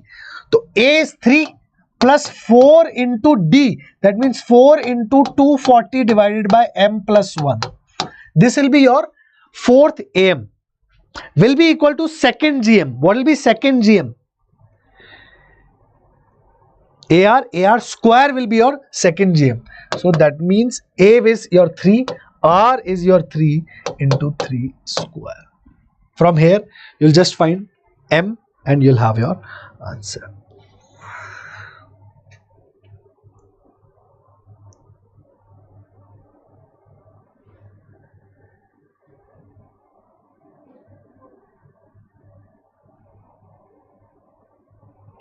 So 27 equals to 3 plus 960 upon m plus 1. This will become 3 plus 960 upon m plus 1 equal to 27. So 424, right? 960 upon m plus 1 is equal to 24. 24 into 4. 40. So m will be equal to 39. M will come out to be equal to 39. Let's see, 39. Correct. Okay, this is how questions from AM GM can be made. Remember that. Chaliye, this is also one category of question which students don't like, or students tend to leave. What is given? X belongs to R, 2 to the power 1 plus x plus 2 to the power 1 minus x. Okay. F of x and 3 to the power x plus 3 to the power minus x are in AP. Then the minimum value of f of x they want you to ask. If A, B, C are in AP, what do you use? What do you tend to use generally? 2b is equal to a plus c, right? Here also, first thing which your mind should strike in your mind is, Are Baba, use the AM, right? AM of this and this will be f of x. B is always the arithmetic mean of A and C in ABC when ABC are in AP. So here also we can use this. F of x is going to be equal to 2 to the power 1 plus x plus 2 to the power 1 minus x. Here, shall we reduce them a little bit? I think we should. Plus 3 to the power x plus 3 to the power minus x divided by 2. Because these are terms, right? This is a term, this is a term. Now, okay, let's reduce this a little bit. So this is 2 into 2 to the power x. This is 2 divided by 2 to the power x. है ना? 2 into 2 to the power x and 2 divided by 2 to the power x. We can simplify them a little bit. So it will become 2 to the power x plus 2 to the power minus x. So this will become 2 to the power x plus 2 to the power minus x plus 3 to the power x plus 3 to the power minus x divided by 2. Right? Because this 2 will get divided over here. Now we can apply AM. Now what do we do? Now what do we need to find? Actually, we need to find minimum value of fx, right? We are finding minimum value of fx. So for minimum value of f of x, we need to find minimum value of this and minimum value of this. That's it. This we can do.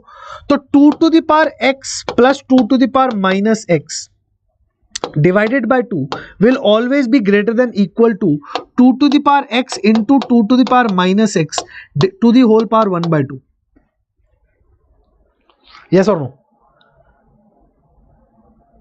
Huh? So this will become what?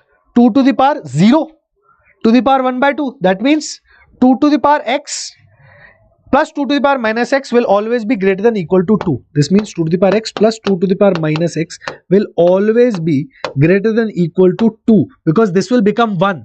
X minus x 0. 2 to the power 0 1. 1 into 2. This will become 2. Right?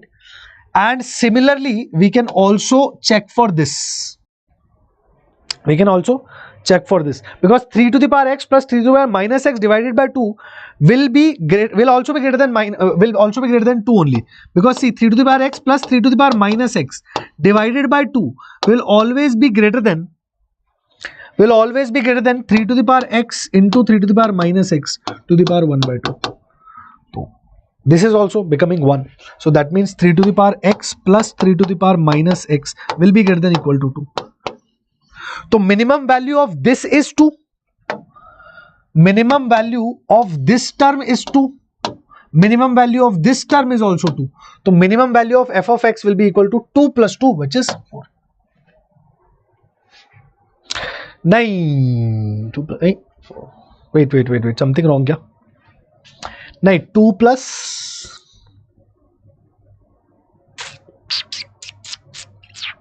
Hey, wait. No, wrong. It will come wrong. Wait. Minimum value of 3 plus 3 to the power minus x is 2. So minimum value of this will be 2 by 2.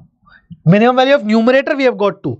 The minimum value of this entire thing will be 2 by 2, and entire 2 plus 2 by 2, that means 2 plus 1, 3 will be the minimum value of f of x. Okay.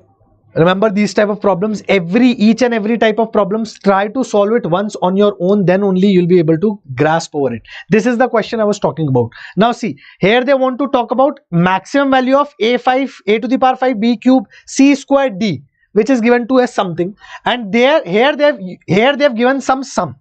Now what I was saying, when I was showing, WA1 plus WA2 divided by A1 plus A2 greater than that thing. Basically, that is for these type of questions. In these type of questions, when they're asking you the maximum value of these, now A to the power 5. So what are you supposed to do? Break A into 5 terms. That means A by 5 plus A by 5 plus A by 5 plus A by 5 plus A by 5. Break A into 5 terms, B into 3 terms. So that means plus B by 3 plus B by 3 plus B by 3 plus C into 2. So C by 2 plus C by 2 plus D. Now this sum will be equal to 11 only, because 5 times A by 5 is A, 3 times B by 3 is B, 2 times C by 2 is C plus D. A plus C plus C plus D is given 11. And how many we have? 5, 8, 11 divided by 11. These are 11 terms. So arithmetic mean of all these 11 terms will be this, which will always be greater than or equal to product. That means A by 5 to the power of 5, right, multiplied with B by 3 to the power of 3, multiplied with C by 2 to the power of 2, multiplied with D to the whole power 1 by 11. 9, not 1 by 11. Yeah, 11 only, 11 terms we are, 11 terms. 1 by 11, correct.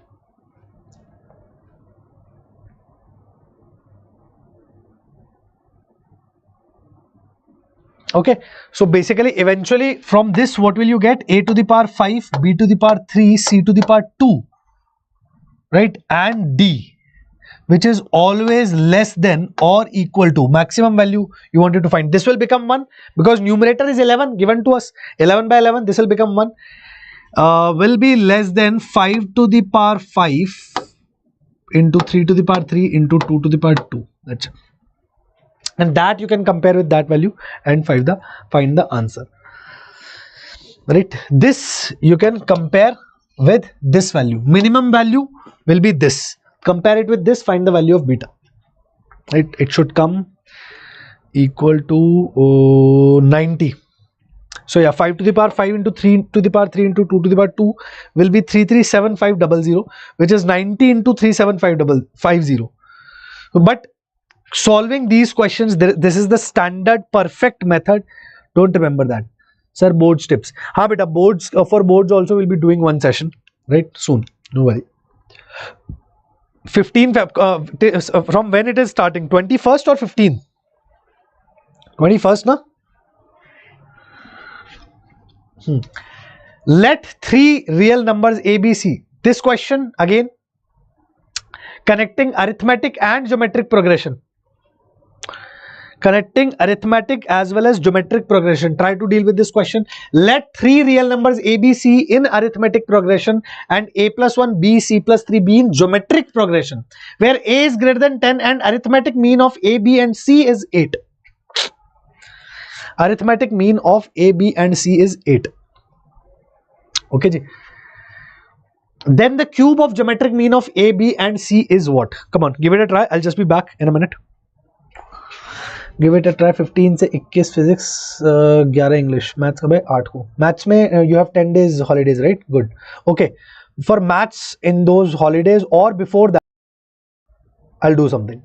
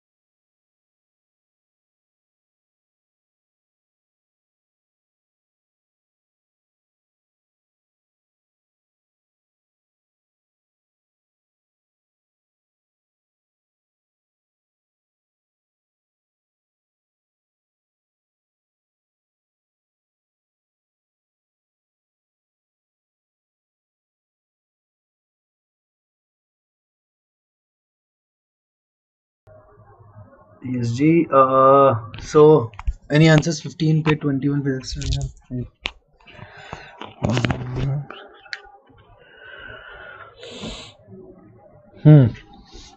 So 15 से start है ना.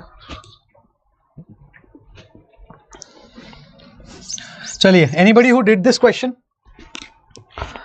Let three real numbers a, b, c in arithmetic progression, a plus 1, b, c plus 3, b in geometric progression, a is greater than 10. चलिए, let's write the information. A, b, c are in AP. Okay, this is one information. A plus 1, b, c plus 3 are in GP. This is one information. And what else is given? A is greater than 10. Okay, A, B and C arithmetic mean is 8. So A plus C is equal to 2B. और अच्छा, A plus C, A, B, C arithmetic mean is 8. So A plus B plus C divided by 3 is equal to 8. So A plus B plus C is equal to 24. Directly we can write A plus B plus C is equal to 24. This is what we are having. Then the cube of geometric mean of ABC is, by cube of geometric mean will be equal to A into B into C, right? Cube geometric mean of ABC will be what? A into B into C to the power 1 by 3, and cube of this will be again ABC. So they are asking the product of ABC, that's it. Okay, what all can we use over here? How can we relate AB and AP and GP? So first thing which we are getting is ABC are in AP. So my 2B is equal to A plus C. Okay, this I am going to use over here. From this I'll get A plus C is 2B, 2B plus B 3B is equal to 24. So B is equal to 8. Bhai, this much I am able to get. B is equal to 8. Now I have this thing A plus 1, B and C plus 3. So from here, what can I use? From here, what can I use? From here, I can use my B square is equal to A plus 1 into C plus 3. Okay. This, if I use B square is equal to B, if I put 8. So B, if I put 8, so this will be, so this will give me 64. 64 is equal to AC plus 3A plus C plus 3. Okay, just multiplied this. AC plus 3A plus C plus 3. Now I have only B. Anyway, I can get A and C. A and C, any other information. A is greater than 10. Okay, I've used everything. What else can I use?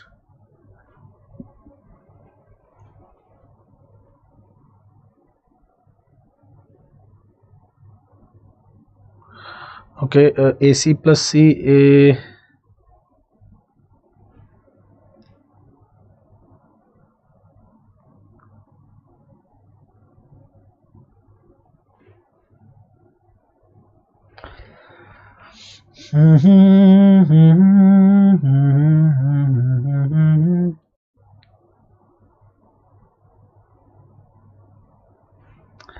Can I do something from here? 61 is equal to AC plus 3A plus C. So what, yaar?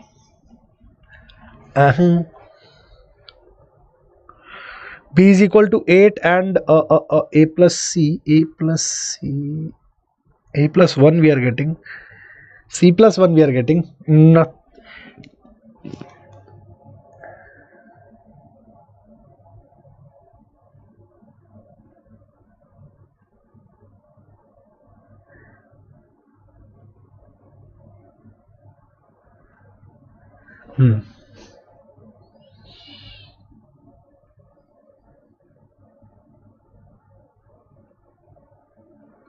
And A, okay, look, here also we can use now that B equal to 8 we are getting. So A plus C is equal to 16. This is also something which we have. Correct. A plus C is equal to 2B. B is 8. So A plus C is equal to 16 na. So that we can use this way. We get C is equal to 16 minus A, right? That we can put over here. 61 is equal to A into 16 minus A plus 3A plus 16 minus A. So this will give us 16A minus A square plus 3A plus 16 minus A. Okay, so we are getting 16A plus 3A, 19A minus A, 18A. So A square minus 18A minus 16 is equal to 0. This is what we are getting in A. Correct? A square minus 16A, A square minus 18A minus 16. Anything else? We'll just factorize, find A, B and C. That's it. Problem solved. And A is greater than 10, so one value will be getting greater than 10. Array, wait.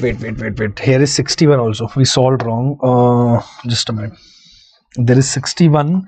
So this will become 61 is equal to 16A minus A square plus 3A plus 16 minus A. So this will be 15A plus 3A is 18A, 18A, and this will be A square plus 61 minus 16. A square plus 45.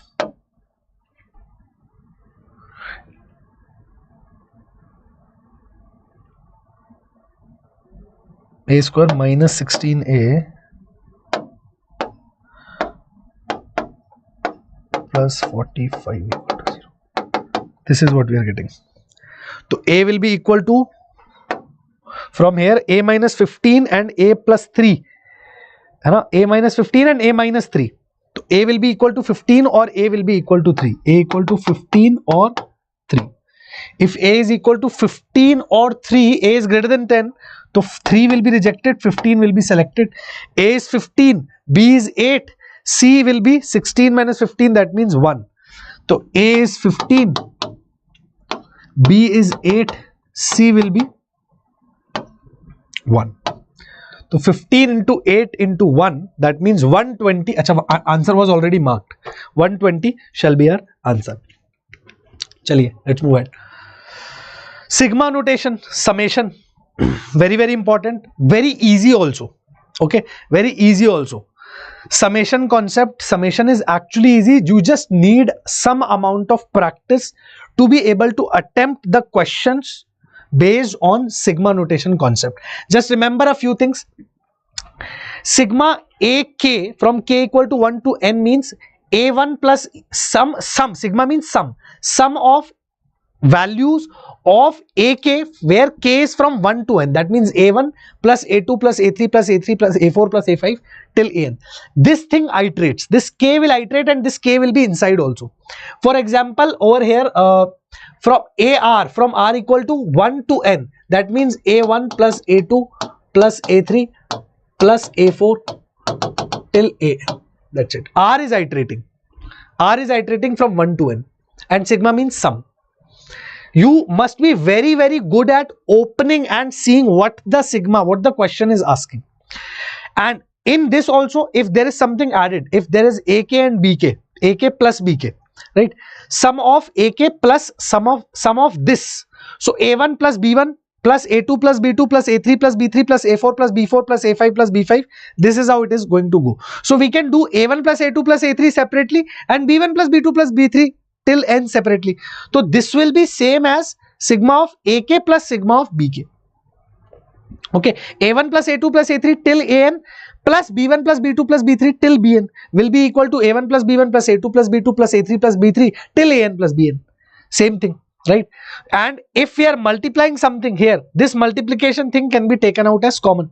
It will be common. So this C can be taken out if C is a constant, right? C can be taken out. If there is a constant inside sigma, that means there is no k, there is nothing which is iterating. So C only will get added n times. C itself will get added n times. That will be n into C. N into C.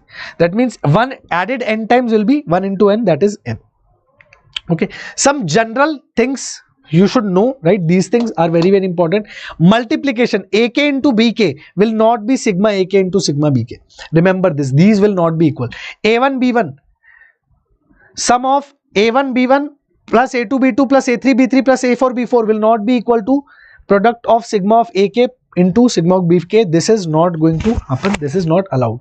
This is also not allowed. In division also this is not allowed. Only in addition and subtraction we can open sigma. Otherwise in case of multiplication and division we cannot. Remember this, very typical and critical case. Sometimes we do forget. General formulas which you need to remember to be able to solve the problems based on sigma concept. First one is sum of first n natural numbers 1 plus 2 plus 3 plus 4 till n will be n into n plus 1 divided by 2. Sum of 100 natural numbers will be 100 into 101 by 2. Sum of 10 natural numbers will be 10 into 11 by 2, like that. Sum of squares of first n natural numbers will be n into n plus 1 into 2n plus 1 divided by 6. Remember this formula, n into n plus 1 into 2n plus 1 divided by 6. Sum of squares of first n natural numbers. Similarly, sum of cubes of first n natural numbers, that means k cube, sigma k cube will be equal to n into n plus 1 by 2 whole square. Just square this, whole square of this. Okay, derivation and all, try doing once on your own, you'll be more confident. This question 2020, you must be thinking, sir, array sir, this is damn simple. Right, this is damn simple. Answer will be just 20 into 21 divided by 2, because this is asking sum of first 20 natural numbers, right? 1 to k is till 20, so that means 20 into 21 by 2. You are completely wrong. This is the mistake which students did in JEE also. Why would JEE ask this simple? JEE can ask a simple question, but why would it ask this direct question? That will be a wastage. Here what is it actually asking? Try to understand, right? That's what I said. Try to open the sigma in your mind. So k from 1 to 20. That means when k is 1, that means 1, right?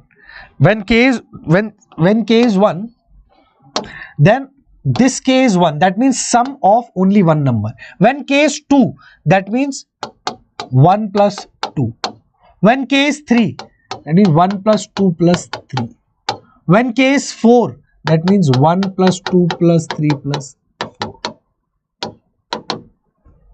All these sums till 1 plus 2 plus 3 plus 4 plus till 20. When k is 20. All these sums, this is asking. Okay, k is 1. So sum will happen only till 1. When k is 2, this will happen till 2. When k is 3, this will happen till 3. When k is 4, this will happen till 4. This is what the question is asking. Okay, so right, don't directly jump upon the conclusion. Now how to solve? Always try to form the expression inside. Always try to form the expression inside the sigma notation. For example, here k into k plus 1 divided by 2 will be the formula. K into k plus 1 divided by 2 will be the formula, where k is iterating from 1 to 20. Okay, this is what this entire expression can be written as k into k plus 1 by 2, sum of k natural numbers, right? Now open this up. So 1 by 2 is a constant, we can take it out. We can take it out. Sigma k equal to 1 to 20 k square by 2 plus sigma. Wait, I'll do step by step, otherwise you'll get confused. So here what do we have? K equal to 1 to 20, and here we have k square by 2 plus k by 2. Correct? A plus b. So we can break the sigma. 1 by 2 we can take out common. Sigma k equal to 1 to 20 k square by 2 we can do separately. Sorry, not 2 divided by 2. Why are we doing? K square we can do separately, plus sigma k equal to 1 to 20 k we can do separately. 1 by 2 is already out. So 1 by 2, right? Sigma k square, first 20 square of first 20 natural numbers. So 20 n into n plus 1 into 2n plus 1. 2 into 20, 40 plus 1, 41 divided by 6,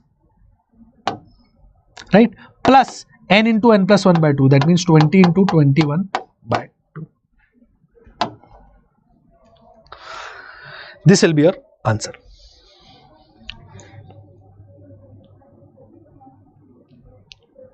Okay, so this will be 420 into 41 by 6, and this will become 20 into 21 by 6. So we can solve this. I think answer will be 1510. That's it, directly. Right, 2870 plus 210 divided by 2, 1510. Very specifically, you'll have to solve these type of problems. Okay, sum up to 10th term. Sum it up to 10th term. For example, this question, if we look at, now first step is always write the general term. Okay, 3, 5, 7 odd numbers starting from 3, 2n plus 1. Okay, 2n plus 1 to 2n plus 1. Okay, now 1 cube plus 2 cube, 1 cube plus 2 cube plus 3 cube. Sum of cubes is happening, right? So this though we can simply write as 1 cube plus 2 cube plus 3 cube till n cube, or let's write r over here, 2r plus 1 starting from 3, no, so we are using 2r plus 1 common term multiplied with till r cube, right? N will just confuse us, till r cube divided by 1 square plus 2 square plus 3 square till r square. This is going to be our common term, yes or no? This is going to be our common term. Now we know how to solve this, just trying to write the common term. So 2r plus 1 multiplied with this will become what? N into n, r into r plus 1 divided by 2 whole square. So r into r plus 1 r square divided by 4. R into r plus 1 whole square divided by 2. R into r plus 1 divided by 2 whole square became this. Right, now by this, so 4 we can write over here multiplied with this square. So this will be r into r plus 1 into 2r plus 1 divided by 6. So 2r plus 1 will get cancelled, r plus 1 will cancel this one time, r will cancel this one time. 4 by 3 is going to remain, so it will be 3 by 2 into r plus 1. This will just come out to be 3 by 2, 6 will go up into r plus 1. This will be your general term. That's it. 3 by 2 into r plus 1. So that's it. Sigma from r equal to 1 to r equal to 10 for 3 by 2 into r plus 1. This is all we need to do. 3 by 2 will come out, right? Sigma r equal to 1 to 10 r square plus sigma r equal to 1 to 10 r. That's it. This much only we need to do. So write the general term. The main method of solving the questions based on sigma notation, even these complex ones, write the general term. General term will always reduce, and that will give you r square. You already know, right? 3 by 2 sigma r square from 1 to 10, sum of squares from 1 to 10. So this will be equal to 10 into 11 into 21 n into n plus 1 into 2n plus 1 divided by 6 plus n into n plus 1, that means 10 into 11 divided by 2, n into n plus 1 divided by 2. This will be your answer. Okay, that's it. 660 will be your answer. 3 by 2 into 10 into 11 into 21 by 6. This exactly what we were doing. This will give you 660. Right? Write the general term very quickly first of all. Let's try one more. This was a good problem. This is a good problem. Try to do this. Try to attend this once on your own. So here 1, 6 writing the general term only is the key. Nothing else you'll need. right? Only writing the general term is the main key. So see, 1 square, 2 square, 3 square we have, 1 square, 2 square, till 4 square we have, till 5 square we have. Here, over here, 3, 4, 5, 6, okay, 7 is there, 7, 9, 11 is there. Now here if it was 5 and here if it was 3, then this entire general term could be written. If we had 5 below 6 over here and 3 below 1 over here, then we could do something, because this is then denominators are forming an AP and numerator also general term we could write. But here there is a problem, nothing is, so 1 square plus 2 square is what? What is 1 square plus 2 square? 1 square plus 2 square is 5 and we need 5 in the denominator. So we can write this term as 6 into 1 square plus 2 square divided by 5, because this will just become 1. 1 square plus 2 square is also 5 divided by 5, right? Next term will be this only, 1 square plus 2 square plus 3 square divided by 7. Okay, here why 5? Because this is not making any difference. 1 square plus 2 square is 5 and here also 5, so this is becoming 1, 6 remains 6. Now about 1, what do we need? We need 3. We need 3. So 1 upon 3 into 3 also we'll have to do, na? So 1 square, but we cannot do anything about it, na? For 1, what will you do? For 1, what will you do? You can write it as 3 into 1 square upon 3, not a problem. Now 3, 6, 9, 12, 15, right? 3, 5, 7, 9, 11. Are we getting a GP or AP or not? The first term I'm writing once again, 3 into 1 square divided by 3. Now we have made it. This was the catch in this question, that you have to make it look like a common thing, right? These two terms should not bother you. They gave these two terms separately just to confuse the students, nothing else. Now you can write the general term very easily. So first is multiples of 3, that means 3n. Then 1 square plus 2 square plus 3 square till n square. Till n square. Denominator is what? 2n plus 1. Odd number starting from 3. This is the thing. 1 square plus 2 square plus 3 square till n square. So this will be 3n into n plus 1 into 2n plus 1 divided by 6 into 2n plus 1. So 2n plus 1, 2n plus 1 got cancelled, 3 and this got cancelled. What are we getting? N square by 2 into n plus 1. This is what we'll be getting. Right, n square into n plus 1 divided by 2, or now we can do everything. Now there is no problem.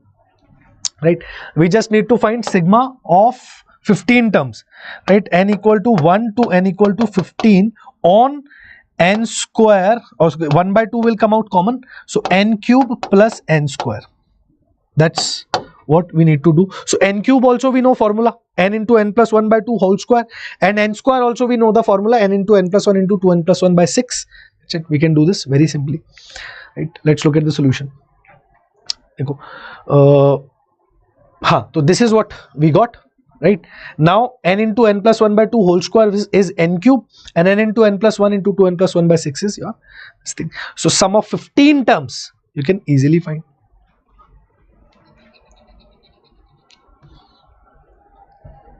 Just put n equal to 16. Sorry, n equal to 15 you have to put.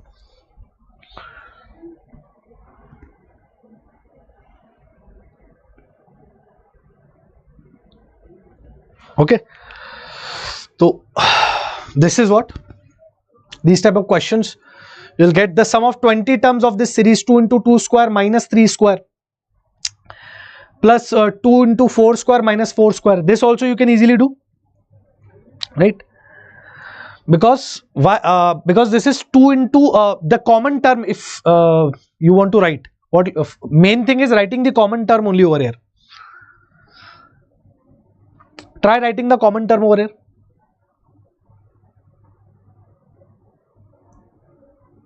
Try writing the common term, you'll easily get the solution. In the sigma questions, it's all about writing the common term. Try writing the common term once on your own.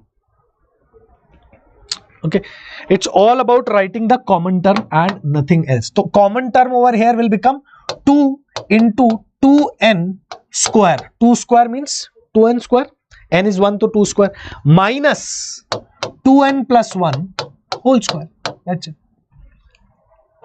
By 3 is here, right? When 2 is here, then 3 is here, then 4 is here, then 5 is here, then 6 is there, 7 will be next. Minus 7 square it will be. So this entire thing is a term. From here to here is a term. This is a term. 2 into first term means put n equal to 1. So 2 into 2 square minus 3 square. Put n equal to 2. 2 into 4 square minus 5 square. Put n equal to 3. 2 into 6 square minus 7 square. Right. So this is the general term. On this only we need to find sigma. Sigma of n equal to 1 to 20. This also we can do very easily. Right. So what will this become? 4 will come outside. 4 into 2. 8 will come outside. Wait. So this will become sigma of n equal to 1 to 20 over 8n square. 8n square minus sigma of n equal to 1 to 20 on 2n plus 1 whole square. Acha, directly how will we apply? So this will become 4n square plus 1 plus 4n. On this separately we'll have to apply. Hey, wait. We can do one smarter thing. We can reduce this over here only. No? We can reduce this thing. So what is this giving us? 2 into 4n square. That means this is giving me 8n square minus 4n square plus 1 minus 4n. Right, so this will become 4n square plus 4n minus 1. Or in fact, why minus? Why did I put minus? Plus. All will be plus. 4n square plus 4n plus 1. Right. So this entire thing is sigma of n equal to 1 to 20. This will become 4n square plus 4n plus 1. Just apply sigma on this. Right. This is how you can easily solve such problems. Remember, writing the general term is the main key behind these type of questions. Then comes method of difference. Right, method of difference also very typical and very VN method or method of difference, whatever you want to call it. Remember, initially in the starting I told you one problem where I told you that you can solve this with method of difference. If somebody is listening from the starting, you'll remember that in starting I told you with method of difference you can solve some problems. Or method of difference means a sequence in which the difference of the terms is making an AP. For example, over here 5 plus 11 is 11 minus 5 is what? 6. Right, this is 11 minus 19, 8. Then over here 10, then over here 12. Right, this is forming an AP. So in this case, what do? Your SN you'll write 5 plus 11 plus 19 plus 29. You write your AP. Right. Now just write the same AP by shifting one term. Remember this method, shifting one term. So what will you do? You'll write again SN only you'll write, but shift the term. So you'll start from here 5 plus 11 plus 19 plus 29. So if last term is, let's say, Tn over here, so here it will be Tn minus 1 minus Tn plus Tn. Right? Now subtract.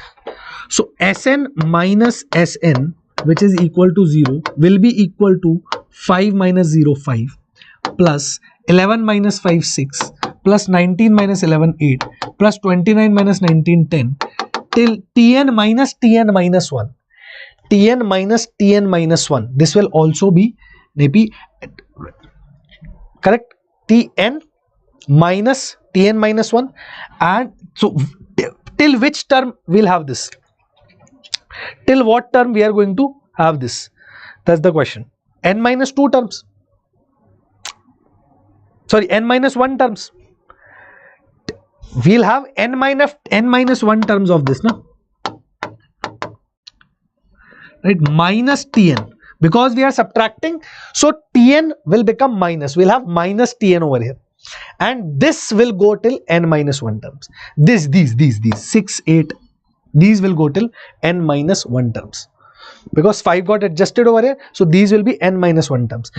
And because we are subtracting these two, so minus Tn minus Tn minus 1, right, and minus Tn, because Tn we have shifted. Right, we have shifted this. So when we'll subtract, no, all will get subtracted. Tn minus 1 will get subtracted from Tn, and minus Tn will be created. So this minus Tn will bring this side, it will become positive Tn. So Tn will be what? 5 plus 6 plus 8. This series till n minus 1 term. So n minus 1 by 2. Sum will become what?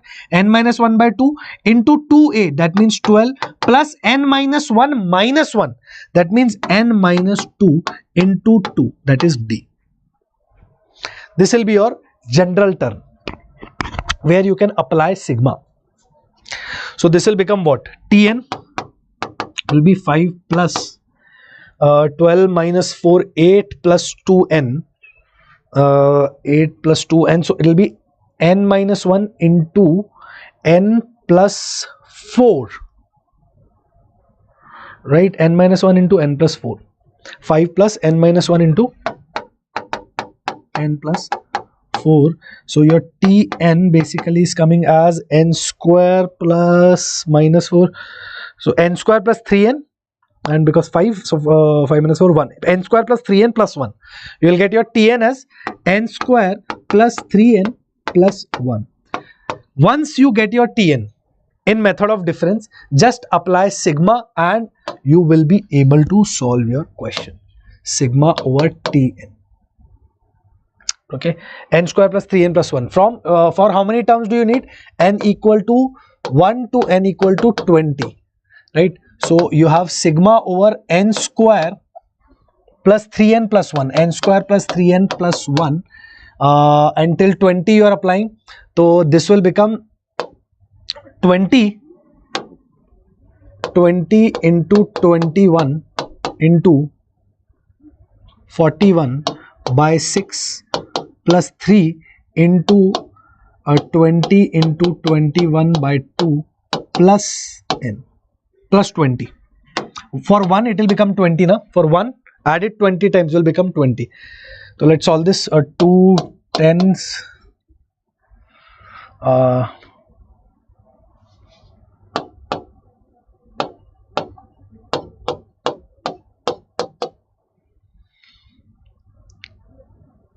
okay, 70 into 41, it will become 70. This will become 630. Acha, 70 into 41 will become 2870. This will be 2870 plus 630 plus 20. This will be your answer. I think 3520 should be your answer. 3520 should be your answer. Let's check. Yes, 3520 is your answer, is your correct answer.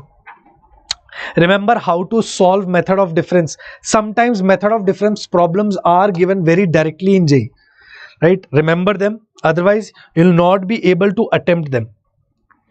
Try finding this infinite series. This is an infinite series. Okay, 1 plus 5 by 6 plus 12 by 6 square plus 22 by 6 cube, like that. Now if you look at 5, 12, 22, 35, you must be saying that, sir, there is no GP. I mean, there is no AP. There is no AP. Huh? Is there no AP? Because 1 by 6, 1 by 6 square GP you are able to see, but where is the AP? Right? This is a special question. This is a very important and special question. Understand this very carefully, because here there is no AP. We are not able to. 5, 12, 22 is not an AP. Okay. 1, 5, 12, 22 is not an AP. Then what?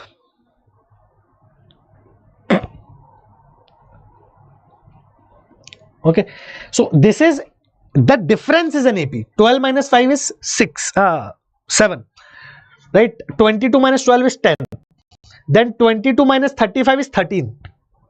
35, 51 is 16. So difference is forming an AP. Are you getting my point? The difference of these numerators is forming an AP. This is not forming an AP. So how to solve this? Right? How to solve such a question?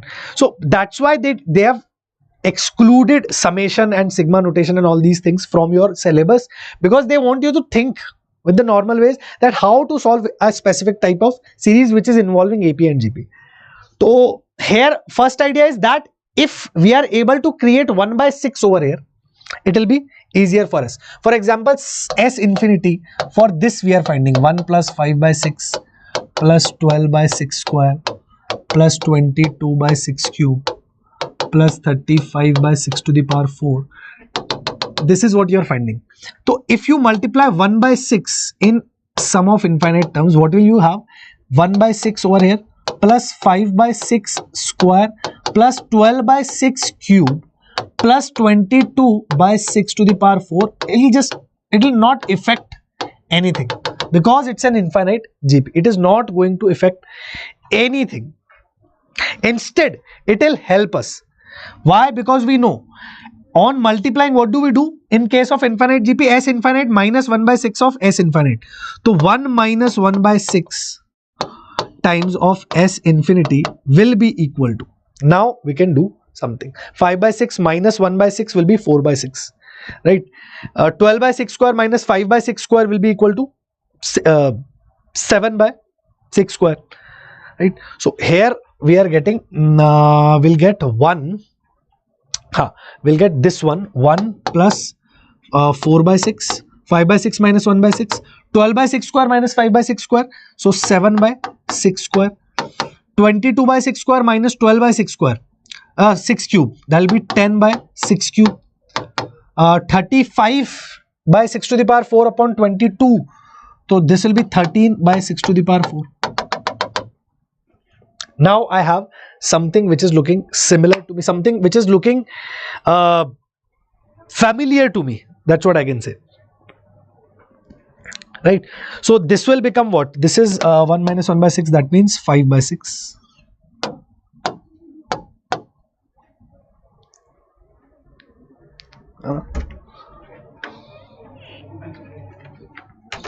Right? This is your 5 by 6.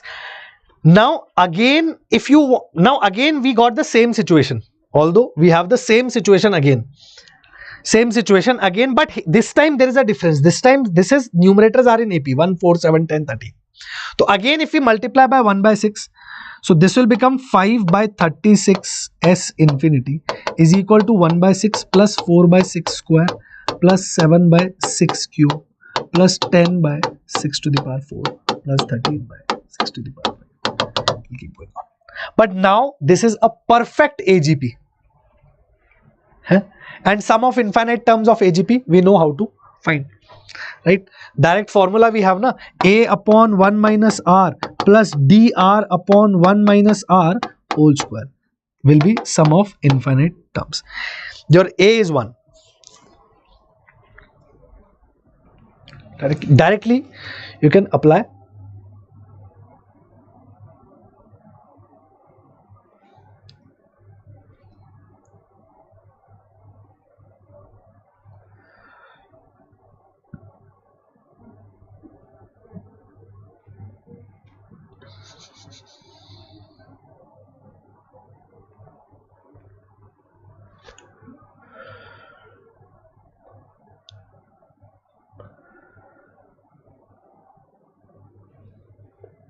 Or if you don't want to apply this particular formula,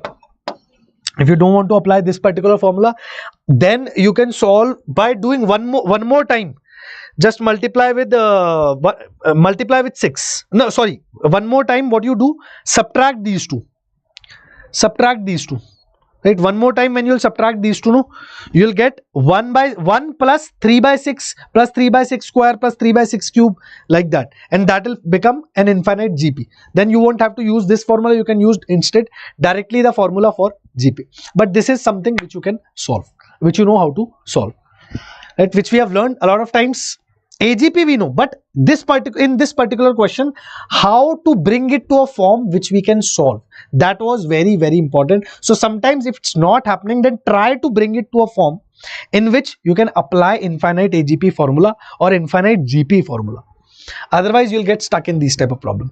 Main approach is to get into the main standard form of AGP. If that you can do, then you can solve this particular question also without any trouble.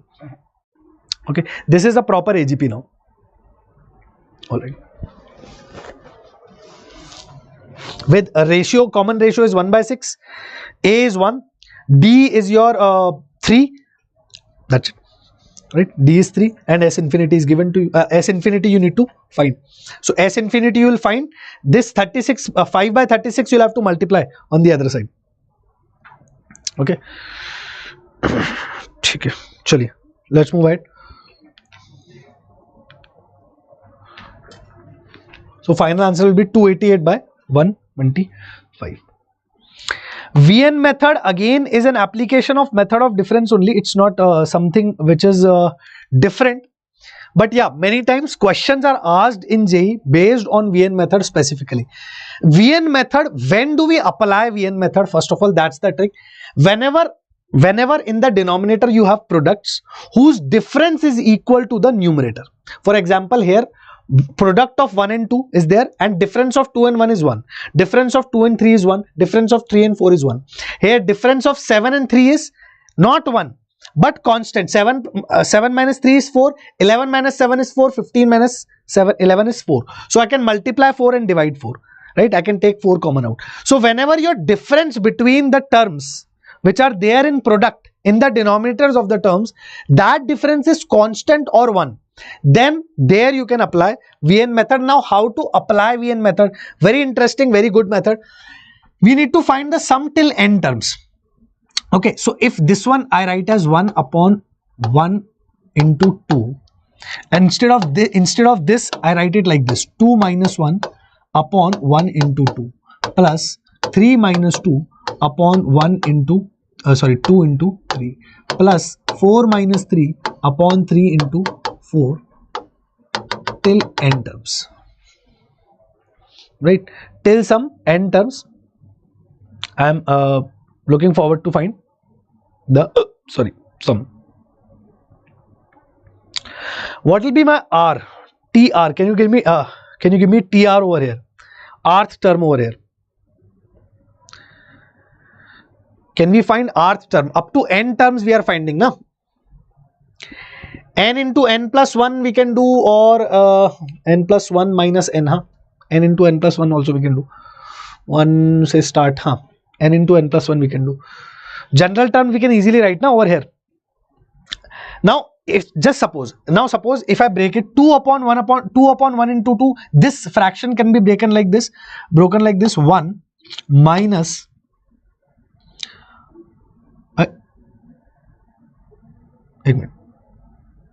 1 minus 1 by 2 plus 3 upon 2 into 3 will be 1 by 2 minus 2 upon 2 into 3 will be minus 1 by 3 plus 4 upon 3 into 4 will be plus 1 by 3 minus 3 upon 3 into 4 will be minus 1 by 4.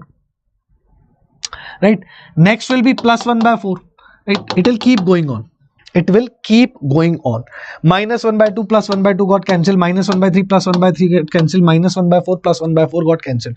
This is called telescopic series, in which terms get cancelled, or we solve these telescopic series by using VN method. Okay, that's it. This is called telescopic series, where terms will get cancelled. Why are they getting cancelled? The reason is in front of you. Now how to solve these type of series? Acha, terms are getting cancelled. Any term, any general term, can you tell me? N into n plus 1, and here what will you have? Here what will you have? 1. Right? So this last term, this is the general term, no? N into n plus 1, numerator 1. Now this last term also you could write like this: n plus 1 minus n divided by n plus 1 into n. Right? Last term you could write like this: n plus 1 minus n is 1. 1 upon n into n plus 1. That's what you have written. What is the difference? Here Here what will you have? N plus 1 upon n plus 1 into n. This will give you 1 by n. 1 by n minus 1 by n plus 1. Right. So this 1 by n will get cancelled. What will remain? This minus 1 upon n plus 1 will remain. So your entire sum up to n terms, sum of n terms will be sum of n terms for 1 upon n into n plus 1. Sorry, wait, let me write. So your sum of n terms will be nothing but 1 plus 1 upon 1 minus 1 upon n plus 1. This will be your sum of n terms. That's it. Nothing else. This is such a good and beautiful method. Try to understand this method. What did we do? We wrote these in terms of numerator, like 1 into 2 we wrote as 2 minus 1 upon 1. Same difference we created as the numerator. This difference only we created as the numerator. So we had 1 into 2, we wrote 2 minus 1. 3 minus 2, 4 minus 3. When 2 minus 1 upon 1 into 2 can be written as 2 upon 1 into 2 minus 1 upon 1 into 2, which will become 1 minus 1 by 2. 3 upon 2 into 3 is 1 by 2, and minus 2 upon 2 into 3 is minus 1 by 3. Okay, so everything got cancelled. This last term, the general term, which was 1 upon n into n plus 1, we wrote it like this: n plus 1 minus n upon n plus 1 into n. So this also, when we broke, it became 1 upon n minus 1 upon n plus 1. Everything will get cancelled except the first and the last term. So this only will be your sum. Okay. Chale, let's do one more. One more was there, no? Ha. For example, this problem. So here difference is not 1, but it is constant. It is 4. Correct. So what will we do? We'll do 7 minus 3 upon 7 into 3 plus 11 minus 7 upon 7 into 11 or 11 into 7. Right. 15 minus 11 upon 15 into 11. However you want to write. But difference is 4 this time. So obviously multiply 4 and divide by 4. Correct. Now if we look at 3, 7, 11, this is forming an AP. Can we write a general term of this AP? 3, 7, 11. By 3, 7, 11 is forming an AP. So general term of 3, 7, 11, 3 plus n minus 1 into 4. Right, 3 plus n minus 1 into 4, which will come as 4n minus 1. 3 plus n minus 1 into 4. So this will come as 4n, 3 minus 4 minus 1, 4n minus 1. And this is also AP, 7, 11, 15. So first term is 7. 7 plus n minus 1 into difference again is 4. So this will become 4n. 7 minus 4n plus 3. This will become 4n plus 3. So common term, general term will be, what will be the general term? 1 upon 4n plus 3 into 4n minus 1. Right, 4n minus 1 will be the general term of 3, 7, 11. General term of 7, 11, 15 will be 4n plus 3. So general term will be 4n plus 3 into 4n minus 1, which can be written as 4n plus 3 minus 4n minus 1 divided by 4n plus 3 into 4n minus 1. Now what happened? In the numerators we have 4. Right, in all the numerators we have 4. So we'll divide by 4 and multiply by 4. Right, all the numerators have 4 now. That's the problem. By here also 4, here also 4, here also 4. Either take 4 common. Take 4 common and solve the problem. Right, take 4 common. 4 is coming out as common. So 1 by 7 into 3. Achha, again it will become the same thing. No, 4 we cannot take it as common. So we'll divide by 4. Right. So this entire sum we need to find. So 1 by 4 will divide by 4, and 4 is there in the numerator. 4 upon 7 into 3. Right. This is 4, this is 4, this is 4, this is 4, all is 4. So instead of taking 4 as common, we are dividing by 4. right? Instead of taking 4 as common, we are dividing by 4. What will this become? 7 upon 7 by 3, 1 by 3 minus 1 by 7 plus 1 by 7 minus 1 by 11 plus 1 by 11 minus 1 by 15. Everything will get cancelled. What will remain? 4n minus 1 upon minus 4n minus 1 upon 4n plus 3. This will remain.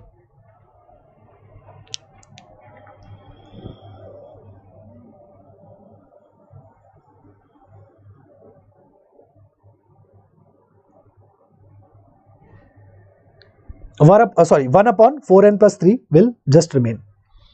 So, here only 1 upon 4n plus 3 will remain, no? Minus of 1 upon 4n plus 3 will remain. Everything will get cancelled. First term and last term. So, 1 by 4 multiplied with 1 by 3 minus 1 by 4n plus 3. Right? 1 by 3 minus 1 by 4n plus 3. This will be your sum of n terms. That's it. You can simplify this and solve if you want. Right? So this will be your sum up to n terms. VN method of difference. Practice this method very well, because many times questions do come in JEE from this particular concept. 2, 3, 4, 3, 4, 5. 3 terms are there this time. Right?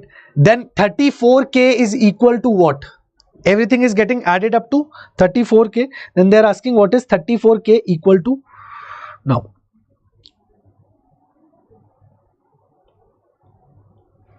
Till 100 into 101. Acha, so here 4 minus 3, 4 minus 2 is 2, 5 minus 3 is 2, 6 minus 4 is 2. What is giving us a constant thing?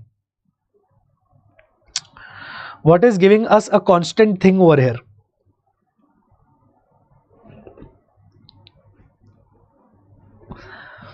Bhai, here we can write it like this, no? 4 minus 2 upon 2 into 3 into 4 plus 5 minus 3 upon 3 into 4 into 5 plus 6 minus 4 upon 4 into 5 into 6.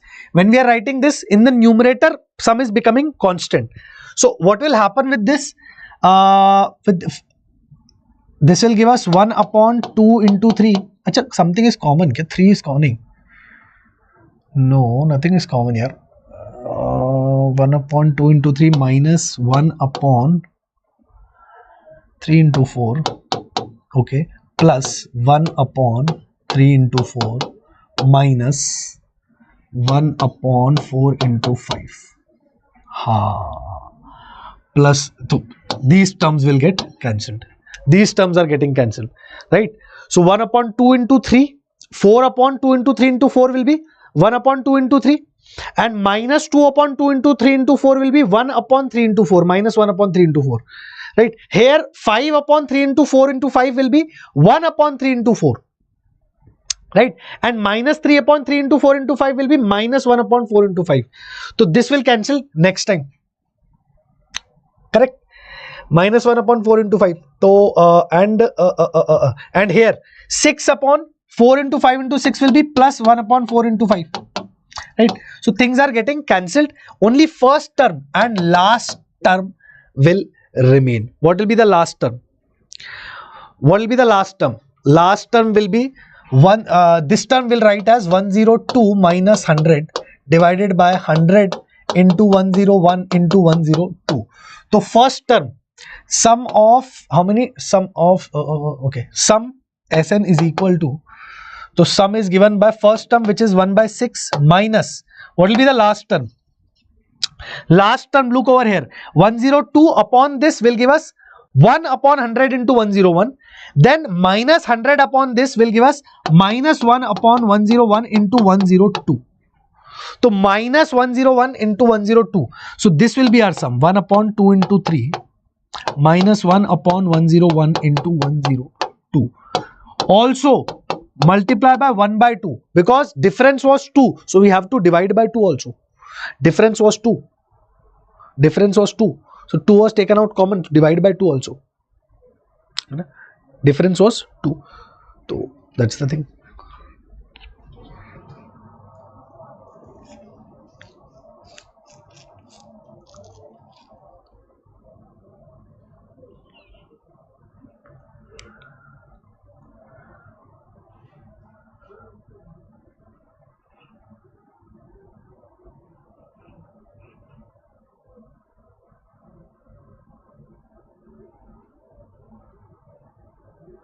Right, we created 2 in the numerator, so here also 2. This will be our final answer.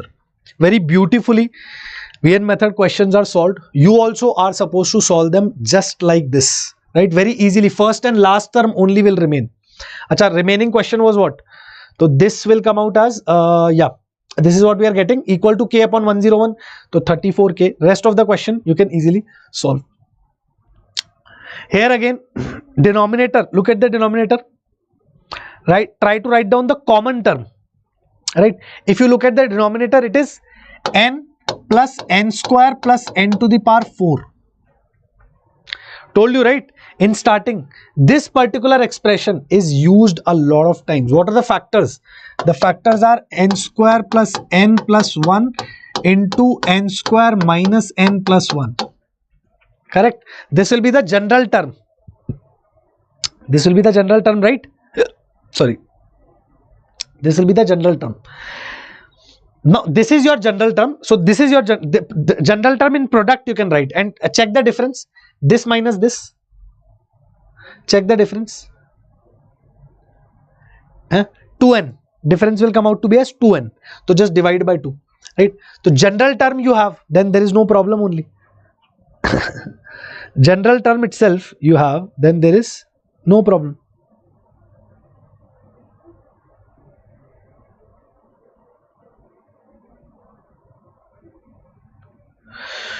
Or one more thing which I can tell you, for example, in this question, if you look, in this one we cannot look. No.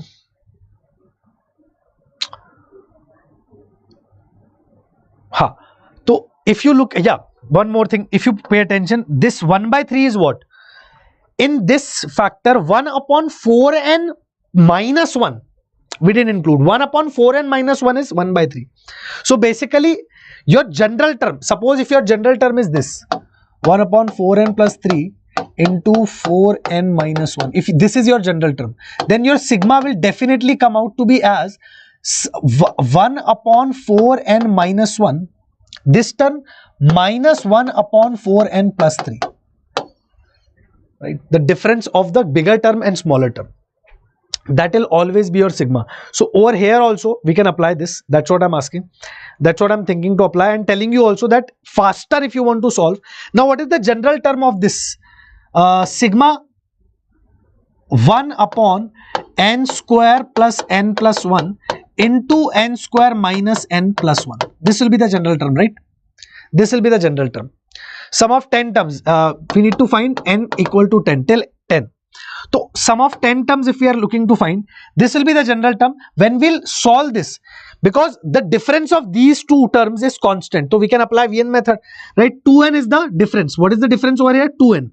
So we can divide by 2, and this entire sum will be equal to what? 1 upon n square minus n plus 1, bigger one, minus 1 upon n square plus n plus 1.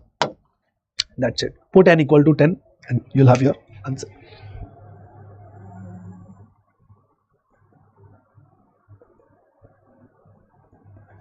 And everything, and anyway terms will get cancelled. You'll finally have 1 by 2 into 1 minus 1 by 111. That's it. N is 1, 1 square minus 1 plus 1 till 10. So 10 square plus 10 plus 1. So 111 it will give you. Here first term, this is put n equal to 1 here, put n equal to 10 here. From 1 to 10 we are applying. So this is first term, this is 10th term. Shortcut I am telling you. Here put n equal to 1. From 1 to 10 we are applying, and here put n equal to 10. So you will directly get 1 by 2 into 1 minus 1 by 111. So I think all the variety of questions that we can have, we have already solved. Yeah, right. All right. So all the variety of questions which can be possible in sequence and series we have solved today. We have seen all the concepts which we need to know, all the variety, all the concepts, everything, every manipulation which we need to use in our sequence and series chapter. We have learned all of them. Now I'll give you 50 to 60 questions to practice, and then in the special session, listen to this carefully, in the special session I'll also discuss these 50 to 60 questions. Around 50 questions I'll give you on sequence and series, very predictable questions I'll give you which can come in your attempt, right, in JEE attempt, and those questions will also discuss in the special class. Special class schedule I'll upload, and I'll let you know when am I going to take the special class. But I think tomorrow or day after tomorrow, most probably, I'll take the special class where I'll be discussing all the questions, more questions from sequence and series, the questions which I'm going to give you, the questions which are predictable, the questions which you should solve once on your own and then discuss with me. Come on guys, solve these questions and then discuss with me in the special class. I'll upload the question document as soon as possible. Please stay updated, stay tuned, stay subscribed. Bye bye. Thank you. I hope today, after watching this session, you'll be a bit more confident on sequence and series. All right then. Bye bye. Take care. Have fun. Thank you.